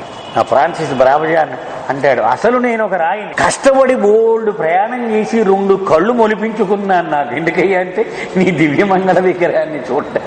సో మానవుడిగా అవ్వడం అంటే అంత ప్రధానమైనటువంటి దశ. అక్కడ వ్యక్తిత్వము పుట్టుక మొట్టమొదటి మానవ దేహంలోనే పెరిగినది. The true death of the individual occurs at that moment when it transcends his limited individuality or separative consciousness by being taken up in the truth consciousness of the unlimited and undivided being God. మరి వ్యక్తి ఇక్కడ పుట్టాడు అంటున్నాం, మరి ఎక్కడ చచ్చాడు ఆ వ్యక్తి? బాబా చెప్తున్నారు, నేను ఈ పరిమితమైన ఈ మానవ దేహమును కాదు, అపరిమితమైన భగవంతుడను, ఉన్నది నేనొక్కడిని అనే సత్యానుభవమును పొందిన క్షణములో వ్యక్తి మరణించాడు. అది యథార్థమైన మరణము అని చెప్పవు. అది ఒక వ్యక్తి ఎప్పుడు పుడతాడంటే మొట్టమొదటి మానవ దేహం రాగానే వాడు పుట్టాడు. ఎప్పుడు చచ్చాడు అంటే నేను భగవంతుడను అనే సత్యానుభవం వచ్చినప్పుడు ఆ వ్యక్తిగా వాడు చనిపోయాడు. The true death of the individual consists in the complete disappearance of the limiting ego mind that has created the samskaric wheel of ignorance. ఈ అజ్ఞానము అనే సంస్కారముల ముసుగును తయారు చేసిందే ఈ అహంభరితమైన పరిమిత మనస్సు. దీనివల్లనే, లేకపోతే ఏమీ లేదు అసలు. True death is a far more difficult process than physical death. ఎందుకు చెప్తారు ఇదంతా బాబా ఎందుకు చెప్పారంటే, అమ్మ చచ్చిపోయాడని వీడికి అయిపోయింది వీడి ప్రయాణం అనుకుంటున్నారమ్మ పిచ్చాళ్ళారా, వాడికి ఏం అయిపోలేదు, ఇంకా మళ్ళీ మామూలు, ఇంకా చాలా చావులు చావాల్సి ఉంది. అసలైన మరణము చస్తే అప్పుడు సెలబ్రేట్ చేసుకోవాలి మీరందరూ కూడా. ఏం అయిపోలేదు వీడి సిలబస్, చొక్కా మార్చాడంతే. తన అన్నగారైన జంషెడ్ చనిపోయినప్పుడు వీళ్ళంతా విచారమైన మొహాలతో ఉంటే బాబా చెప్పారు, వాడు చనిపోయాడు అనుకుంటున్నారు, వాడు మీరు అనుకున్నట్టు నిజంగా గనక మరణిస్తే సెలబ్రేట్ చేసుకోవాలి మనం, కానీ వాడు చావలేదు, చిన్న చావు, ఉత్తుత్తి చావు చచ్చాడంటే నిజమైన చావు ఇంకా చావలేదు. The true death of the individual consist in the complete disappearance of the limited mind that has created the sanskaric veil of ignorance. మనిషి ఈ అజ్ఞానములో ఎందుకు కొట్టుకుంటూ ఉన్నాడు? అజ్ఞానము సంస్కారముల కారణంగా అజ్ఞానము అనే ఒక ముసుగు తయారై అది వేసుకొని తిరుగుతున్నాడు మనిషి. అది ఉన్నంతసేపు వాడి అజ్ఞానము యొక్క భాషే మాట్లాడుతూ ఉంటాడు, అజ్ఞానము యొక్క దృష్టితోనే చూస్తూ ఉంటాడు. అది కనుక తొలగిపోతే వాడికి నిజమైన మరణము సంభవించినట్టు. True death is a far more difficult process than physical death. మామూలుగా చచ్చిపోవడం 2 నిమిషాల్లో చచ్చిపోతాడు వాడు, అయిపోయింది ఊపిరి ఆగిపోయింది తీసేయండి అంటారు. కానీ యథార్థమైన మరణము చాలా పెద్ద ప్రక్రియ దీంతో పోలిస్తే. అది చాలా సుదీర్ఘము, బాగా ప్రధానమైనటువంటి ప్రక్రియ. But when it occurs through the grace of the master it takes no longer than the twinkling of an eye. కానీ ఆ యథార్థ మరణము గనక సత్యానుభవం పొందిన గురువు యొక్క కృప ద్వారా దొరికితే క్షణంలో కన్ను మూసి తెరిచేలోగా అది దొరికేయచ్చు, అంత సులభంగా అది దొరికేస్తుంది. అప్పుడు మీకు జ్ఞాపకం ఉందామా, డాన్ స్టీవెన్స్ వర్క్షాప్లో మీరు కింద నుంచి ఒక లైన్ పైకి ఉంది ఏంటి అని అడిగారు కదా, ఇదే. ఆయన అనుగ్రహం గనక పడితే వాడి ఇక్కడి నుంచి నేరుగా స్ట్రెయిట్గా అక్కడికి వెళ్ళిపోతాడు లిప్త కాలంలో. జ్ఞాపకం ఉంది కదండి మీకు, మీరు అడిగింది కింద నుంచి ఇలా ఒక లైన్ ఉంది. మొత్తం ఇవేవి కూడా ఫస్ట్, సెకండ్, థర్డ్, ఫోర్త్ ప్లేన్స్లోకి వెళ్లకుండా, మీరు ఈ ప్లేన్స్లోకి వెళ్లకుండా డైరెక్ట్గా ఇక్కడి నుంచి ఇలా పైకి ఒక యారో ఉంది కదా, అది అడిగారు మీరు, నా జ్ఞాపకం ఇది ఏంటి అని. అది ఆయన అనుగ్రహం పడితే బైపాస్ చేసేసి ఇవేవి వెళ్ళనక్కర్లేకుండా 1, 2, 3, 4, 5, 6 అన్నీ కూడా లిప్తకాలంలోనే వాడు అనుభవించి గమ్యం చేరిపోతాడు. This dissolution of the ego mind, freeing of the soul from the illusion of separative, limited individuality are known as liberation. ఇలా అహంభరితమైన మనస్సు, అహముతో కూడుకుని ఉన్న మనసు, నేను నేను నేను నాది అనేటువంటి ఈ మనసు యొక్క పరిమితము నుండి వాడు బయటపడి దాన్ని వదిలించుకుంటే దానినే ముక్తి అంటాం మనము. ముక్తి వచ్చేసిందని వీడికి అంటాం కదా, అదేమిటంటే నేను నాది అనేటువంటి ఆ అహంభరితమైన మనసు యొక్క కోరల నుంచి వీడు బయటపడ్డాడు. అప్పుడు వాడు ముక్తి వచ్చిందంటే, ముక్తి అంటే ఏమిటి? విడుదల అవ్వడం. దేని నుంచి విడుదల? ఆ మనసు అనే ఆ దయ్యం నుంచి విడుదలైంది, దాని నుంచి విడుదల వచ్చింది. అంటే ఆ మనసు కారణంగానే తనను తాను వేరు అనే పరిమిత వ్యక్తిత్వాన్ని అప్పటి వరకు వాడు పోషించుకుంటూ ఉన్నాడు. అమ్మ నేను వేరు వీడి వేరు, నేను వేరు వీడి వేరు, అది పోగానే అయిపోయింది. అందుకే మనం చెప్పుకున్నాం మనోనాశప్పుడు బాబా ఏమన్నారు, మీరందరూ మనసు అనే అనారోగ్యము బారిన పడి దాని చెప్పు చేతల్లో ఉండడం వలన ఉన్నది లేనట్టుగా, లేనిది ఉన్నట్టుగా కనపడుతోంది. ఆ లక్షణాలు కనుక తగ్గిపోతే ఉన్నది ఉన్నట్టు కనపడుతుంది, లేనిది లేనట్టు కనపడుతుంది. అది భగవంతుడనే సత్యము ఖచ్చితంగా ఉన్నట్టు కనపడుద్ది. అసలు ఇది లేదు అన్న మాయ అసలు లేనట్టుగానే కనపడదు. అనవసరంగా ఇన్నాళ్ళు ఇది నిజం అనుకున్నాను అని అది తెల్లవారిపోగానే మొహం మీద నీళ్లు జల్లగానే వాడు కళ్ళలోంచి బయటకు వచ్చేవాడు, ఛీ ఇదంతా ఉట్టి కలరా అని ఎలాగైతే తెలుసుకుంటాడో అలాగూ ఆ మనసు నిన్ను వదిలిపెట్టేయగానే అప్పుడు స్వచ్ఛమైనటువంటి సత్యమైనటువంటి దృష్టి అది మనకు వస్తుంది. The sanskara ridden ego mind can never attain any real poise. ఈ అహముతో కూడిన మనసు మనకి ఉన్నంత వరకు దాని సంపద ఏమిటి? సంస్కారం. సంస్కారం లేదు దాని సంపద, ఆ అహంభరిత మనసుకు. అది ఉన్నంతసేపు నిజమైన నిబ్బరము, నిశ్చలత అది ఎప్పటికీ దానికి సాధ్యము కాదు. It oscillates in constant rhythm to the alternating dominant sanskaras. ఆ మనసు ఎంతసేపు మంచి సంస్కారములు ఎక్కువైతే ఇటుపక్క మొగ్గు చూపుతుంది, చెడు సంస్కారాలు ఎక్కువైతే ఇటుపక్క మొగ్గు చూపుతుంది. గడియారంలో ఆ లోలకం ఎలాగైతే ఇలా ఇలా ఇలా ఇలా కొట్టుకుంటూ ఉంటుందో ఈ మనస్సు నిశ్చలంగా స్థిరంగా ఎప్పుడూ ఉండదు. అయితే ఇటుపక్క, లేకపోతే ఇటుపక్క, అయితే ఇటుపక్క, లేకపోతే ఇటుపక్క, ఇలాగూ కొట్టుకుంటూనే ఉంటుంది. Consciousness can attain true poise only when the ego mind with all its attendant sanskaras terminate. నిజమైనటువంటి నిశ్చలత మనసుకు ఎప్పుడు లభిస్తుందయ్యా అంటే ఈ సంస్కారముల ఆ నిలవ లేకుండా సంపూర్ణంగా అంతరించిపోయినప్పుడు మాత్రమే అది సాధ్యమవుతుంది. ఎందుకని లోపల అవి పొడుస్తూ ఉంటాయి, ఇవన్నీ స్థిరంగా ఉండకుండా. బాబా చెప్పిన ప్రకారం ఒక మనిషి ఉదయం నిద్ర నుంచి ఎందుకు లేస్తాడు? అవి పొడుస్తూ ఉంటాయి. ఖర్చు పెట్టి మమ్మల్ని, ఖర్చు పెట్టి మమ్మల్ని, ఖర్చు పెట్టు అని ఆ సంస్కారములు పొడుస్తూ ఉండడం వలన వాడు లేస్తాడు. అందుకని ఒకడు పొద్దున్న 4 కల్లా లేచిపోతానంటాడు, ఒకడు 10 దాకా పడుకుని ఉంటాడు. ఆ సంస్కారముల యొక్క ప్రవృత్తిని అనుసరించి వీడు లేవడం అనేది ఉంటుంది. ఒకడు 10 దాకా, అవి పొద్దున్న లేపకండి నన్ను 9 దాకా లేవనంటాడు. అంటే రహస్యం సంస్కారాలు. ఒకడు తెల్లవారుజామున 4కి లేచిపోయి రెడీగా ఉంటాడు. This is effected through the emergence of the unlimited and ultra-samskaric individuality that comes into its own upon the inheriting of conscious eternal existence, which is true immortality. ఈ సంస్కారములతో కూడిన అహంభరిత మనస్సు మాయం అయిపోగానే అసలు ఏమిటి జరుగుతుంది? అపరిమితమైనటువంటి వ్యక్తిత్వం వీడికి వస్తుంది. ఇప్పుడు దాకా నేను ఫలానా నాగేశ్వరరావుని, నాకు 5 అడుగుల 3 అంగుళాల శరీరము, నాకు 60 ఏళ్ల వయసు, ఈ పరిమితులతో కూడినటువంటి ప్రవృత్తి నశించిపోయింది. ఇప్పుడేమంటాను? ఉన్నది నేనొక్కరిని, మొత్తం సృష్టి అంతా వ్యాపించి ఉన్నాను అనేటువంటి కొత్త అహము నాలో చోటు చేసుకుంటుంది. దివ్యమైనటువంటి అహము. ఏది ఉన్నది నేనొక్కడిని. ఇప్పుడు హజరత్ బాబాజాను ఏం చెప్పేది? మనం ఆ పఠాను సైనికులు ఆమెను గోతులో కప్పెట్టారని చదువుకుంటూ ఉంటాం. ఇదే చెప్పాడు ఆవిడ.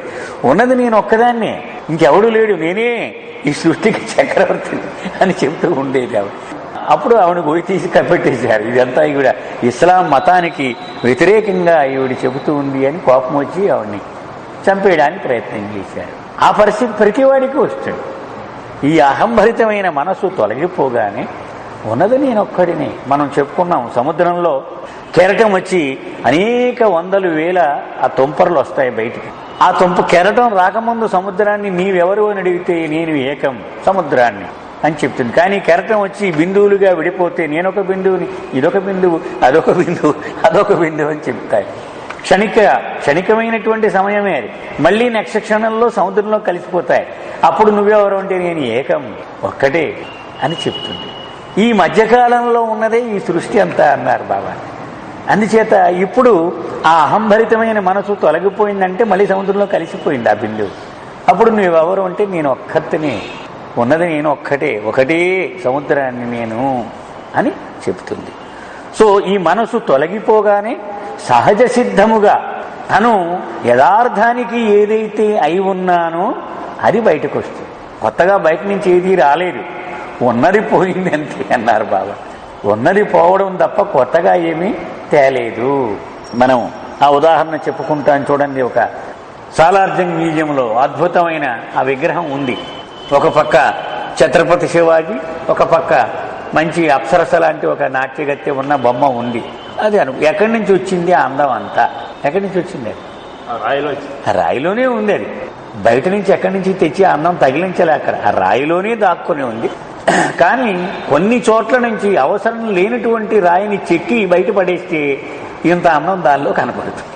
అంచేత మనలో లేనిదేది బయట నుంచి రానక్కర్లే, ఆల్రెడీ ఉంది. అందుకే బాబా అంటారు, నువ్వు అది కావాలి ఇది కావాలి అని అడగొద్దు, సర్వస్వము నీలో ఉంది. అవసరం లేని అనవసర పదార్థాలు కూడా నీలో ఉన్నాయి, అవి తీసేయడమే నా రాకకు ముఖ్య ఉద్దేశము. కొత్తగా ఇవ్వాల్సిన అవసరం నీకు లేదు, అన్నీ ఉన్నాయి నీకు, కానీ నీకు తెలియదు ఉన్నాయి అన్న విషయం. అందుచేత అవసరం లేని విషయాలు తీసేస్తే అప్పుడు నీకే తెలిసిపోద్ది నేను సర్వస్వము కలిగి ఉన్నటువంటి మహాస్వరూపమును అని నీవు గ్రహించగలుగుతావు.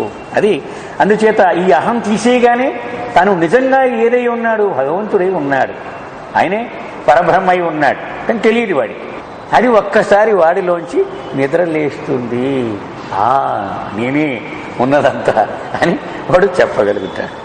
The infinite poise of consciousness in realization should not be confused with a semblance of samskaric equilibration that is approached by the limited ego mind in this incarnate life in a hell or a heaven state. మనం చెప్పుకున్నాం, స్వర్గ నరక స్థితులు అనుభవిస్తూ ఉన్నప్పుడు ఈ మంచి సంస్కారములకు చెడు సంస్కారములకు మధ్యన సమతుల్యత అంటే బ్యాలెన్స్ సాధించడంతో ఇప్పుడు మనం అనుకునేటువంటి నిశ్చలతను అది పొరపాటుగా రెండు ఒకటే అని మనము పొరపడకూడదు.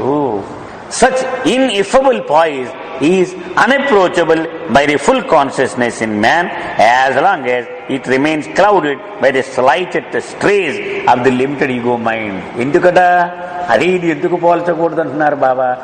నీవు చనిపోయినప్పుడు స్వర్గము నరకమును అనుభవిస్తూ ఉన్నప్పుడు కూడా ఈ అహంభరిత మనస్సు నీ కూడానే ఉంది, దాన్ని వదిలించుకోలేదు నీవు ఇంకా. అది నీ కూడా ఉన్నంతసేపు నిజమైన నిశ్చలత నీ వల్ల కాదు. చిట్ట చివరిలో ఆ ముక్తి వచ్చినప్పుడు మాత్రమే ఈ మనసును పూర్తిగా వదిలించుకుని అప్పుడు నీవు పొందగలవు. At the time of taking on a new physical body, the good and the bad samskaras of the individual are almost in balance. ముందు నుంచి బాబా చెప్తూ ఉన్నారు, ఒక వ్యక్తి చనిపోయినప్పుడు 10 లక్షల చెడు సంస్కారములు 1,00,000 మంచి సంస్కారములతో చనిపోయాడు అనుకున్నాం. చాలా వ్యత్యాసం ఉంది, 9 లక్షల వ్యత్యాసం ఉంది, 10 లక్షలు 1,00,000. అందుకని ఇలాగే వాడు పుట్టేస్తే వాడికి ఒక జన్మ చాలదు ఇవన్నీ దగ్గర చేయడానికి. అందుకని స్వర్గ నరకముల స్థితిలో వాడు నరకానికి చేరి ఈ కష్టాన్ని అనుభవించి చెడు సంస్కారములను తగ్గించి మంచి సంస్కారములు ఎన్నైతే ఉన్నాయి అంతవరకు దగ్గరకు తీసుకువస్తాడు. కాబట్టి దగ్గరకు వచ్చేటువంటి స్థితిలో వాడు మళ్ళీ కొత్త శరీరంలో ప్రవేశిస్తాడు. బాబా చెప్పినటువంటి ఈ మెకానిక్స్. అందుచేత ఒక వ్యక్తి ఎప్పుడైనా పుట్టినప్పుడు మంచి సంస్కారములకు చెడు సంస్కారములకు తక్కువ వ్యత్యాసమే మిగిలి ఉంటుంది. అప్పుడు వీడు కొత్త బాడీలోకి ప్రవేశిస్తాడు. However, there is always a slight ascendance at this time of either good or bad. కానీ ఎప్పుడు ఇలా దగ్గర అయిపోవు, ఇవి 100 అలా ఉండవు, ఇది 100 ఇది 90, లేకపోతే ఇది 100 ఇది 110 అలాగే ఉంటాయి. ఎందుకని దగ్గర అయిపోతే అయిపోయింది, వాడు సిలబస్సే పూర్తి అయిపోయింది, వాడు పరీక్ష పాస్ అయిపోయినట్టే. అలా ఇప్పుడు అంత సులభంగా జరగదు. They are never in perfect balance nor do they in any manner overlap or cancel one another. ఈ రెండు విడివిడిగానే ఉంటూ ఉంటాయట. అంటే 100కు 100 కొట్టేసి 10 మిగలడం అలా ఉండదు. ఇవి 100 ఉంటాయి, ఇవి 110 ఉంటాయి.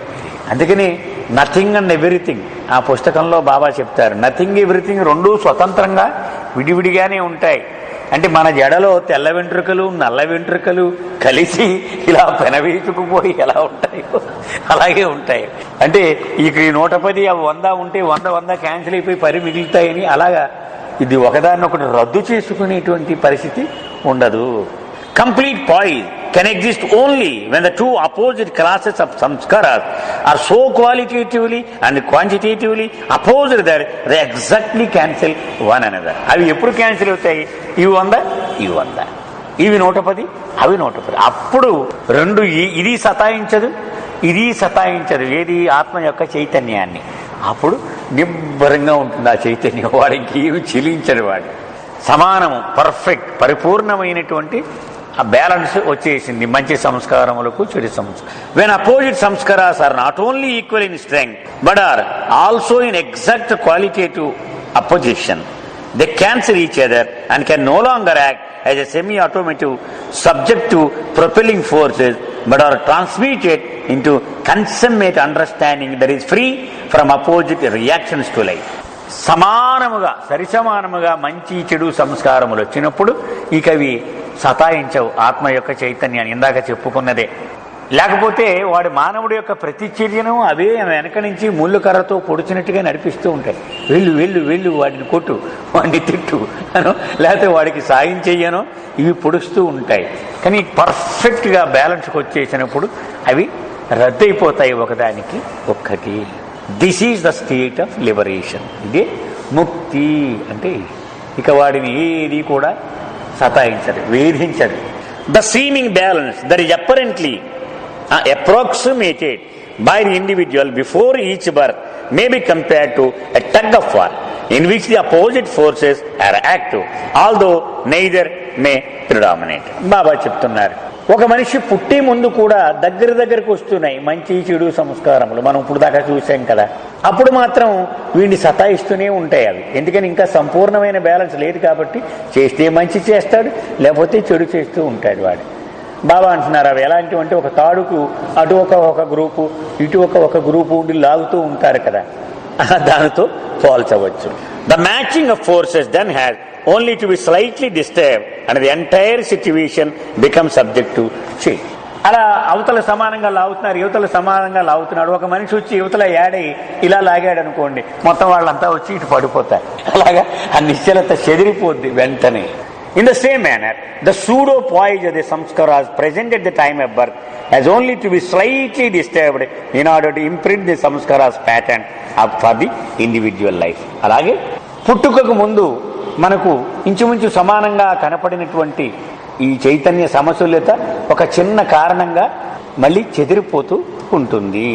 In the state of realization the opposite types of sanskaras interpenetrate each other in such a manner that they cease to exist as opposite forces.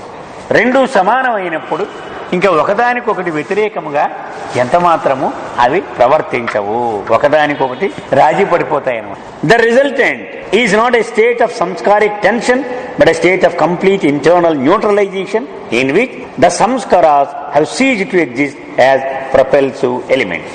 అంచేత ఇప్పటి వరకు చాలా చురుగ్గా పనిచేసే మంచి సంస్కారములు చెడు సంస్కారం ఎప్పుడైతే సమానం అయిపోయావో ఇక అవి కొత్తగా ఏ రకమైనటువంటి ఉద్రేకమును కలిగించలేవు ఆ వ్యక్తికి, అవి పనిచేయడం మానేస్తాయి ఆ రెండు కూడా.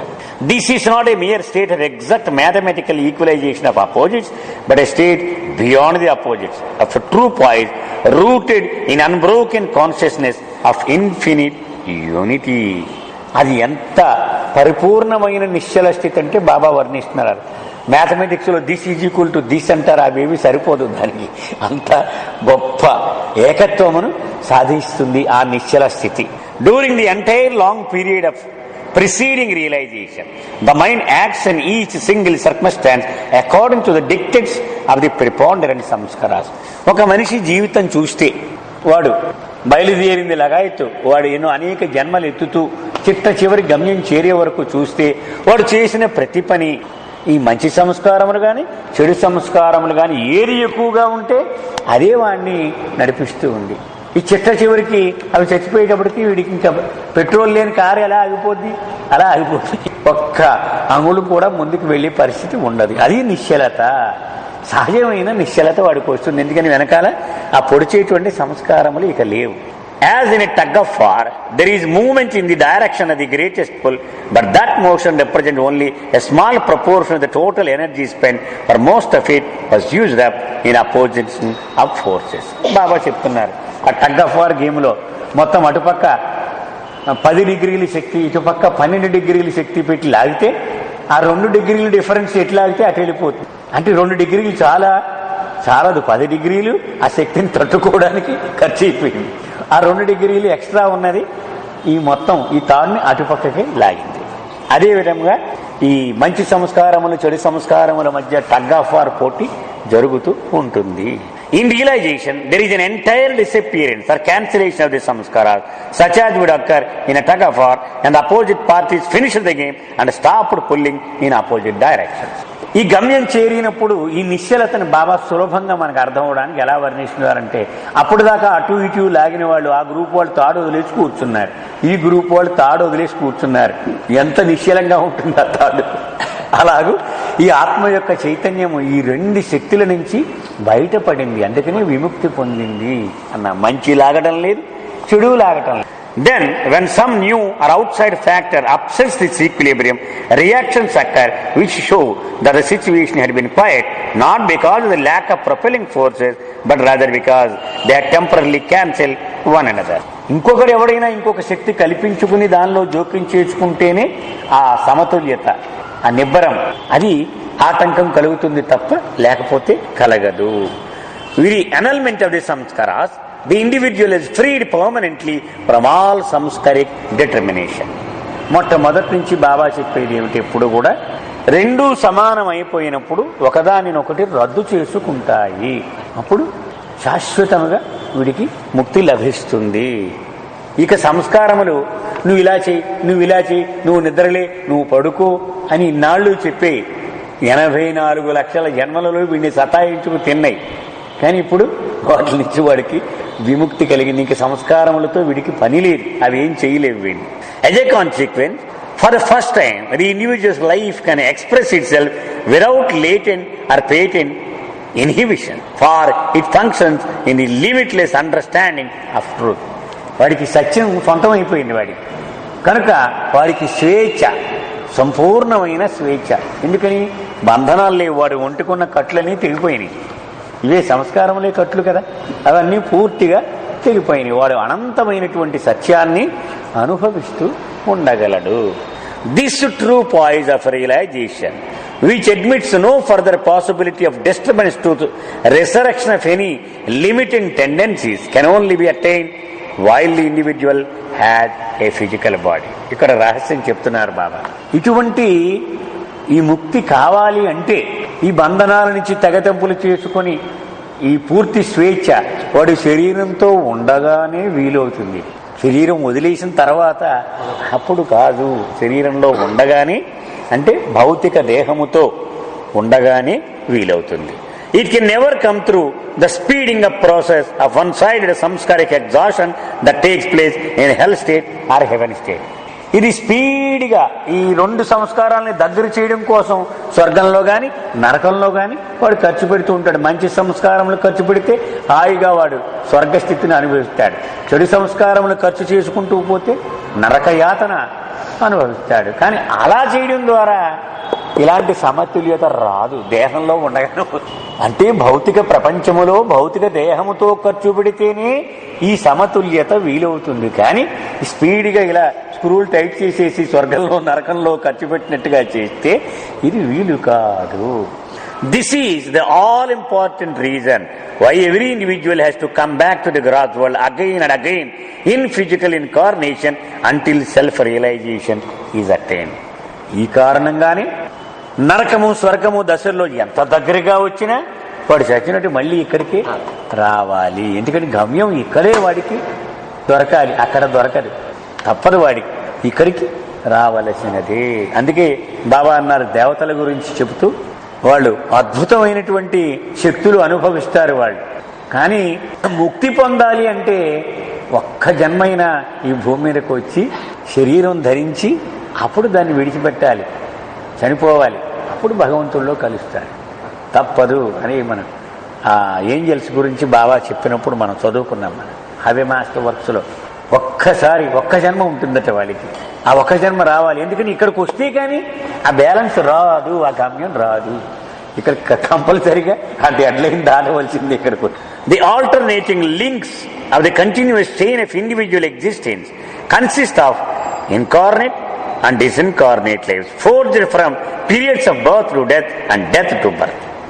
ఈ మనిషి యొక్క ఒక వ్యక్తి పుట్టిన తర్వాత వాడు గమ్యం చేరే వరకు వాడి మొత్తం జీవితాన్ని చూస్తే అనేక సార్లు పుడుతూ ఉన్నాడు, అనేక సార్లు చస్తూ ఉన్నాడు. అంటే కొన్ని దశలు దేహంతో ఉన్నటువంటి సమయాలు ఉన్నాయి, కొన్ని దశల్లో దేహంతో లేనటువంటి సమయాలు ఉన్నాయి. అంతే కదా. వాడు భూమి మీద పుట్టి ఉన్నంతసేపు అది దేహముతో మమేకమైనటువంటి దశ. మళ్ళీ చచ్చిన తర్వాత పుట్టే వరకు వాడు ఎన్ని గంటలు అక్కడ స్వర్గ నరకాలను అనుభవిస్తూ ఉన్నాడు, అది దేహము లేనటువంటి దశ. మళ్ళీ పుడుతున్నాడు, మళ్ళీ దేహంతో ఉన్నాడు. అందుచేత మనం వాడి జీవితాన్ని చూస్తే తెలుపు నలుపు, తెలుపు నలుపు, తెలుపు నలుపు లేకంటే దేహం ఉన్నప్పుడు దేహం లేనప్పుడు, దేహం ఉన్నప్పుడు దేహం లేనప్పుడు. Only in God realization can life be freed from the shackles of limited individuality. ఈ చిట్ట చివర బ్రహ్మానుభవము. బ్రహ్మానుభవం అంటే ఏంటమ్మా? నేను భగవంతుడను అని అనుభవపూర్వకముగా తెలుసుకోవడం, అదే గాడ్ రియలైజేషన్ అని. బ్రహ్మానుభవము వచ్చినప్పుడు మాత్రమే పరిమితమైన వ్యక్తిత్వం పోయింది. ఇక నేను నాగేశ్వరరావును కాదు. ఏం చెప్తాడు? నేను భగవంతుడను, ఉన్నది నేనొక్కడిని అని చెబుతూ ఉంటాడు. ఎందుకని ఈ బౌండరీస్ చిరిగిపోయినాయి, ఇవి పోయినాయి.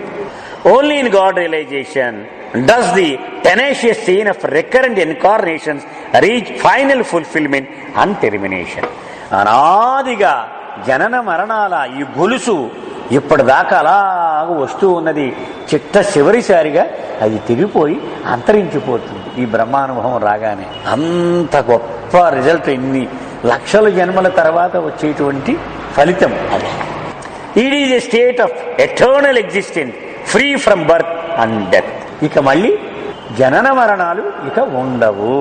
బాబుజీ రాసిన పాటలో ఉంటుంది, ఒకవేళ నీవు మరణించాల్సి వస్తే మళ్ళీ పుట్టాల్సిన అవసరం లేనటువంటి మరణాన్ని కోరుకో అని చెప్తాడు. అంటే ఇక మళ్ళీ పుట్టవలసిన అవసరం లేని మరణం ఏది? యథార్థమైన మరణం ఒక్క. మళ్ళీ పుట్టక్కర్లేవాడు. అంటే ఆ మరణంతో ఇక గమ్యం కూడా వాడు చేరిపోతాడు. అది శాశ్వతమైన అస్తిత్వం. అంటే ఇక మరణం లేదంటే అంతేగా, వాడు ఇంకెప్పటికీ చావడు. హనుమంతుడు అమరుడు అంటారు, అదే శాశ్వతమైన అస్తిత్వం ఉండిపోతాడు అలాగంతే. అలాగే నేను భగవంతుడను అనే అనుభవాన్ని పొందిన ప్రతి మానవుడు అమరుడే. అదే అమరత్వము అంటే. దీనిలో మరణము అమరత్వము అని మనం అధ్యాయం యొక్క పేరు చదువుకున్నాం. ఇప్పుడు అమరత్వం గురించి బాబా చెప్తూ ఉన్నారు ఇందాకటి నుంచి కూడా. It is true immortality or deathlessness by virtue of the fact that is above the birth and death of the body. ఇక్కడ ఆత్మ యొక్క చైతన్యము అనుభవించేటువంటి ఈ బ్రహ్మానుభవ స్థితి జననమునకు మరణమునకు అతీతమైనటువంటిది. ఇక ఎంత మాత్రము జనన మరణములకు బద్ధురాలై జీవించవలసిన అగత్యం లేదు ఈ ఆత్మకి. ఆ రెండు ఓడిపోయినాయి. అది నిజమైన అమరత్వము. ఇప్పటి వరకు బందీగా ఉండిపోయింది ఆత్మ. ఇక్కడ చనిపోతే మళ్ళీ మరణం, పుట్టావా మళ్ళీ చావు, చచ్చావా మళ్ళీ పుట్టు, మళ్ళీ పుట్టావా మళ్ళీ చావు అని చైన్స్ లోపల ఈ బంధనాల్లో ఉండి మగ్గిపోయింది పాపం ఈ జన్మల నుంచి. ఇప్పుడు అయిపోయింది, అవన్నీ తెంచేసు, అవి ఏమి చేయలేవు. ఇది శాశ్వతమైనటువంటి అమరత్వము. True immortality is not the survival of the limited individual in the period following the death of the physical body. దేహము ఈ భౌతిక శరీరము మరణించిన తరువాత ఈ వ్యక్తి అలాగే మళ్ళీ బతికి ఉండడము కాదు సుమా, బాబా చెప్తున్నారు. ఎందుకని పరిమితమైన వ్యక్తి ప్రతి చావు తర్వాత వాడు మళ్ళీ దేహం లేనటువంటి దశని ఇప్పటి వరకు అనుభవించి ఉన్నాడు. అసలు పరిమితమైన వ్యక్తి చనిపోయాడు ఈ దేహంతో పాటు. అక్కడ చనిపోయింది దేహం ఒకటే కాదు, పరిమిత వ్యక్తిత్వము కూడా చనిపోయింది. కాబట్టి ఇంక మిగిలి ఉన్నవాడు అపరితమైన వ్యక్తిత్వం, అనంతమైన వ్యక్తిత్వం మాత్రమే. It is true that the ego mind persists unscathed through death, but the individual cannot and does not thereupon attain to final freedom from birth and death. మనం అనుకున్నదే బాబా చెప్తున్నారు. మామూలు మరణములో వ్యక్తి దేహము చనిపోయింది కానీ మనసు మాత్రము సజీవముగా చెక్కు చెదరకుండా ఉంటూ ఉంది. ఇప్పుడు ఆ మనసు కూడా శాశ్వతముగా వదిలించుకున్నాడు వీడు భౌతిక దేహంతో పాటు. కనుక అమరత్వం వాడికి సిద్ధిస్తుంది. మామూలు మరణమునకు యథార్థ మరణమునకు తేడా చెబుతూ ఉన్నారు బాబా. అంటే యథార్థ మరణం అంటే ఒక్క మాటలో మనసు యొక్క మరణం, మామూలు మరణము అంటే దేహము యొక్క మరణం. అది ఒక్కటి గుర్తు పెట్టుకుంటూ జ్ఞాపకం ఉండిపోతుంది. Survival should not B confused with డెత్లెస్నెస్ which is true immortality. చనిపోయిన తర్వాత వాడు జీవిస్తూ ఉన్నాడు అని మనం అనుకుంటూ ఉంటాం కదా. నిజమైన మరణము తరువాత మామూలు ప్రపంచం భాషలో వాడు చనిపోయాడు, కానీ ఆత్మ కొనసాగుతున్నాడు. యథార్థ మరణం తర్వాత శాశ్వతముగా వాడు కొనసాగుతూ ఉంటాడు. ఇప్పుడు ఒక ఎక్స్ ఉన్నాడు అనుకోండి, ఎక్స్ చనిపోతే వాడు సర్వైవల్ కాదు, డిసీజ్డ్ అంటూ ఉంటాం మన ఇంగ్లీష్ భాషలో. Deceased. Who are the surviving members అంటే మీ వారసులు ఎవరయ్యా అని అడుగుతారు. అంటే వాడు పోయినట్టు చమకడతాడు. కానీ యథార్థమైన మరణములో వాడు నిజమైనటువంటి అస్తిత్వం, ఆ సర్వైవల్ అది కొనసాగుతూ ఉంటాడు. అంటే డెత్లెస్నెస్, అసలు మరణమునకు అతీతమైన వాడుగా అయిపోతాడు. The chain of alternating incarnate and disincarnate life is only a survival of consciousness plus ignorance, and ignorance makes true life impossible. Baba ఇక్కడ రహస్యం ఏం చెప్తున్నారంటే, మామూలు మనిషి మరణించినప్పుడు వాడి దేహము చనిపోయింది కానీ అజ్ఞానము చావలేదు, అలాగే ఉంది బలంగా, ఇంకా బలం పుంజుకుంటూ ముందుకు సాగుతుంది. అజ్ఞానం ఎక్కడుంటుంది?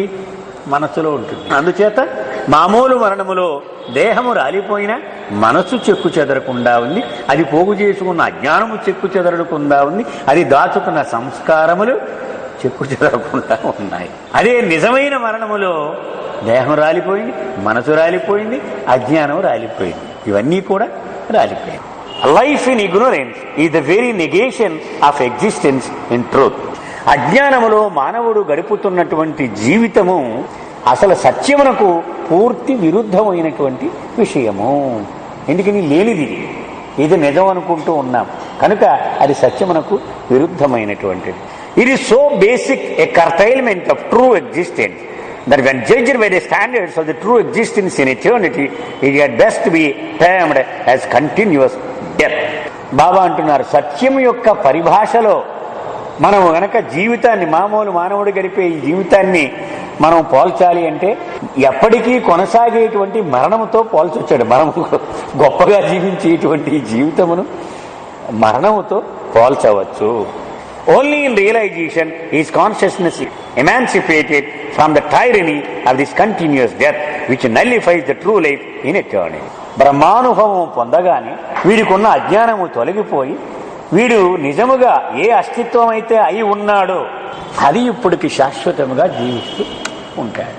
ఇన్నాళ్ళు ఆ నిజమైన పరిస్థితి కప్పబడిపోయి ఉండి అబద్ధమైనటువంటి ఉనికి కొనసాగింది వీడికి ఇన్నాళ్ళు. బాబా ఒక రహస్యం కూడా చెప్పారు. ఒక మంచి సంగీతం విన్నాం అనుకోండి, మనం అది ఒక గంట సేపు కచేరీ ఉంటుంది, విన్నాం, వినేసాక అబ్బా 2 నిమిషాలగా అయిపోయిందండి అంటామ్మా. అంటే ఏమైంది వీడికి? అలాగే ఒక అద్భుతమైన ఒక సన్నివేశం, సీనరీ చూసాం అనుకోండి, చూసి మైమర్చిపోయానండి అంటాడు. మైమర్చిపోవడం అంటే ఏమిటి? బాబా ఇలాంటి సన్నివేశాలన్నీ తీసుకోమన్నారు. మంచి మ్యూజిక్ చూసాం, మంచి కళను చూసాం, ఒక మంచి పాట విన్నాం, అప్పుడు నీవు ఒక అనిర్వచనీయమైన ఆనందాన్ని పొందావు. ఇవన్నీ ఒక చోట పెడితే ఇవన్నిటికీ వెనక ఒకటే విషయం దాక్కుని ఉంది. ఏమిటి? నిన్ను నీవు మరిచిపోయినటువంటి క్షణాలవి. అందుకని ఆనందము నిన్ను నీవు మరిచిపోవడం వల్ల నీలోంచి తన్నుకొచ్చింది, అంతేగాని అక్కడ లేదు ఆనందం. ఆ పాటలో లేదు, ఆ సీనరీలో లేదు, ఆ దృశ్యంలో లేదు.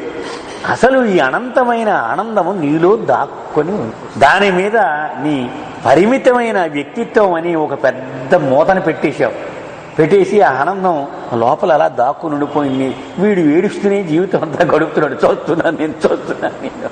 నిన్ను నీవు మరిచిపోగానే ఆ క్యాప్ పక్కకు తొలగిపోయి తన్నుకొస్తుందట మనలో దాగిన ఆనందం.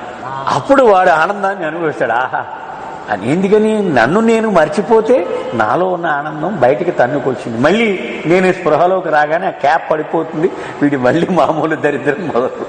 అందుకని నీలో ఉన్న శాశ్వత అస్తిత్వమును నీ అజ్ఞానము తన కాళ్ళ కింద తొక్కిపెట్టేసి ఉంది. అది ఎప్పుడైతే తొలగిపోయిందో, నిజంగా ఏ అస్తిత్వం అయితే శాశ్వతముగా దీని సొంతమై ఉందో అది బయటకు వచ్చి నేను అని తనను తాను శాశ్వతముగా ఆ స్థితిని అనుభవిస్తూ ఉంటుంది.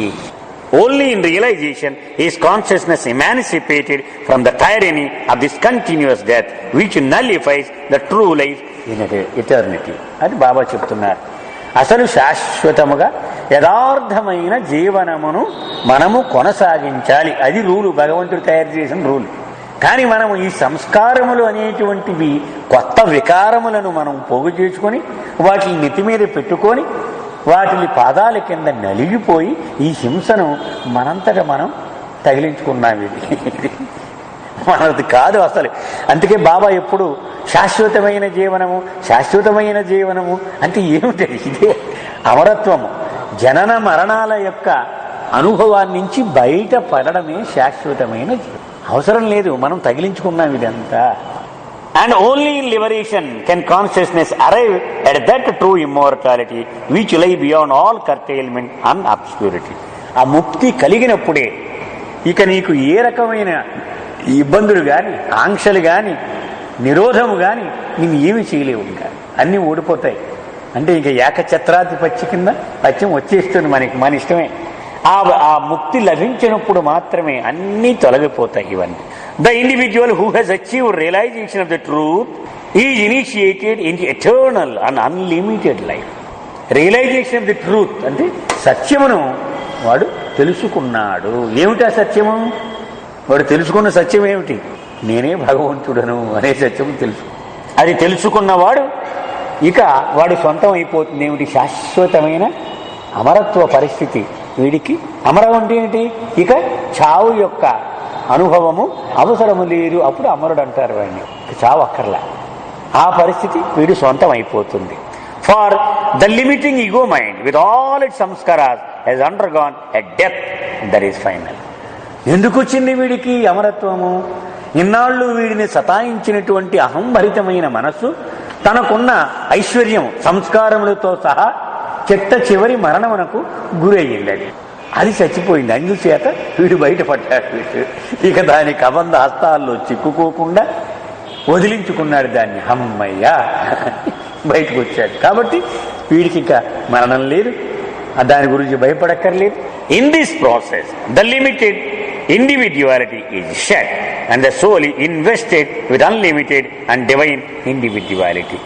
ఆ ఒక్క మనసు రాలిపోతే ఇప్పటి వరకు నేను కష్టాల్లో ఉన్నాను, నేను ఫలానా అనుకున్న ఇదే వ్యక్తి నేను భగవంతుడను అని చెప్పగలిగాడు వాడు. This may be termed a journey of the soul but it is by no means the first journey. దీనిని ఒక ప్రయాణంగా చెప్పవచ్చు మనం. ఆత్మ ఎక్కడ వాయు రూపంలో పుట్టి ఇక్కడ అది వదిలించుకొని నేను భగవంతుడను. భగవంతుడే మొట్టమొదట బయలుదేరిన వాడు. కానీ తాను ఫలానా ఫలానా ఫలానా ఫలానా అనుకుంటూ చెప్పుకుంటున్నాడు వాడు ఇన్నాళ్ళు. ఒక రాయిని అన్నాడు, ఒక లోహాన్ని అన్నాడు, చెట్టు అన్నాడు, క్రిమ్ అన్నాడు, ఇంకో చేప అన్నాడు, పక్షిని అన్నాడు, జంతువు అన్నాడు, మానవుడు అన్నాడు. ఇప్పుడు అవేవి కాదు, నేను భగవంతుడను. ఇది ఒక ప్రయాణం. అంటే మొట్టమొదట బయలుదేరిన వాడు మళ్ళీ అక్కడికి చేరాడు. సో ఒక ప్రయాణం వీడు చేసినట్టే లెక్క. This may be termed a journey of the soul but it is by no means the first journey. The first journey consisted in the evolving of consciousness through the evolutionary process, starting in a most rudimentary subconscious form and ending in the attainment of full consciousness in the human form. బాబా ఆత్మ యొక్క ప్రయాణాన్ని కరెక్ట్గా ఎన్ని దశలు ఉన్నాయో వివరించి చెప్తున్నారు. మనం మళ్ళీ ఒక్కసారి గాడ్ స్పీచ్లోకి వెళ్ళాలి. చెప్పమ్మా ఒకసారి ఎలాగొచ్చింది? ఫస్ట్ భగవంతుడి నుంచి వచ్చిన తొలి రూపం ఏది? గ్యాస్, వాయు రూపము కదా. ఆ వాయు రూపములో బయటకు వచ్చిన భగవంతుడు సంపూర్ణమైన చైతన్యం ఎప్పుడు వచ్చింది? మొట్టమొదటి మానవ దేహం ధరించగానే వచ్చింది. అక్కడితోటి మొట్టమొదటి ప్రయాణం అయినట్టు ఆత్మ. బాబా చెప్తున్నారు అది ఫస్ట్ జర్నీ అనుకోమన్నారు. గుర్తుపెట్టుకోవాలి మనం. This journey extends from initial attainment of consciousness by the individual soul to birth of the limited human individuality in which full consciousness has been achieved but a consciousness still clouded and ridden with samskaras. అది మొట్టమొదటి ప్రయాణం పూర్తయిపోయింది. అది పూర్తవగానే వాడు ఏమని చెప్పి ఉండాలి? నేను భగవంతుడను అని చెప్పి ఉండాలి. కానీ ఈ ప్రయాణంలో వాడు పోగు చేసుకున్న సంస్కారములు వాడి పీక తగులుకున్నాయి. అంచేత వాడు ఏమంటున్నాడు? నేను భగవంతుడు అనే బదులు నేను నాగేశ్వరరావుని, నేను ఫలానా అంటున్నాడు వాడు. సో ఆ మొట్టమొదటి ప్రయాణమే అసలు వాడికి ఏకైక ప్రయాణం అయిపోయి ఉండాలి. కానీ ఇలాగ వాడు అనడం వల్ల ఏమైంది? ఇంకా మిగిలిన ప్రయాణాలు తగులుకున్నాయి వీడికి. ఇంకా వాడు గమ్యం చేరకుండా మిగిలిన ప్రయాణాలు చేయాల్సిన అవసరం ఏర్పడింది. The second journey of the soul consist in evolution of the now fully evolved consciousness through the removal of the cloud of some. అంచేత వాడు ప్రయాణం అయిపోయిందని హాయిగా ఈ బట్టలు ఇప్పేసి రెస్ట్ తీసుకోవడానికి లేదు. అడిగి మళ్ళీ మూట వాడు భుజాన్ని వేసుకొని మళ్ళీ బయలుదేరాల్సిన అవసరం వచ్చింది. ఏమిటి? వాడు పోగు చేసుకున్న సంస్కారములు వదిలించుకోవలసిన అవసరం ఏర్పడింది. అది వదిలించుకోవడానికి వీడు చేసేటువంటి ఈ ప్రయాణం రెండవ ప్రయాణంతో మనం పోల్చాలి. The removal requires the effort of numberless lifetimes and loss from the birth of the limited human individuality to its termination in the unlimited truth. అందుచేత మొట్టమొదటి మానవ శరీరంలో వీడు పరిమితమైన మానవ రూపమును వాడు సంపాదించుకున్నాడు. అది వదిలించుకుని అపరిమితమైన సత్యాన్ని అనుభవించే వరకు రెండవ ప్రయాణము అన్నారు. అంటే మనం అనుకున్న ఈ మనసును వదలగొట్టుకొని సంస్కారములను వదిలించుకొని శాశ్వత సత్యమును అనుభవంలోకి తెచ్చుకున్నప్పుడు రెండవ ప్రయాణము పూర్తవుతుంది. ఇది ఎంత పెద్ద కష్టమైన ప్రయాణం బాబా చెప్తున్నారు. జన్మ పునర్జన్మ 84 లక్షల జన్మలు ఎత్తారు వీడి ఈ సంస్కారములను వదిలించుకోవడానికి. This second journey begins the individual to the unlimited and untamed state of infinite existence or immortality and is considered in great detail in chapter 6. దీన్ని తర్వాత చాప్టర్లో సంపూర్ణంగా వివరించాను, అక్కడ చదువుకుందాము అంటున్నారు. The terminus of this journey is known in Sufi literature as fana fillah. Sufi పరిభాషలో దీనిని ఫానా ఫిల్లా అని అంటూ ఉంటారు. The final annihilation of the limited ego in the conscious state of God. పరిమితమైనటువంటి ఈ అహము సంపూర్ణముగా కూకటి వేళ్లతో పెకిలించబడి నేను భగవంతుడను అనే చైతన్యములో వీడు మెలుకోవతో. అది ఈ స్థితి యొక్క ముగింపు. 2 స్థితులు చదువుకున్నాం మనం. చెప్పమ్మా ఒక్కసారి రివ్యూ. మొట్టమొదట భగవంతుడి నుంచి వాయు రూపములో బయటకు పుట్టినటువంటి ఆత్మ తొలి ప్రయాణము ప్రారంభించి చైతన్యమును వృద్ధి చేసుకోవడానికి పరిణామ క్రమము గుండా సాగింది. మొట్టమొదటి మానవ దేహమును ధరించగానే పరిణామ క్రమము పూర్తయి సంపూర్ణమైనటువంటి చైతన్య వికాసమును పొందింది. దానితో మొట్టమొదటి ప్రయాణము ముగింపు కలిగింది. కానీ ఆ మొదటి ప్రయాణముతోనే ఆత్మ ప్రయాణం పూర్తయిపోలేదు. కారణం నేను భగవంతుడను అనే బదులు నేను ఫలానా అని మొదలుపెట్టింది. ఎందుకు అలా అంటోంది? బోలెడు అవసరము లేనటువంటి సంస్కారముల మూటను అది పోగు చేసుకుని ఉంది. కాబట్టి ఆ సంస్కారములను తొలగించుకోవడానికి 2వ ప్రయాణం అవసరమయ్యింది. The terminus of this journey is known in Sufi literature as fana fillah. The final annihilation of the limited ego in the conscious state of God. భగవంతునిలోకి మెలకువ రావడం వలన ఈ అహంభరితమైనటువంటి పరిమిత ఈ అహము నాశనం అయిపోతుంది. దానినే సూఫీ వాళ్ళు ఫానా ఫిల్లా అని అంటారు. అంటే ఏమి లేదు, ఫనా అంటే లయం అయిపోవడం, ఫిల్లా అంటే చివరిదైనటువంటిది. ఫన అంటే నాశనం, అదే లయం, కరిగిపోవడం అనమాట. ఇప్పుడు ఐసు ముక్క ఉంది, అది మొత్తం కరిగిపోతే ఏమైపోయింది? ఐసు నాశనం అయిపోయింది. ఫన ది ఫనాకార్ అంటారు శివుణ్ణి సూఫీ పరిభాషలో. ఫనాకార్ అంటే లయము చేసేవాడు. At the end of the first journey the soul becomes conscious of maya. At the end of the first journey, the soul becomes conscious of Maya or the illusion of duality. The domain of Maya has only imaginary existence. బాబా చెప్తూ ఉన్నారు, మొట్టమొదటి ఆ journey అది పూర్తి అవగానే the soul becomes conscious of Maya or the illusion of the duality. అంటే ఈ ద్వంద్వము, ఈ మాయ, దీని యొక్క చైతన్యము బాగా వస్తుంది ఆత్మకు. This domain of Maya he's only imaginary existence. అసలు మాయ ఉందా? అది ఊహలో మాత్రమే అస్తిత్వము కలిగి ఉన్నది. మాయ అంటే ఏంటి? అది అంత మాయరే బాబు, ఇది నిజం అనుకున్నామంట. మాయ అంటే అసలు లేని దానిని ఉన్నట్టు చూపించడమే మాయ చేసేనంతా అంట. అంటే మనం వాడుతూ ఉంటాం దాని అర్థాన్ని, కానీ ఇక్కడ సాహిత్యం, ఇక్కడ మన ఆధ్యాత్మికలోకి వచ్చాడు భయపడిపోతూ ఉంటాం. కానీ మనం వాడేదే అంతా మాయండి, ఇది నిజం అనుకున్నారు కనుక. అంటే నిజం కానిది. The entire universe thus in reality is only a zero. మనం చూసేటువంటి ఈ విశ్వం అంతా నిజానికి ఒక పెద్ద సున్నా. But this zero exist for the fully evolved consciousness of the individual human being. అని సంపూర్ణ చైతన్యం పొందిన మానవుడు ఉన్నాడే మొట్టమొదటి మానవ దేహంలో, వాడికి ఇదంతా నిజమే. ఇప్పుడు సినిమా ఉంటుంది, 12 కాపురం సినిమా చూస్తాం, మన ఎస్సీ రంగారావు ఏడుస్తూ ఉంటే మనం ఏడుస్తూ ఉంటాం వాడితో పాటు.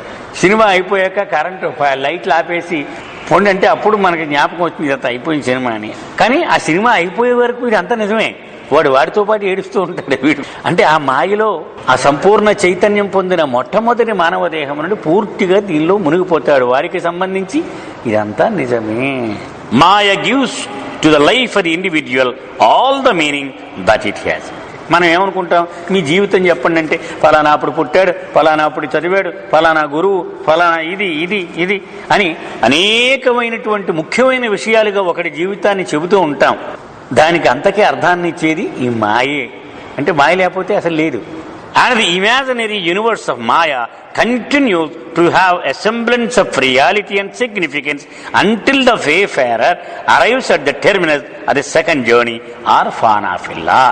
ఇది ఎప్పటి వరకు కొనసాగుతుంది? ఇది నిజము అని వాడు భ్రమస్తూ ఉండడం అనేది చిట్ట చివరి రెండవ ప్రయాణము చివరి దశ అయినటువంటి అఫానాఫిల్లా అది కనుక చేరుకుంటే అప్పుడు ఇది అంతా అబద్ధం. ఇప్పుడు పడుకున్నాను, కళ వచ్చింది, కళలో రకరకాల అనుభవాలు నాకు వస్తూ ఉండి ఇదంతా నిజమే. నాకు ఎప్పటి వరకు? ఆ మొహం మీద 4 నీళ్లు చుక్కలు చల్లే వరకు నిజమే. ఆ నీళ్లు చుక్కలు చల్లేస్తే వాళ్ళు లేచి ఇదంతా వేస్ట్ రా బాబు, అనవసరంగా నేను గాబరా పడిపోయాను అనుకుంటాడు. అప్పటి వరకు వీడికి నిజమే. అదే బాబా చెప్పింది, I have come not to teach but to awaken అంటే దాని అర్థం అది. అసలు నీకు సత్యము యొక్క అనుభవము డైరెక్ట్గా ఇచ్చేస్తాను. ఈ బోధించి అది నువ్వు విని ఇవన్నీ ఆచరించడం ఇంత అక్కర్లా, డైరెక్ట్ నిన్ను నిద్రలోంచి లేపేస్తే అయిపోయింది నీ పని అన్నాడు ఆయన. అంటే ఎంత షార్ట్ కట్ ఆయన చెప్పేది అనేటువంటిది ఇది. వాడు బోధించి వీడు విని దీన్ని ఆచరించి ఇది ఎప్పుడుకో అయ్యేది డైరెక్ట్గా ఆయన లేపేస్తాడు ఆయన. లేవరా బాబు. In the state of fanafillah the universe disappears and has neither existence nor value. మరి వీడికి మెలకు రాగానే ఆ కలంతా ఏమైపోయింది? నాశనం అయిపోయింది. వీడు ఏమైనా చెతకొట్టేసాడా దాన్ని, లేకపోతే షూట్ చేసేసాడా? అసలు లేనిది అది లేదని తెలిసిపోయింది వీడికి, అంతే, ఏమీ అవ్వలేదు అక్కడ. అదే బాబా చెప్తున్నారు, ఆ ఫనాఫిల్లా అనేటువంటి స్థితి చేరేటప్పటికీ ఈ విశ్వమునకు అసలు అస్తిత్వమే లేదు. ఎందుకని అది నిజంగా లేనిటిదే. ఓష్ ఇదంతా లేనిది అని వీడికి తెలిసిపోతుంది. అందుకని బాబా చెప్పారు, I have come not to destroy the universe. ఈ విశ్వమును నాశనం చేసేయడానికి నేను రాలేదు. ఎందుకని? దానికి అస్తిత్వమే లేని దాన్ని నాశనం చేయడం ఏమిటి? ఇప్పుడు గోడ మీద బొమ్మ పడుతూ ఉంటుంది, అది ఆ బొమ్మతో నేను యుద్ధం చేయాలంటే ఇక్కడ బటన్ నొక్కేస్తే చాలు, అక్కడ బొమ్మతో నేను యుద్ధం చేయగలను. ఇక్కడ బటన్ నొక్కేస్తే ఆగిపోయింది బొమ్మ. అలాగే ఆ జ్ఞానం వాడికి ఇచ్చేస్తే ఇది అంతా ఒట్టిదని తెలిసిపోద్ది వాడికి. అంటే దానితోటి వాడు ఏ రకమైనటువంటి ఆ ప్రభావము వాడి మీద ఉండదు. ఎందుకని తెలిసిపోయింది అసలు ఇది ఎంత waste. This is the true and final terminus point of the great journey. ఆత్మ మొదలుపెట్టినటువంటి ఈ మహాప్రయాణమునకు ముగింపు ఇదే. It is reached when ego mind has met its total and final death from which no resurrection is possible. ఈ మనసుకు చావు లేదు. మనం చదువుకున్నాం, క్రైస్తవులు ఇస్లాము వీళ్ళంతా అంటారు ఒకసారే పుడుతుంది ఒకసారే చస్తుంది అని. అది మనస్సు. ఎందుకని? ఒక్కసారి ఏర్పడింది, వాయు రూపము దాల్చినప్పుడు ఏ మనసు అయితే పుట్టిందో అదే మనసు ఇన్ని లక్షల ఏళ్ళు కూడా కొనసాగి చిట్ట చివరికి ఆ గమ్యం చేరే ముందు చచ్చి అప్పుడు వీడు గమ్యం చేరతాడు. ఎందుకని? ఆ మనసు ఇంక మళ్ళీ ఆ తలకాయ లేపేటువంటి పరిస్థితి లేదు. శాశ్వతముగా అది చిట్ట చివరి మరణమును పొందినది. అంటే అమరత్వం సిద్ధించినది ఆత్మకు. అప్పుడు ఈ ఆత్మ ప్రయాణం ముగిసిపోతుంది. Then only God exist as a supreme and soul reality. అప్పుడు ఉన్నది ఎవడయ్యా అంటే సుప్రీం అండ్ సోల్ రియాలిటీ. ఏకైక సత్య పదార్థము, అతి విశిష్టమైనటువంటి సత్య పదార్థము భగవంతుడే. ఆయన ఒక్కడే ఉంటాడు, ఇంకా మరి ఏది కూడా అస్తిత్వం కోల్పోతుంది. And the universe has become a true zero without existence even in imagination. ఊహామాత్రంగానైనా కూడా ఇక విశ్వమునకు అస్తిత్వం లేదు. ఎందుకని? ఈ ఊహ లేదు వీడికి. సత్యం తెలిసిపోయిన తర్వాత ఊహ ఎందుకు? ఇప్పుడు ఉదాహరణకి కాకినాడ ఎలా ఉంటుందని నేను అడిగాడు అనుకోని, ఎప్పుడు కాకినాడ వెళ్ళిన వాడికి ఇది చెప్పొచ్చు. మనం వాడు ఊహించుకుంటాడు జగన్నాథపురం, అక్కడి నుంచి రామారావుపేట, అక్కడి నుంచి గాంధీనగరం, ఎంత దూరం ఉంటుందంటే 2 కిలోమీటర్లు, ఇది 2 కిలోమీటర్లే. కాకినాడ తీసుకొచ్చి వాడిని నింపేస్తే వాడికి ఊహ లేదు, చచ్చిపోయింది ఊహ. ఇంకేం చూస్తున్నాడు వాడు, సత్యం తెలిసిపోయింది వాడికి. అందుకని ఊహ దాని అవకాశము అవసరము అసలు లేనే లేదు. అందుచేత ఒకసారి సత్యము వీడికి తెలిసిపోయిన తర్వాత ఊహకు జీవము లేదు. At this terminus, the individual's consciousness is endowed with the divine individuality and he is known as Mazub-e-Kamil. ఇక్కడ ఆత్మ యొక్క చైతన్యము ఏమి సంపాదించింది? అది దివ్యమైన వ్యక్తిత్వము, దివ్య అహము. నేను భగవంతుడను అనేటువంటి ఒక కొత్త అహం వచ్చింది. అప్పుడు దాకా నేను ఫలానా అనుకున్నది నేను భగవంతుడను అనే దివ్యమైనటువంటి వ్యక్తిత్వము వచ్చింది. దీన్ని మజూబ్-e-కామిల్ అంటే సూఫీ పరిభాషలో బాబా చెప్తూ ఉంటారు దీన్ని. At the time of the extinction of the ego mind and the conscious union of the soul in the oversoul, consciousness is withdrawn completely from the physical, subtle and mental bodies, and these are usually dropped within 4 days. వీడు కూడా ఎప్పుడు ఏముంటాయి, ఈ ఆస్తులు మనం మర్చిపోకూడదు. వీడు కూడా ఎప్పుడు ఆత్మ కూడా ఉంటాయి. ఏంటిది? భౌతిక దేహము అంటే స్థూల దేహము, సూక్ష్మదేహము, మానసిక దేహము. ఈ మూడు కూడా ఉన్నాయి. మానసిక దేహం అంటే మనసే, వేరే కాదు. ఇవి 2 రకాలు కాదు. మానసిక దేహం అంటే మనసే. ఇవి వీడు కూడానే ఉన్నాయి. కానీ ఆ దేహముతో ఉండగానే నేను భగవంతుడను అని అనుభవము పొందగానే ఈ మూడిటి యొక్క చైతన్యము వీడికి నశిస్తుంది. అవి ఉన్నాయి కానీ వాడికి ఉన్నాయని తెలియదు వాడికి.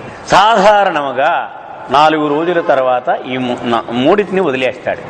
అంటే ఇక అవసరం లేదు. ఒడ్డు దాటేసిన తర్వాత నా సంకలో నావను పెట్టుకుని వెళ్ళిపోడు కదా, దాన్ని పడేస్తాడు, అక్కడ పోతాడు. అలాగూ ఆ ఆత్మ ఇక ఈ మూడిటి యొక్క అవసరము లేకపోవడం వలన అవి రాలిపోతాయి. 4 రోజులు టైం బాబా చెప్పారు. When a Mazub's body, which for him does not exist, does not actually drop, it is sustained by the devotees or lovers who have been attached to him through that body. మజూబ్ అనేవాడు మామూలు మానవుడి కంటే కొంచెము భిన్నమైన వాడు. వాడు చాలా మంది చుట్టూ ఆరాధిస్తూ ఉంటారు. వాడి దేహం దగ్గర వాడు హుక్క ఇస్తూ ఉంటారు, టీ ఇస్తూ ఉంటారు. ఇలా ఎందుకని? వాడి యొక్క సహాయముని ఆశించి వాళ్ళు ఆరాధిస్తూ ఉంటారు అతన్ని. కానీ అతనికి వీళ్ళు తన చుట్టూ ఉన్నారన్న విషయమే అతనికి తెలియదు. ఎందుకని? పరమాత్మలో మునిగిపోయి ఉన్నాడు. స్థూల చైతన్యం లేదు అతనికి. కానీ వీళ్ళ ఆరాధన వలన ఆ దేహం వెళ్ళిపోకుండా కొన్నాళ్ళ పాటు ఉంటుందట. అలా వీళ్ళ యొక్క భక్తి వలన అతని దేహం నిలిచి ఉంటుంది. When the Mazub was a wayfarer during the second journey, he may have had several friends who loved him and expected spiritual guidance from him. మరి అలాగే ఎందుకు భక్తులు ఏర్పడతారు? బాబా దానికి రహస్యం చెప్తున్నారు. వాడు 1, 2, 3, 4, 5, 6, 7 భూమికలలో బాటసారిగా వాడు ప్రయాణం చేస్తూ ఉన్నప్పుడు అతనికి కొంతమంది మిత్రులు ఏర్పడి వీడి సహాయాన్ని ఆశిస్తారట. ఆ సంస్కార బంధనముల కారణంగా వీడు బ్రహ్మానుభవము పొందిన తర్వాత కూడా యథార్థంగా 4వ రోజున ఈ దేహాన్ని వదిలిపెట్టాల్సిన పరిస్థితి ఉన్నప్పటికీ వాళ్లతో ఏర్పరచుకున్న సంస్కార బంధనము కారణంగా కొన్నాళ్ల పాటు వీడి దేహమును కొనసాగించవలసిన పరిస్థితి ఉంటుంది. అక్కడ ఉన్నటువంటి బంధుత్వం కారణంగా ఇక్కడ ఆ దేహము వెళ్ళిపోకుండా ఉంటుంది. బ్రహ్మానుభవం ఎప్పుడు వస్తుంది? మనం ఇప్పటిదాకా చదువుకున్న ప్రకారం ఎప్పుడు వస్తుంది? అది ఆఖరి సంస్కారం కూడా రాలిపోయిన తర్వాతే. అంతే కదా? భగవంతుడికి సంస్కారం ఎలా ఉంటుంది? సంస్కారం రావాలంటే ఏముండాలి? మనసు ఉండాలి. అదే కదా మనం చదువుకున్నది. మనసు లేదు కదా వీడికి. బాబా చెప్పిన డెఫినేషన్ గుర్తుపెట్టుకోవాలి. ఏమిటది? Mind working fast is mad. అది పిచ్చోడు. చాలా ఫాస్ట్గా 1 నిమిషం ఈ విషయం 2వ క్షణంలో ఇంకో విషయం చెప్తూ ఉంటాడు. మైండ్ వర్కింగ్ స్లో ఈజ్ మస్త్ ఉంటాడు కదా వాడు. మైండ్ 10 సార్లు అడిగితే నీ పేరేంటి, నీ పేరేంటి, నీ పేరేంటి వాడు వాడు ఈ ప్రపంచంలో ఉండడు. వాడు మస్త్. Mind working normal is man. మామూలుగా సగటు మానవుడు యొక్క మైండ్ నార్మల్గా పనిచేస్తుంది. Mind stopped is God. అంటే వాడికి అసలు మనసే లేదు. మరి మనసే లేనప్పుడు సంస్కారం ఉండదు. ఈ మెకానిక్స్ కొంచెం మనం అలవాటు పడాలి. అంటే ఈ లింకేజ్ ఒకదాని నుంచి ఒకదానికి లింకులు ఉంటాయి అన్నమాట. అందుచేత ఎందుకు కొత్త సంస్కారం ఏర్పడదు? వాడికి మనసు లేదు కాబట్టి. మనసు ఎందుకు లేదు? అది రాలిపోయిన తర్వాతే వాడికి దివ్యత్వం వచ్చింది కనుక వాడికి మనసు లేదు. The samskaric links thus formed by such friends to the physical body of the wayfarer now cause the body of the Mazub to go on living even though he is no longer linked in any way with it. అతనికి అసలు ఈ శరీరం ఉందనే తెలియదు, దానికి ఆకలిస్తుందని తెలియదు, స్నానం చేయించాలని తెలియదు, గుడ్డలు ఉన్నాయో లేదో తెలియదు. అయినా కూడా వీళ్ళ కోసం ఆ సంస్కారిక బంధనం కారణంగా అలాగూ కొనసాగుతూ వాడు పెడితే తింటూ ఉంటాడు, లేకపోతే అలా ఉంటాడు. అతనికి ఆకలి దప్పులకు అతీతమైన వాడు. మనం కొంతమంది మస్తులను చూశాం. వాళ్ళు మధ్యలో ఉన్నప్పటికీ వాళ్ళు అతీతంగా ఉండేవారు. కరీం బాబా అని జ్ఞాపకం ఉంది కదా, కలకత్తాలో 18 ఏళ్ళు ఒకే భంగిమలో ఒకే చోట కూర్చుని ఉన్నాడు వాడు. 18 ఏళ్ళ తర్వాత బాబా పిలిస్తే వచ్చేసాడు. వాడు మామూలుగా లేచి నడిచాడు. బాబా అన్నారు, ఇవేవి పనిచేయవసలు మామూలు మనిషి అయితే అన్నారు. కానీ వాడికి అన్నీ పనిచేస్తూ ఉంటాయి. జాయింట్లు ఏవి నీట్గా 18 ఏళ్ళు కదలకపోతే ఏమవుతుంది? మనం ఇలా కట్టేసుకుంటే కట్టెప్పగానే ఇటు పని చేయదు, 20 రోజులు కడితే. కానీ వాడికి మాత్రం పనిచేస్తూ ఉంటాయి. The bhaktas or devotees or the majzoob provide sustenance for his physical body, which keeps on functioning automatically, and by their link with it, the devotees derive much spiritual benefit. ఆ సంస్కార బంధనముల కారణంగా ఈ దేహాన్ని దానికి సేవ చేస్తూ వీళ్ళు ఎంతో ఆధ్యాత్మిక ఉన్నతిని పొందుతారు తద్వారా. But all this activity of the body is completely automatic and involves no conscious interest on the part of the majub. కానీ అతనికి ఏం తెలియదు, ఇలా తింటున్నా కూడా ఈ చెయ్యి ఇలా వెళుతుందని కూడా అతనికి ఏం తెలియదు. అదంతా ఒక ఆటోమేటిక్గా మరయంత్రం ఎలా పనిచేస్తూ ఉంటుంది అలాగూ పనిచేస్తూ ఉంటాడు. After the purpose of this sanskaric link formed by the bhaktas to the physical form of the majzoob has been fulfil, the body of the majzoob ceases to function and is dropped. ఆ బంధనం ఎంతవరకు ఉండాలో అంతవరకు ఉంటుంది, ఆ తర్వాత ఆటోమేటిక్గా ఆగిపోతుంది, అది రాలిపోతుంది ఆ శరీరము. When the body of one who has arrived at ultimate unlimited truth is automatically dropped at the end of 4 days, or is dropped after its link with the devotees has been fulfilled, the event can be properly termed neither death nor a journey. బాబా అంటున్నారు, అలాగూ 4వ రోజున సగటు మానవుడి విషయంలో భగవంతుని యొక్క అనుభవం కలిగిన తర్వాత రాలిపోయినా, లేక ఇలాగ శిష్యులు కొంతమంది ఇదివరకు సంబంధం ఉన్న కారణంగా కొన్నాళ్ల పాటు కొనసాగి అది పూర్తయ్యాక రాలిపోయినా దాన్ని మరణము అనడము సబబు కాదు. బాబా చెప్పిన విషయం అది. అంచేత బాబా మరణించడండి అంటారు పొరపాటును కొంతమంది, అది మరణము అని అనడానికి వీలు లేదు. ఎందుకు చెప్తున్నారు ఇక్కడ బాబా? It cannot be said to be dead because at the time the body is dropped, it has no connection with the consciousness of the person who was once attached to it. అసలు ఏమీ సంబంధం లేదు, అసలు ఆ శరీరంతో సంబంధం లేదు వాడికి, అది ఉందో రాలిపోయిందో కూడా తెలియదు వాడికి. అందుచేత మామూలుగా ఒక మనిషి మరణము సంభవించినప్పుడు ఉన్న పరిస్థితులకు ఇప్పటి పరిస్థితులకు సంబంధమే లేకుండా ఉంటుంది. The link with the soul has already been snapped. మామూలు మనిషి విషయంలో అయితే ఆ మరణం ఆసన్నమైన క్షణంలో ఈ దేహముతో సంబంధం తెగిపోతుంది వాడికి. కానీ వీడికి ఎప్పుడో తెగిపోయింది. ఆ బ్రహ్మానుభవం ఏ క్షణంలో వచ్చిందో అప్పుడే తెగిపోయింది. అప్పటి నుంచి వీడికి సంబంధం లేదు ఈ దేహంతో, అది అలా కదులుతోందంతే చేతులు కాళ్ళు వల్ల. And the body continues only in the universal flow of divine benevolence. విశ్వ కళ్యాణము కోసం మాత్రమే ఆ దేహము 4 రోజులు అది ఈ భూమి మీద ఉంది, అంతవరకే. Death is a severance of the connection between consciousness and physical body. అది ఇక్కడ బాబా చెప్తున్నారు. డెత్ అంటే నిర్వచనం, చైతన్యమునకు భౌతిక దేహమునకు సంబంధము తెగిపోవడాన్ని మరణము అంటాం మనం. అది మనం మొట్టమొదటి చెప్పుకోవాలన్నమాట దీన్ని. అసలు ఈ సెంటెన్స్ ఏమిటయ్యా మరణము అంటే, వాడు ఎక్స్ ఒక ఎవడో వెంకట్రావు అనుకుందాం, ఆ వెంకట్రావు అనేటువంటి చైతన్యమునకు ఆ వెంకట్రావు అనేటువంటి భౌతిక దేహమునకు సంబంధము తెగిపోవడము. అంటే యాక్చువల్గా పేరు చైతన్యముది కాదు, ఆ శరీరమునకే ఉంది పేరు. చైతన్యం అనంతంగా ఎక్కడి నుంచో వస్తుంది, అది ఎన్ని పేర్లు పెట్టుకుందో మనకు తెలియదు. ఆ దేహమునకే ఆ పేరు ఉంటూ ఉంటుంది. సో ఆ దేహమునకు చైతన్యమునకు ఉన్న సంబంధము తెగిపోవడమును మరణము అని మనం పిలుస్తూ ఉంటాం. And since in the 2 cases just described, the body retains no connection with consciousness, they are not properly cases of death. అంచేత ఇప్పుడు మనం అనుకున్నటువంటి మరణం ఉందే, ఈ బ్రహ్మానుభవం పొందిన తరువాత మానవుడు పొందేటువంటి మరణమును నిజానికి మరణము అని మనము పిలువలేము. ఎందుకని? ఈ సంఘటన ద్వారా వాడి చైతన్యమునకు దేహమునకు సంబంధము తెగటం లేదు, ఇదివరకే ఎదిగిపోయింది ఆ సంబంధం. నార్ is it at all suitable to call such death a journeys of the consciousness. చైతన్యం యొక్క ప్రయాణము ఈ క్షణంతో ఆగిపోయింది అని అనడం కూడా తప్పు. ఎందుకని ఇంక ప్రయాణం ఏం చేయలేదు, ఆ క్షణంతో ఆగిపోయింది ప్రయాణం. నేను భగవంతుడును అనే బ్రహ్మానుభవం పొందగానే ప్రయాణం పూర్తయిపోయింది. ఈ 4 రోజులు ఏమీ లేదు, ఉన్న చోటే ఉంది, కొత్తగా ఏమీ ప్రయాణము జరగలేదు. For the dropping of the physical body makes no difference to the consciousness that was once attached to it. బ్రహ్మానుభవం పొందిన నాటి నుండి ఈ శరీరం వదిలేసే వరకు వాడి చైతన్యంలో 0.01% కూడా ఏమీ వ్యత్యాసము లేకుండా ఉంది.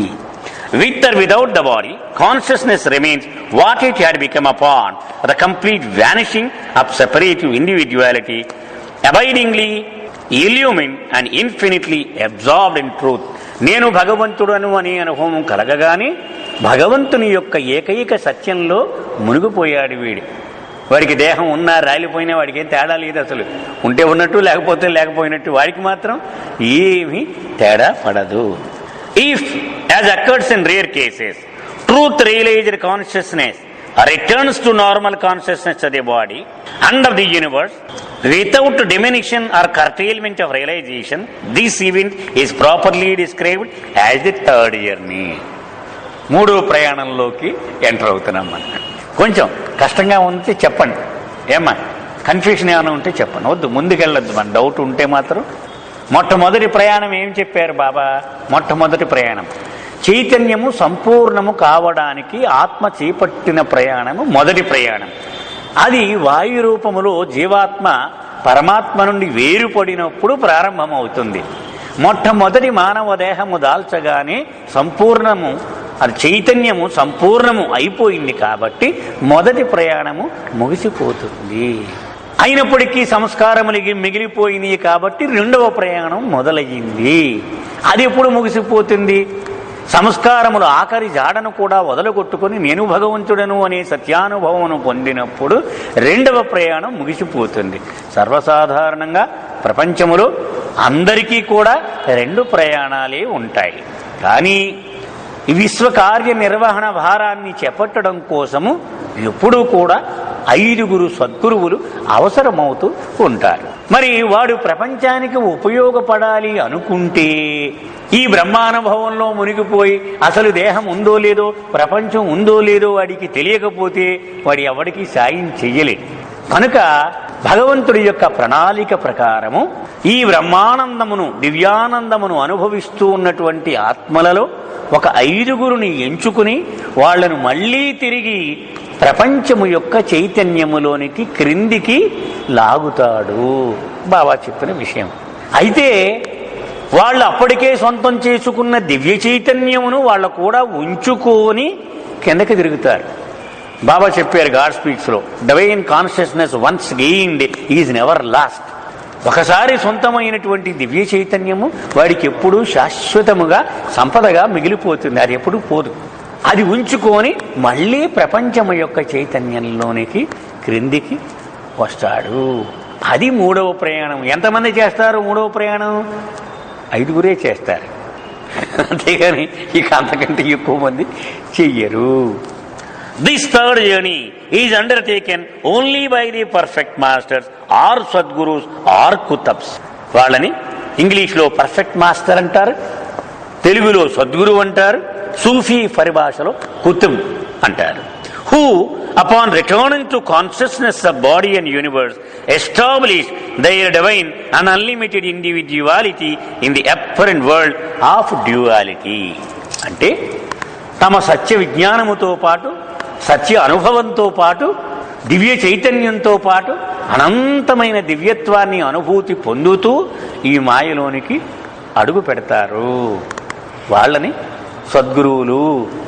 This state of affirmation of unbounded truth in and through the universe of maya is known in Sufi terminology as baqa billah, or abiding simultaneously in God and in illusion. ఏకకాలములో నేను భగవంతుడను అనే అనుభవము ఉంటుంది, నేను మానవుడను అనే అనుభవము కూడా ఉంటుంది. అందుకనే దైవీ మానవుడు, గాడ్ మ్యాన్. అదే సద్గురువు అయితే మ్యాన్ గాడ్.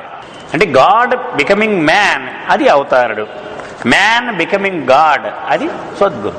వాళ్ళు ఒక కన్నుతో తమ దివ్యత్వాన్ని చూడగలరు, మరొక కన్నుతో ఈ మాయను చూడగలరు. బాబా ఒక సందర్భంలో చెప్పారు, సత్యలోకము మాయ ఈ రెండు వేరువేరుగా ఉన్నాయనుకుందాం. నేను అవతారుడుగా వచ్చినప్పుడు ఒక కాలు సత్యలోకంలో పెట్టి ఒక కాలు మాయలో పెడతాను.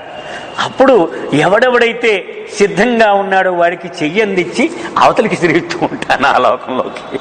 అది అప్పుడప్పుడు అవతారుడుగా నేను వచ్చినప్పుడు మాత్రమే అది సంభవిస్తూ ఉంటుంది. మరి ఎందుకు వస్తూ ఉంటాను నేను అలాగూ? నాకు ఈ మాయ మీద ప్రేమ అనేటువంటి ఒక బలహీనత ఉంది. ఆ బలహీనతను ఆధారం చేసుకొని నేను అప్పుడప్పుడు కాలు పెడతాను. పోను రారా బాబు, నువ్వు నీ ప్రయాణం చేసుకోలేకపోతున్నావు, దీనికి అంతులేని బాధ చూడలేకపోతున్నాను రా అని ఎవడైతే సంసిద్ధుడిగా ఉన్నాడో వాడికి ఆ చెయ్యి అందించి అవతలికి ఇసురుతూ ఉంటాను అని బాబా చెప్పారు. అది క్రైస్తవులు కూడా గోడల మీద రాస్తూ ఉంటారు చూడండి. ప్రయాసపడి ఎవరి భారమును వారు మోసుకుని పోవుచున్న వారలారా రండు, మీ భారమును నేను మోసేదను అని వాళ్ళు. దాని అర్థం ఇదే చాలా స్పష్టంగా అన్నమాట. అంటే మనంతట మనం కృషి చేసి చేసి ఎప్పటికీ తెవలటం లేదు ఇది ప్రయాణం. అంచేత ఆయన వచ్చి దాన్ని ఆయన భుజం మీద వేసేసుకొని మన అక్కడికి విసిరేస్తాడనమాట. అది మన ప్రయాణం. అది చివరికి చేరిపోతూ ఉంటాం. దీనిని బాకాబిల్లా అంటారు. అంటే ఏకకాలములో భగవంతుడిలోను మాయలోను తాను ఉన్నాను అనేటువంటి అనుభవమును పొందడము. The apparent universe now has existence for the divine individuality. ఒక సద్గురువును మనం విశ్లేషణ చేసి చూద్దాం. అతనికి ఈ ప్రపంచం ఉందా? ఉంది. కానీ వాడు భగవద్ అనుభవం మాత్రమే పొంది ఉండేటప్పుడు ఈ ప్రపంచం లేదు. వాడి ఉన్నదల్లా దివ్యానందము, నేనొక్కడినే ఉన్నది అనే అనుభవం మాత్రమే ఉండింది. ఇప్పుడు క్రిందికి దిగి వచ్చిన తరువాత ఈ ప్రపంచం కూడా కనపడుతోంది. నేను భగవంతుణ్ణే, అది ఎలాగూ ఉంది, కానీ ఈ ప్రపంచం కూడా అతనికి కనపడుతూ ఉంది. But at this terminus of the third journey, the universe is realized as being nothing and having absolutely no value. కానీ అతనికి ఈ విశ్వము ఏమీ విలువలేనిది, అది కూడా తెలుసు అతనికి. మనందరం ఈ విశ్వాన్ని నిజమైనదిగా చూస్తున్నాం, కానీ అతను అబద్ధమైనదిగా చూస్తూ ఉన్నాడు. ఇది వేస్ట్, ఇది అంతా చెత్త అనే అనుభవము అతనికి సంపూర్ణముగా ఉంటుంది. నారాయణ మహారాజ్ అతను బంగారు ఆభరణాలు ధరించి, సిల్కు పట్టు పీతాంబరాలు వేసుకొని, వజ్ర వైఢూర్యాలతో తొలతూగుతూ సింహాసనం మీద కూర్చుని ఉన్నాడు. ఎందుకని ఆ రోజుల్లో ఉన్నటువంటి భారతదేశ రాజులందరూ ఆయనకు శిష్యులుగా ఉండేవారు. జైపూర్ మహారాజ్, మైసూర్ మహారాజ్, కాశ్మీర్ మహారాజ్, వీళ్ళంతా బంగారు సింహాసనాలు తెచ్చి, ఏనుగు దంతాలతో చేసినటువంటి సింహాసనాలు తెచ్చి పెట్టేవారు. దర్శనమిస్తున్నాడు ఆయన. ఎవడో ఒక మహారాష్ట్ర వ్యాపారస్తులు ఎవరో ఉన్నాడు. ఈయనేమిటి, దేవుడు ఏమిటి, ఇంత డబ్బులు ఎందుకు, దేవుడికి ఏం చేసుకుంటాడు ఇవన్నీ అంటే అజ్ఞానము. అతని మనసు అలాగా పనిచేస్తూ ఉంది. సరే, దగ్గరికి రాగానే నారాయణ మహారాజ్ ఇతను చేయి పట్టుకుని నా కూడా రా అన్నాడు. నడుచుకుంటూ బయటకు తీసుకెళ్లిపోయాడు. దూరంగా ఒక బురద గుంట ఉంది, పందులు దొర్లుతూ ఉన్నాయి. దారిలోకి వెళ్ళి పడుకున్నాడు నారాయణ మహారాజ్. ఇతను కంగారు పడ్డాడు. ఆ సింహాసనము, ఈ బురద గుంట రెండు ఒకటి నాకు. అది నీకు తేడా కనపడొచ్చు, కానీ నాకైతే ఏమీ తేడా లేదు అన్నాడు. అంటే అతనికి ఈ విశ్వమంతా విలువ లేనిదిగా సంపూర్ణమైనటువంటి ఎరుక అతని కూడా ఉంటుంది. The only thing that has real value is God. అతని దృష్టిలో విలువైనది ఏదైనా ఉంది అంటే భగవంతుడు మాత్రమే. బాబా స్టేట్మెంట్ ఏమిటి? God alone is real, all else is illusion. భగవంతుడు ఒక్కడే సత్యము, అన్యమైనదంతా మిథ్య. And the sadgurus sees that the entire universe has no reality in itself and exists only as the apparent manifestation of God. అందుచేత కనిపించే విశ్వమంతా పెద్ద సున్నా అని వాళ్లకు తెలుసు. షిర్డీ సాయిబాబా ఏమనేవాడు? అతని దగ్గరికి వచ్చిన వాళ్ళందరూ ఏవో అడుగుతూ ఉండేవారు. ఆయన అనేవాడు, నేను ఇచ్చింది తీర్చుకునేవాడు ఒక్కడు లేడు, అశుద్ధమును కోరుతూ ఉన్నారు అందరూ కూడా, పోండి పట్టుకోండి అనేవాడు. ఎందుకు? ఆయన తెలుసు ఇదంతా చెత్త, వీళ్ళు అడిగేదంతా. ఈ ప్రపంచమే మిథ్య, దానిలో వీళ్ళు అడిగేది ఇంకా పచ్చి మిథ్య అని బాధపడుతూ ఉండేవాడు. భగవంతుడు ఒక్కడే సత్యము అని వాళ్ళు ఎరుగుదురు. భగవంతుని యొక్క ఏకైక ప్రతినిధిగా ఈ విశ్వములో నిలిచి ఉంటాడు సద్గురువు. If zeros are placed after the number 1, each zero assumes value, and not because it has value in itself, but because it is placed after the number 1.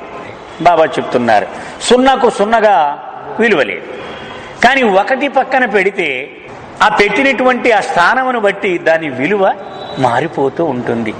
దానికి ఎందుకు వచ్చింది విలువ? దానికున్న సొంత విలువ కాదు, ఆ ఒకటి పక్కన ఉన్నందుకు దానికి విలువ వచ్చింది. In a maya ridden state the relative status of the zeros and the number 1 are not realized. మాయలో బంధింపబడి ఉన్నటువంటి ఆత్మ ఈ ఒంటరిగా ఉన్న సున్న లాంటిది. The two are confused together so that the zeros which constitute the physical universe are taken to have both existence and value in themselves. అంటే ఆ ఒకటి అనేది అది భగవంతుడు, దాని పక్కన ఉన్నప్పుడు దానికి విలువ వస్తుంది, విడిగా ఉన్నప్పుడు అది సున్నయే. అది మనం సందిగ్ధం, ఒకదానికొకటి పొరపడుతూ ఉంటాం. In the phenomena state of truth absorption, all the zeros of the entire universe that has been added on to the number 1 are cut out. Only the one exists. అంటే నేను భగవంతుడను అనే సత్యానుభవం పొందగానే ఆ ఆత్మకు ప్రపంచము లేదు, అసలు నేను ఒక్కడినే ఉన్నాను. ఆ ఒకటి పక్కన ఉన్న సున్నలన్నీ కట్ చేసేసినట్టు ఉంది. ఇందుకని అసలు ద్వంద్వము లేదు, భిన్నత్వము లేదు, ఉన్నదే నేను ఒక్కడిని. ఇంకా అందుచేత సున్నలు లేవు, ఒకటే మిగులుతుంది. In the Baka or Sadguru state of truth affirmation in the universe, all the zeros of the universe reappear. But they are placed from a mathematical standpoint before the number 1. ఇక్కడ సున్నాలు వేసి ఒకటి వేశారు. ఆ సద్గురువుకి, సద్గురువుగా భూమి మీద అడుగు పెట్టిన వెంటనే తను ఒకటి అలాగే ఉంచుకున్నాడు. కానీ ఈ విశ్వం అంతా విలువ లేనిదిగానే ఇటుపక్క చేరిపోతాయి, అటుపక్క చేరితే విలువైనవైపోతాయి. లెఫ్ట్ సైడ్ చేరిపోతే ఏమవుద్ది? 0 0 0 1 అని ఇస్తే ఆ సున్నకైనా విలువ ఉంటుందా? ఏం విలువ ఉండదు. అంచేత సద్గురువుకి ఈ విశ్వం విలువ లేనిదిగానే పరిగణిస్తూ ఉంటాడు. In this manner of reinstatement, the zeros have existence but no value. So విశ్వము ఉంది కానీ దానికి విలువ లేకుండా ఉంది. Regardless of how many there are. ఎన్ని సున్నలున్నా ఒకటే. In this last case, any increase in the number of zeros neither adds a numerical value nor alters in any way the value of the number 1. ఈ సున్నలు ఎన్ని పెంచుకుపోయినా ఈ ఒకటి విలువ ఒకటిగానే ఉంటుంది. అవి ఏమి ప్రభావితము చెయ్యలేవు ఆ విలువను. The value neither decreases or increases. ఆ ఒకటి అలాగే ఉంటుంది, పెరగదు తరగదు. A perfect master can perform any miracle. సద్గురువు ఏ రకమైన మహత్తునైనా చెయ్యగలడు. మెరికిల్ అంటే ఏమిటి? ఏంటమ్మా మెరికిల్ అంటే? సాధారణముగా జరగనటువంటి పరిస్థితి అసాధారణమైన రీతిలో జరుగుతుంది. ఈ పుస్తకం నేను ఇలా లేపితే పైకి లేస్తుంది, కానీ దాని అంతా అదే పైకి లేచిపోతే అది మెరికిల్. అది మెరికిల్ అంటే సాధారణంగా అది సంభవం కాదు, కానీ అది సంభవిస్తే దాన్ని అసాధారణమైన సంభవం, దాన్ని మహత్తు అని అంటాం మనం. This does not involve any breaking of the law because he is beyond the domain of Maya and its laws. అది మరి ఎందుకు చేసేయడండి? శాసనం ఉల్లంఘించినట్టే కదా భగవంతుడిది అనుకుంటే అది తప్పు. ఎందుకని? అతను ఈ శాసనమునకు అతీతమైనటువంటి వాడు. జ్ఞాపకం వచ్చింది మీకు కదా, పరీక్షిత్ మహారాజు కదా, మనం చెప్పుకున్నాం, ఇదివరకు చెప్పుకున్నాం మనం ఒకసారి. ఏమండి, భారతం చిట్ట చివరికి వచ్చినప్పుడు ఉప పాండవులందరినీ చంపేశాడు అశ్వత్థామ. పాండవులు ముసలివాళ్ళు అయిపోయారు. అభిమన్యుడు కూడా యుద్ధంలో చచ్చిపోయాడు. అతని భార్య ఉత్తర గర్భంతో ఉండగా చచ్చిపోయాడు. ఇక ఆవిడ మీదే ఆశలన్నీ పెట్టుకున్నారు. మన వంశం నిలబడాలంటే ఇక ఈవిడి కన్న బిడ్డే మన వంశాన్ని కొనసాగించాలి. కానీ అశ్వత్థామ మంత్రించిన దర్భ వదిలేశాడు. అందుచేత శిశువు చనిపోయి పుట్టింది. She delivered a dead baby. ఆ పిల్లని శిశువుని పట్టుకొని కృష్ణుడి దగ్గరికి పట్టుకొచ్చారు. అయ్యా, ఇది నువ్వే దీన్ని ప్రాణం పోయగలవు, తలుచుకుంటే నువ్వు చేయగలవని ధర్మరాజు పాండవులంతా వేడుకుంటే అప్పుడు దాని మీద ఇలా చెయ్యేసి కృష్ణుడు అన్నట, నేనే అస్ఖలిత బ్రహ్మచారినైతే నిత్య సత్యవ్రతుడనైతే ఈ బిడ్డ బ్రతుకుగాక. బతికేసింది, సరే అయిపోయింది. ధర్మరాజుకు మాత్రం మనసులో డౌట్ ఉండిపోయింది. ఇదేమిటి ఈయన నిత్య సత్యవ్రతుడు అంటాడు, అవసరాన్ని బట్టి ఆయన అబద్ధం ఆడుతూ ఉంటాడు, 16,000 మంది భార్యలున్నారు, బ్రహ్మచారిని అంటాడు అని అతను మదన పడుతూ ఉన్నాడు. ఒకనాడు కృష్ణుడు అడిగాడు, ఏంటి బావా నీకు మనసులో ఏదో సంశయం ఉంది, చెప్పాడు ఇది అని. అప్పుడు కృష్ణుడు చెప్పాట, ద్వంద్వములో బందీలై ఉన్న వాళ్లకు ఈ భగవంతుడు శాసనము 100కు 100 వర్తిస్తుంది. కానీ నేను దీనికి స్వేచ్ఛ ఉండి స్వతంత్రమైన వాడిని, నేను దీనిలో ఒక భాగమును కాను, నన్ను ఏది బంధింపలేదు, నేను దేనికి జవాబుదారీ కాదు అని చెప్పాడు. అది ఇక్కడ బాబా చెప్పినటువంటి అసత్యం. అందుచేత అతను ఏదైనా మహత్తు చేస్తే అది ఆయన ఏర్పరిచిన శాసనమును ఉల్లంఘించినట్లు కాదు. ఎందుకని అతీతమైన వాడు ఈ నియమాలన్నిటికీ అతడు. Among those who enjoy the Sadguru state, the avatar has unique consciousness. ఈ సద్గురు చైతన్యమును పొందుతూ ఉన్నవారిలో అవతారుడిది మరీ విశిష్టమైనటువంటి పరిస్థితి అది అతనిది. The Sadguru experiences the state of I am God and God is everything. Sadhguru అనుభవం ఎలా ఉంటుందట? నేను భగవంతుడను, భగవంతుడే సర్వస్వము అనేటువంటి అనుభవం అతనికి ఉంటుంది. While the avatar experience I am God and I am everything. అవతారుడికి మాత్రము నేనే భగవంతుడను, నేనే సర్వస్వమును. Man as God sees God in everything. Sadhguru అంటే మానవుడు భగవంతుడు అయినవాడు, అంటే నిచ్చెన మెట్లన్నీ ఎక్కి ఆ భగవత్ స్థితిని చేరుకున్నవాడు, కింద నుంచి ప్రయాణం చేసి పైకొచ్చాడు. మ్యాన్ హ్యాస్ బికమ్ గాడ్, అతను సద్గురు. Man as God sees God in everything.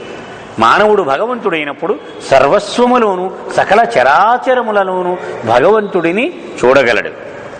But God as man అంటే పైనుంచి నిచ్చెన మెట్లు దిగి ఆ భగవత్ స్థితికి వచ్చినవాడు. Sees what God as God sees. ఒక భగవంతుడు భగవంతుడిని ఎలా చూస్తాడో అలాగూ చూడగలడు. హిమ్సెల్ఫ్ ఇన్ ఎవ్రీథింగ్, తనని సర్వస్వములో చూడగలడు. In fact the avatar not only sees himself in everything but sees himself as everything. అది అవతార పురుషుని యొక్క ఆ చైతన్యం ఎలా ఉంటుందో బాబా చెప్తున్నారు. సర్వస్వములో తనను తాను చూసుకుంటూ ఉంటాడు. అంతేకాదు సర్వస్వమును నేనే అని కూడా చూస్తూ ఉంటాడు. Not only as being in the many but as being the many in exactly the same manner that he is the one. తాను ఏకైకుడై ఉన్నప్పుడు ఎంత స్పష్టముగా అనుభూతి పొందుతాడో తాను సర్వస్వములోనూ ఉన్నాను అని కూడా అంత స్పష్టముగా అనుభూతి పొందుతాడు. When the avatar of the Sadguru drops his body after finishing his spiritual task in the imaginary universe of duality, he retains the God consciousness that is his continual eternal state. ఇది most important. అవతార పురుషుడు కానీ సద్గురువు కానీ దేహమును వదిలివేసినప్పుడు వాళ్ళ చైతన్యము మాత్రము కొనసాగుతూనే ఉంటుంది. అది మర్చిపోకూడదు. అంచేతే మరణము అనకూడదు. He has dropped his body అంటారు, అంతేగాని మామూలు మానవుడిని డ్రాప్డ్ హీజ్ బాడీ అనకూడదు. ఈజ్ డెడ్ అనాలి. అతను శరీరమును మాత్రము విడిచిపెట్టాడు, చైతన్యము మాత్రము కొనసాగుతూ ఉంటుంది సద్గురువు కానీ అవతారణకు కానీ. This fourth and last journey of the avatar of the perfect master is the same as the second of the Mazub-e-Kamil. ఇప్పుడు 4వ ప్రయాణము ముగుస్తుంది. Their unlimited individualities suffer no extinction in spite of the fact that they are now removed entirely beyond the world of form. ఈ రూపం అనేది రాలిపోయినా కూడా వాళ్ళ వ్యక్తిత్వములో ఏ విధమైన తేడా కనబడదు. Their individualities persist because their divine unlimited consciousness is abidingly remains as the very inalienable nature of the soul which requires no form for its locus standi. అంటే వాళ్ళ స్థితిని వాళ్ళు అనుభవించడానికి ఈ రూపము కాని దేహము కాని అవసరము లేదు కనుక వాళ్ళ చైతన్యం అనంతముగా అలా కొనసాగుతుంది. Sanskaras or the sanskaric ego mind can subsist only by attaching itself to some form. ఇందాక నువ్వు అడిగిన ప్రశ్నకు సమాధానం.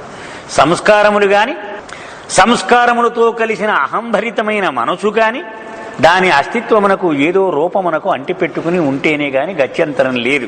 But no expressive medium of form is anyway necessary for the existence of the divine conscious. దివ్య చైతన్యమునకు మాత్రము దేహముతో అవసరము లేదు. Thus, the very nature of the soul is self-sustained. ఎందుకని ఆత్మ ప్రవృత్తి రీత్యా తనకు తానే ప్రకటించుకోగలదు, దేని మీద ఆధారపడి ఉండదు. The dropping of the physical body of the avatar or by the Sadguru is not death. బాబా మనం ఇందాక అనుకున్నది స్పష్టంగా బాబా చెప్తున్నారు. దీనిని మరణము అని అనకూడదు. ఒక సద్గురువు పొందినటువంటి ఈ స్థితిని కానీ అవతారుడు పొందినటువంటి దీనిని కానీ మరణము అని అనకూడదు. For even while he uses the body he is no way attached to it and has no సంస్కారిక్ లింక్ విత్ ఇట్. అతను దేహమును వాడిన రోజులలో కూడా ఎంతమాత్రము దానితో మమేకం అవ్వకుండా దానిని వినియోగించాడు. బాబా ఏం చెప్పేవారు బాబుజీకి చివరి రోజుల్లో, యాద్ రక్ ఐఎమ్ నాట్ దిస్ బాడీ అనేక సార్లు చెప్తూ ఉండేవారు. బాబుజీ ఏం చేసేవాడమ్మా, ఎక్కువ నైట్ డ్యూటీ చేసేవాడు బాబా దగ్గర. అప్పుడు బాబా చెప్తూ ఉండేవారు, యాద్ రక్ అంటే గుర్తుంచుకో, ఐఎమ్ నాట్ దిస్ బాడీ, ఇది నువ్వు చూసేటువంటి ఈ దేహమును కాదు నేను, ఇది కేవలము నేను వేసుకున్న కోటు లాంటిదే అని చెప్తూ ఉండేవారు. Nor does the dropping of the body in these instances involve the usual survival of a limited individual or ego mind, for these are simply non-existent in the Sadguru or Avatar. అలాగే మామూలు మనిషి మరణం పొందిన తర్వాత మనసు, సంస్కారములు, సూక్ష్మ శరీరము ఇవన్నీ కొనసాగుతూ ఉన్నాయని అనుకుందాం. ఇవేవీ ఉండవు అవతారుడికి. దివ్య అహము మాత్రమే వాళ్ళకు ఉంటుంది, divine consciousness. Their dropping of the body also differs from the death of advanced yogis who may voluntarily drop their physical body after completing their work. కొంతమంది యోగులు మనం చదువుకున్నాం ముందు, వాళ్ళు ఒక పని చెయ్యాలి అనుకొని అది పూర్తి చేసిన తర్వాత స్వచ్ఛంద మరణమును ఆశ్రయిస్తారు. వాళ్ళ మరణంతో కూడా అవతారుడి మరణమును పోల్చకూడదు. The advanced yogis cannot discard their ego mind or limited individuality which clings fast to them even after the severance of their connection with the physical body. ఎందుకని ఆ యోగి ఇంకా గమ్యమును చేరుకున్నవాడు కాదు. వాడి దేహమును వదిలేయగానే మనసు బతికే ఉంటుంది, ఆ సూక్ష్మ శరీరం బతికే ఉంటుంది. కానీ అవతారుడి విషయంలో అవేవి ఉండవు, ఆయనకు అనంత దివ్య చైతన్యం మాత్రమే ఉంటుంది. And the avatar embark upon a unique and direct journey to the unbounded and indivisible ocean of divinity. మరి ఎక్కడికి వెళ్ళిపోతాడు అవతారుడు, సద్గురువు కూడా? అనంతమైన ఆ దివ్య సాగరంలోకి వెళతారు. ఇక్కడితో మరణము, అమరత్వం మనం ముగించు.